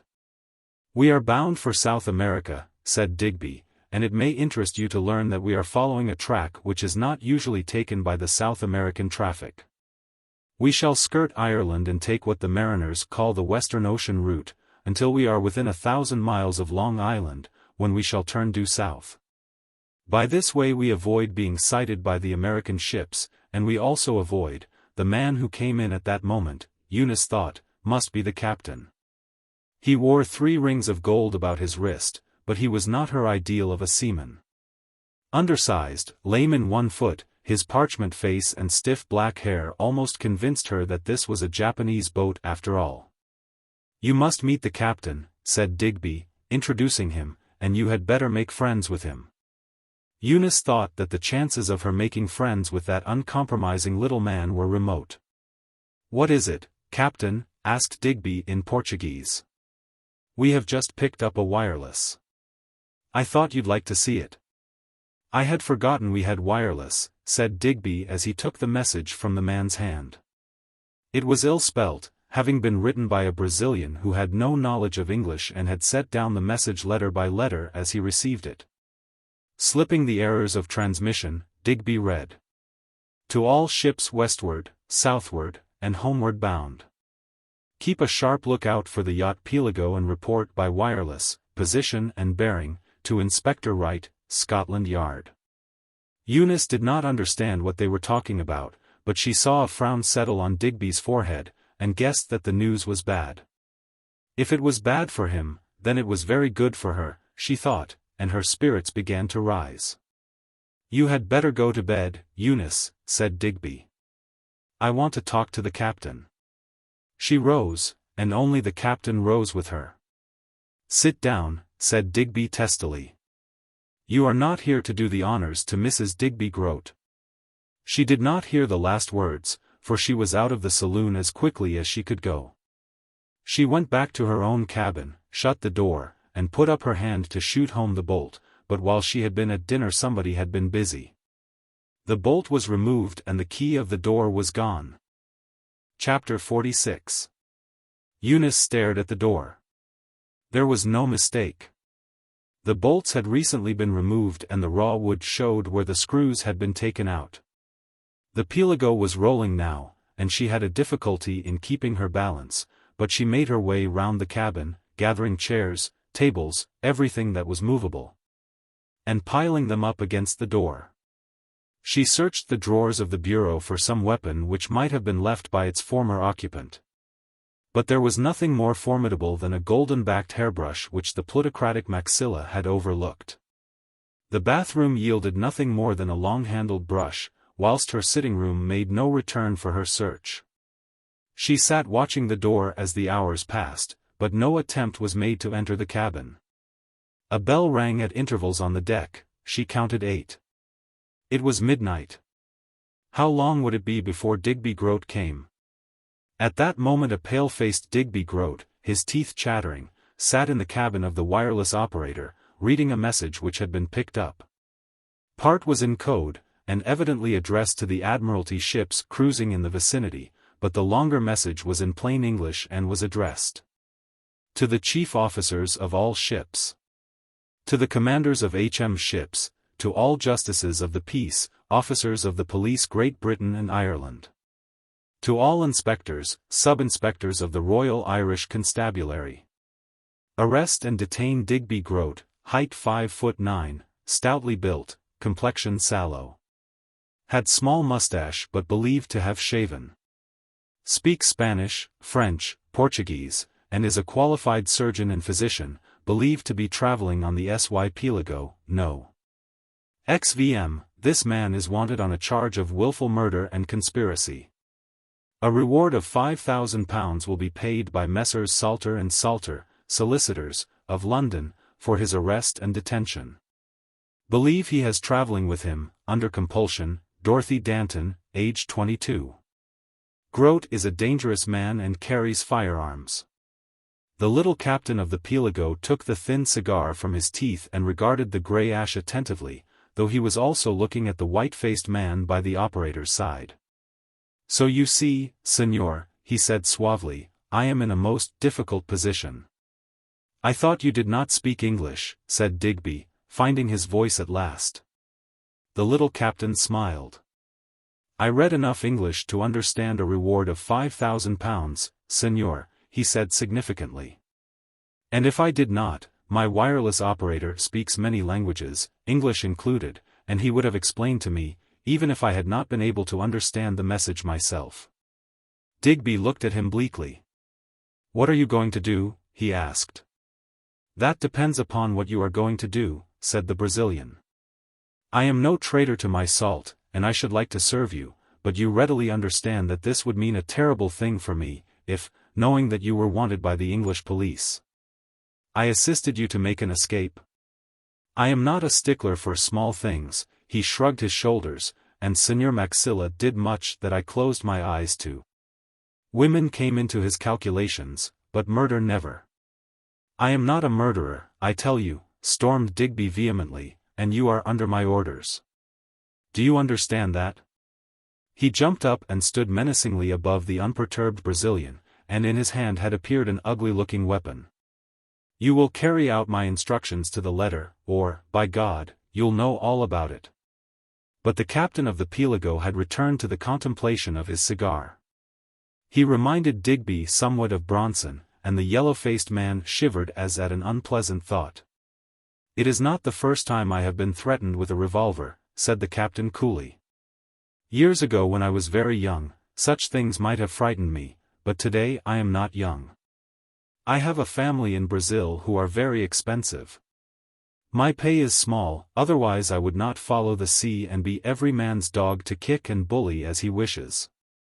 If I had £100,000, senor, should settle down on a plantation which I have bought and be a happy and a silent man for the rest of my life." He emphasized silent, and Digby understood. "Couldn't you do that for a little less than 100,000? He asked. "I have been thinking the matter out very carefully.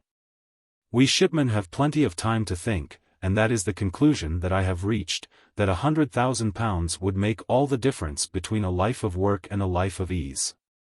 He was silent for a moment and then went on. "That is why I hesitated about the reward. If the radio had said £100,000, senor, should have been tempted." Digby turned on him with a snarl. "Talk straight, will you?" he said. "You want me to pay you £100,000, and that is the price for carrying me to safety. Otherwise you will return to port and give me up." The captain shrugged his shoulders. "I said nothing of the sort, senor," he said. "I merely mentioned a little private matter in which I am glad to see you take an interest. The senor also wishes for a happy life in Brazil with the beautiful lady he brought on board, and the senor is not a poor man, and if it is true that the beautiful lady is an heiress, he could be richer." The operator looked in. He was anxious to come back to his own cabin, but the captain, with a jerk of his head, sent him out again. He dropped his voice a tone. "Would it not be possible for me to go to the young lady and say, 'Miss, you are in great danger, and I too am in danger of losing my liberty. What would you pay me to put a sentry outside your door? To place Senor Digby Groat in irons, in the strong room?' Do you think she would say £100,000, or even a half of her fortune, senor?" Digby was silent. The threat was real and definite. It was not camouflaged by any fine phrases. As plainly as the little Brazilian could state his demands, he had done so. "Very good." Digby got up from the edge of the table where he had sat, with downcast eyes, turning this and that and the other plan over in his mind. "I'll pay you." "Wait, wait," said the captain. "Because there is another alternative that I wish to put to you, senor," he said. "Suppose that I am her friend, or pretend to be, and offer her protection until we reach a port where she can be landed. Should we not both receive a share of the great reward?" "I will not give her up," said Digby between his teeth.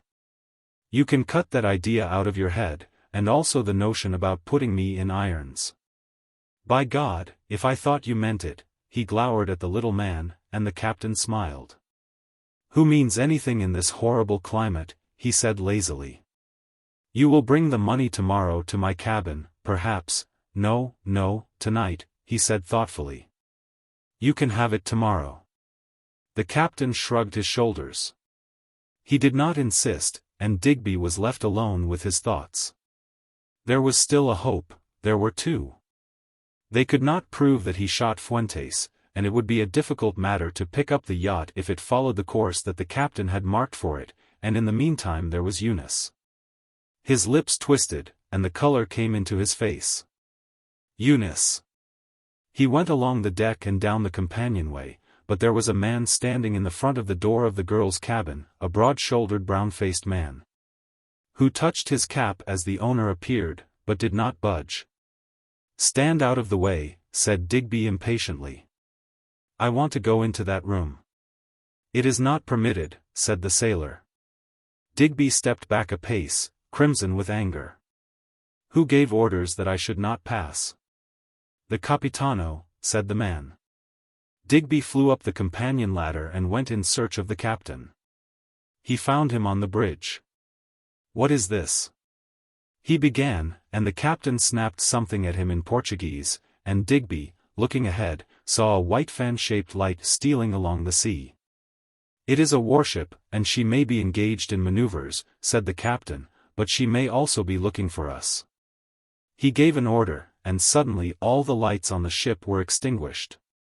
The Pelago swung round in a semicircle and headed back the way she had come. "We can make a detour and get past her," explained the captain, and Digby forgot the sentry at the door in the distress of this new danger. Left and right wheeled the searchlight, but never once did it touch the Pelago. It was searching for her, though they must have seen her lights, and now the big white ray was groping at the spot where the yacht had turned. It missed them by yards. "Where are we going?"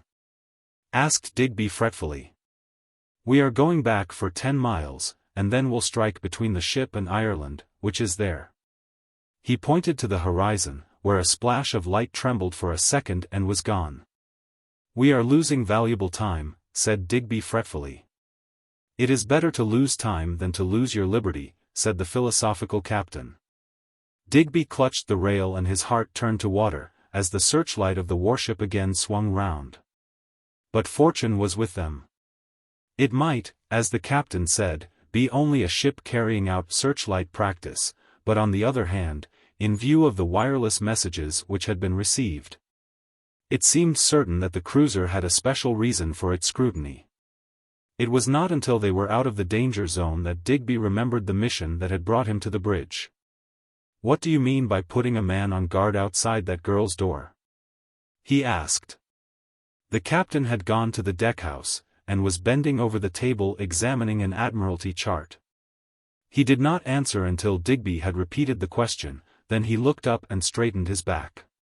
"The future of the lady is dependent, entirely, on the fulfillment of your promise, illustrious," he said in the flamboyant terminology of his motherland. "But I promised." "You have not performed." "Do you doubt my words?" stormed Digby. "I do not doubt, but I do not understand," said the captain. "If you will come to my cabin I will settle with you." Digby thought a while. His interest in Eunice had evaporated with the coming of this new danger, and there was no reason why he should settle that night. Suppose he was captured, the money would be wasted. It would be useless to him also, but this, in his parsimonious way, did not influence him. He went down to his cabin, a smaller and less beautifully furnished one than that occupied by Eunice, and pulling an armchair to the neat little desk, he sat down to think matters over. And as the hours passed, his perspective shifted. Somehow, the danger seemed very remote, and Eunice was very near, and if any real danger came, why, there would be an end of all things, Eunice included. And his money would be of no more value to him than the spray which flapped against the closed porthole. Beneath the bureau was a small, strong safe, and this he unlocked, taking out the broad money belt which he had fastened about his waist before he began the journey. He emptied one bulging pocket, and laid a wad of bills upon the desk. They were gold bonds of $10,000 denomination, and he counted 40, put the remainder back in the pocket from whence he had taken it, and locked the belt in the safe. It was 5:30 and the grey of the new day showed through the portholes. He thrust the money in his pocket and went out to talk to the captain. He shivered in the chill wind of morning as he stepped out on the deck and made his way forward. The little Brazilian, a grotesque figure, wrapped in his overcoat and muffled to the chin, was standing moodily staring across the grey waste. Without a word Digby stepped up to him and thrust the bundle of notes into his hand. The Brazilian looked at the money, counted it mechanically, and put it into his pocket. "Your Excellency is munificent," he said. "Now take your sentry from the door," said Digby sharply. "Wait here," said the captain, and went below. He returned in a few minutes. Chapter 47. She had heard the tap of her first visitor at 1 o'clock in the morning. It had come when Digby Groat was sitting in his cabin turning over the possibilities of misfortune which the future held, and she had thought it was he. The handle of the door turned and it opened an inch, beyond that it could not go without a crash, for the chairs and tables that Eunice had piled against it. She watched with a stony face and despair in her heart, as the opening of the door increased. "Please do not be afraid," said a voice. Then it was not Digby. She sprang to her feet. It might be someone worse, but that was impossible. "Who is it?" she asked. "It is I, the captain," said a voice in labored English. "What is it you want?" "I wish to speak to you, mademoiselle, but you must put away these things from behind the door, otherwise I will call 2 of my sailors, and it will be a simple matter to push them aside." Already he had prized open the door to the extent of 2 or 3 inches, and with a groan Eunice realized the futility of her barricade. She dragged the furniture aside and the little captain came in smiling, hat in hand, closing the door after him. "Permit me, mademoiselle," he said politely, and moved her aside while he replaced the furniture. Then he opened the door and looked out, and Eunice saw that there was a tall sailor standing with his back to her, evidently on guard. What did this mean, she wondered. The captain did not leave her long in ignorance. "Lady," he said in an accent which it was almost impossible to reproduce, "I am a poor sailor man who works at his hazardous calling for 200 miserable milreis a month. But because I am poor, and of humble," he hesitated and used the Portuguese word for origin, which she guessed at, "it does not mean that I am without a heart." He struck his breast violently. "I have a repugnantio to hurting female women." She was wondering what was coming next. Would he offer to sell his master at a price? If he did, she would gladly agree, but the new hope which surged up within her was dissipated by his next words. "My friend Groat," he said, "is my master. I must obey his orders, and if he says, 'Go to Callao, or to Rio de Janeiro,' I must go." Her hopes sunk, but evidently he had something more to say. "As the captain I must do as I am told," he said, "but I cannot and will not see a female hurted. You understand?" She nodded, and the spark of hope kindled afresh. "I myself cannot be here all the time, nor can my inconquerable sailors, to see that you are not hurted, and it would look bad for me if you were hurted, very bad." Evidently the worthy captain was taking a very far-sighted view of the situation, and had hit upon a compromise which relieved him at least of his responsibility toward his master. "If the young lady will take this, remembering that José Montagano was the good friend of hers, I shall be repaid." This was a silvery weapon. She took the weapon in her hand with a glad cry. "Oh, thank you, Captain," she said, seizing his hand. "Remember," he raised a warning finger. "I cannot do more. I speak now as man to woman. Presently I speak as captain to owner. You understand the remarkable difference?" He confused her a little, but she could guess what he meant. He bowed and made his exit, but presently he returned. "To put the chairs and tables against the door is no use," he said, shaking his head. "It is better," he pointed significantly to the revolver, and with a broad grin closed the door behind him. Digby Groat knew nothing of this visit. It satisfied him that the sentry had been withdrawn, and that now nothing stood between him and the woman whom, in his distorted, evil way, he loved. But her own frail strength. He tapped again. It pleased him to observe these threadbare conventions for the time being, yet when no answer came to his knock, he opened the door slowly and walked in. Eunice was standing at the far end of the cabin, the silken curtains had been drawn aside, and the door leading to her sitting saloon was open. Her hands were behind her and she was fully dressed. "My dear," said Digby, in his most expansive manner, "why are you tiring your pretty eyes? You should have been in bed and asleep." "What do you want?" she demanded. What else could a man want, who had such a beautiful wife, but the pleasure of her conversation and companionship, he said with an air of gaiety. "Stand where you are," she called sharply as he advanced, and the authority in her tone made him halt. "Now, Eunice," he said, shaking his head, "you are making a lot of trouble when trouble is foolish. You have only to be sensible, and there is nothing in the world that I will not give you. There is nothing in the world that you have to give, except the money which you have stolen from me," she said calmly. "Why do you talk of giving, when I am the giver, and there is nothing for you to take but my mercy?"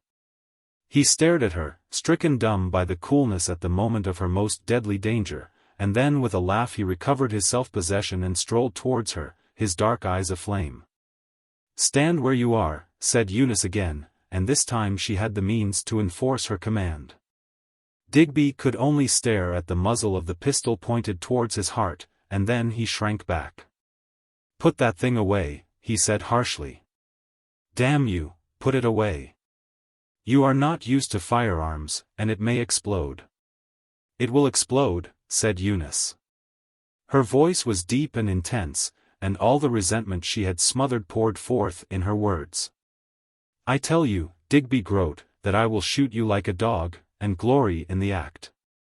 Shoot you more mercilessly than you killed that poor Spaniard, and look upon your body with less horror than you showed.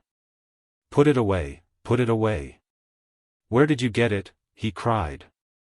"For God's sake, Eunice, don't fool with that pistol. You don't want to kill me, do you?" "There are times when I want to kill you very badly," she said, and lowered the point of the revolver at the sight of the man's abject cowardice. He wiped his forehead with a silk handkerchief, and she could see his knees trembling. "Who gave you that pistol?" he demanded violently. "You didn't have it when you left Kennet Hall, that I'll swear." "Where did you find it?" "In one of those drawers." He looked at the bureau, one of the drawers of which was half open. "Does it matter?" she asked. "Now, Mr. Groat, you will please go out of my cabin and leave me in peace." "I had no intention of hurting you," he growled. He was still very pale. "There was no need for you to flourish your revolver so melodramatically. I only came in to say good night." "You might have come about 6 hours earlier," she said. "Now go." "Listen to me, Eunice," said Digby Groat. He edged forward, but her pistol covered him, and he jumped. "If you're going to play the fool, I'll go," he said, and followed the action by the deed, slamming the door behind him. She heard the outer door open and close, and leant against the brass column of the bed for support, for she was near to the end of her courage. She must sleep, she thought, but first she must secure the outer door. There was a lock on the lobby door. She had not noticed that before. She had hardly taken 2 steps through the cabin door before an arm was flung round her, she was pressed back, and a hand gripped the wrist which still carried the weapon. With a wrench he flung it to the floor, and in another moment she was in his arms. "You thought I'd gone," he lifted her, still struggling, and carried her back to the saloon.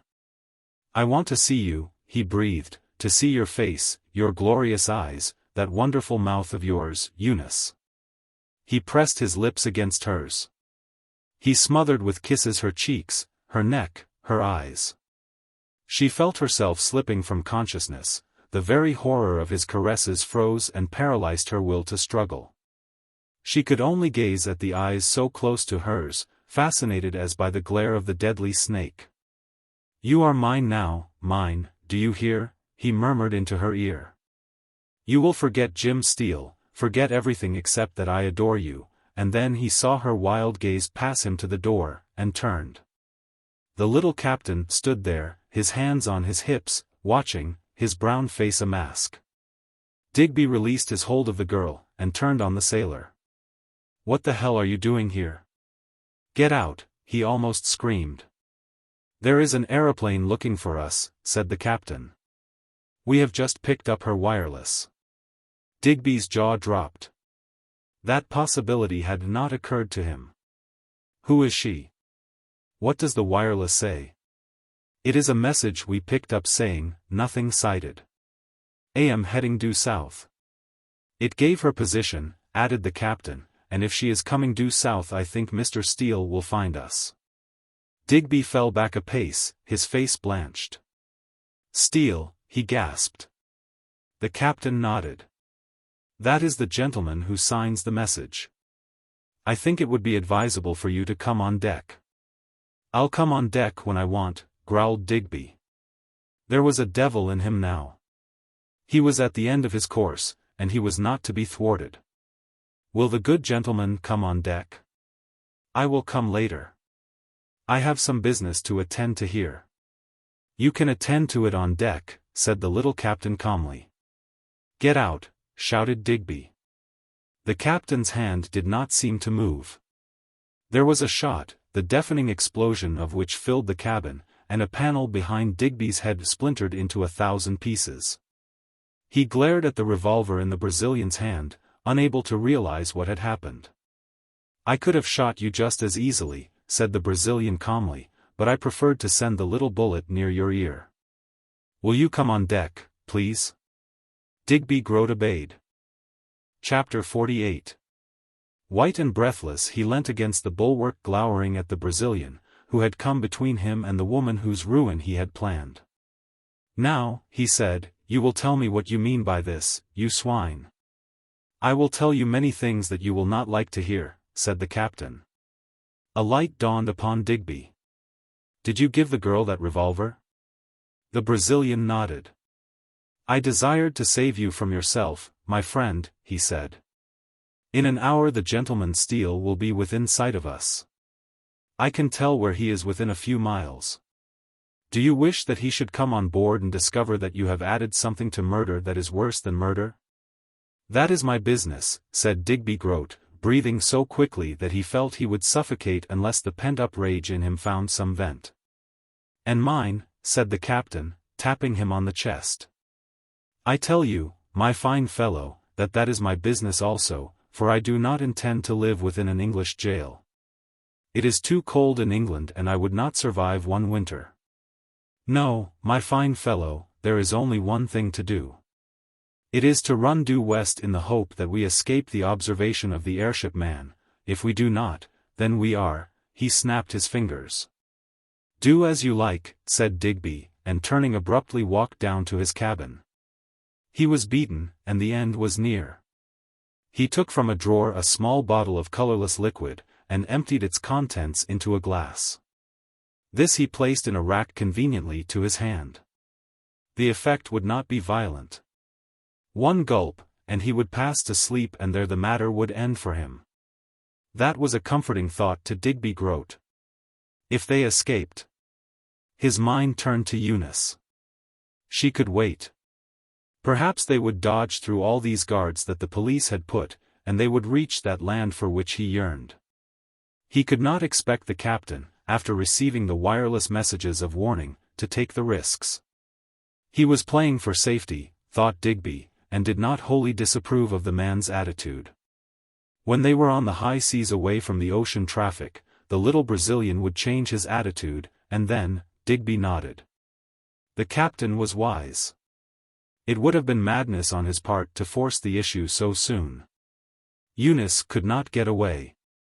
They were moving in the same direction to a common destination, and there were weeks, hot and sunny weeks, when they could sit under the awning on this beautiful yacht and talk. He would be rational and drop that caveman method of wooing. A week's proximity and freedom from restraint might make all the difference in the world, if, there was a big if, he recognized. Steele would not rest until he had found him, but by that time Eunice might be a complacent partner.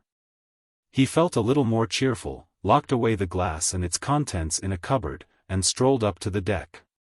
He saw the ship now for the first time in daylight, and it was a model of what a yacht should be. The deck was snowy white.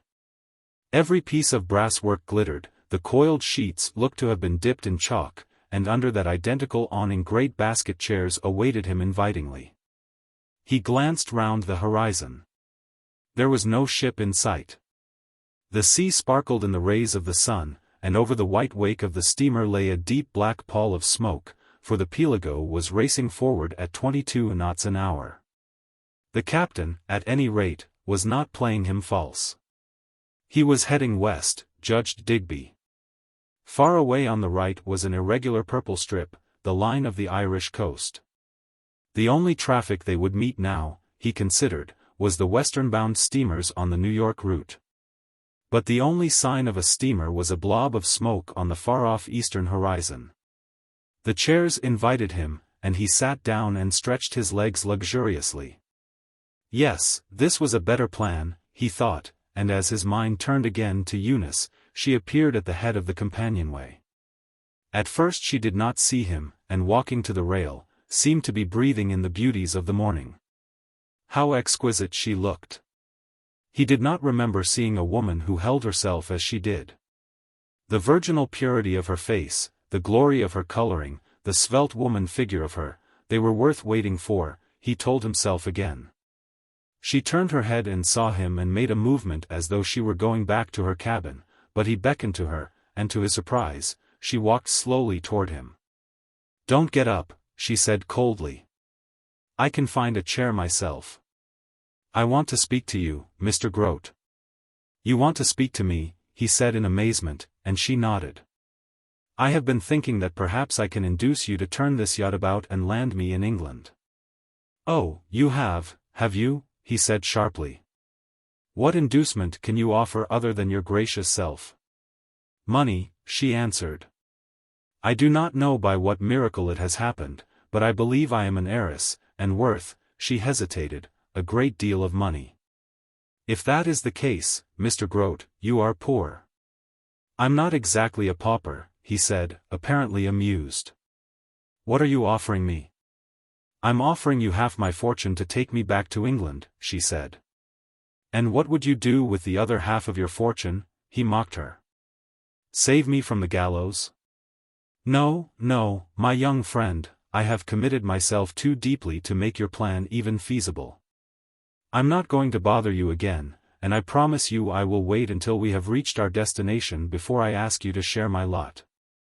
I appreciate your offer and I dare say it is an honest one," he went on, "but I have gone too far literally and figuratively to turn back. You hate me now, but that feeling will change." "It will never change," she said as she rose.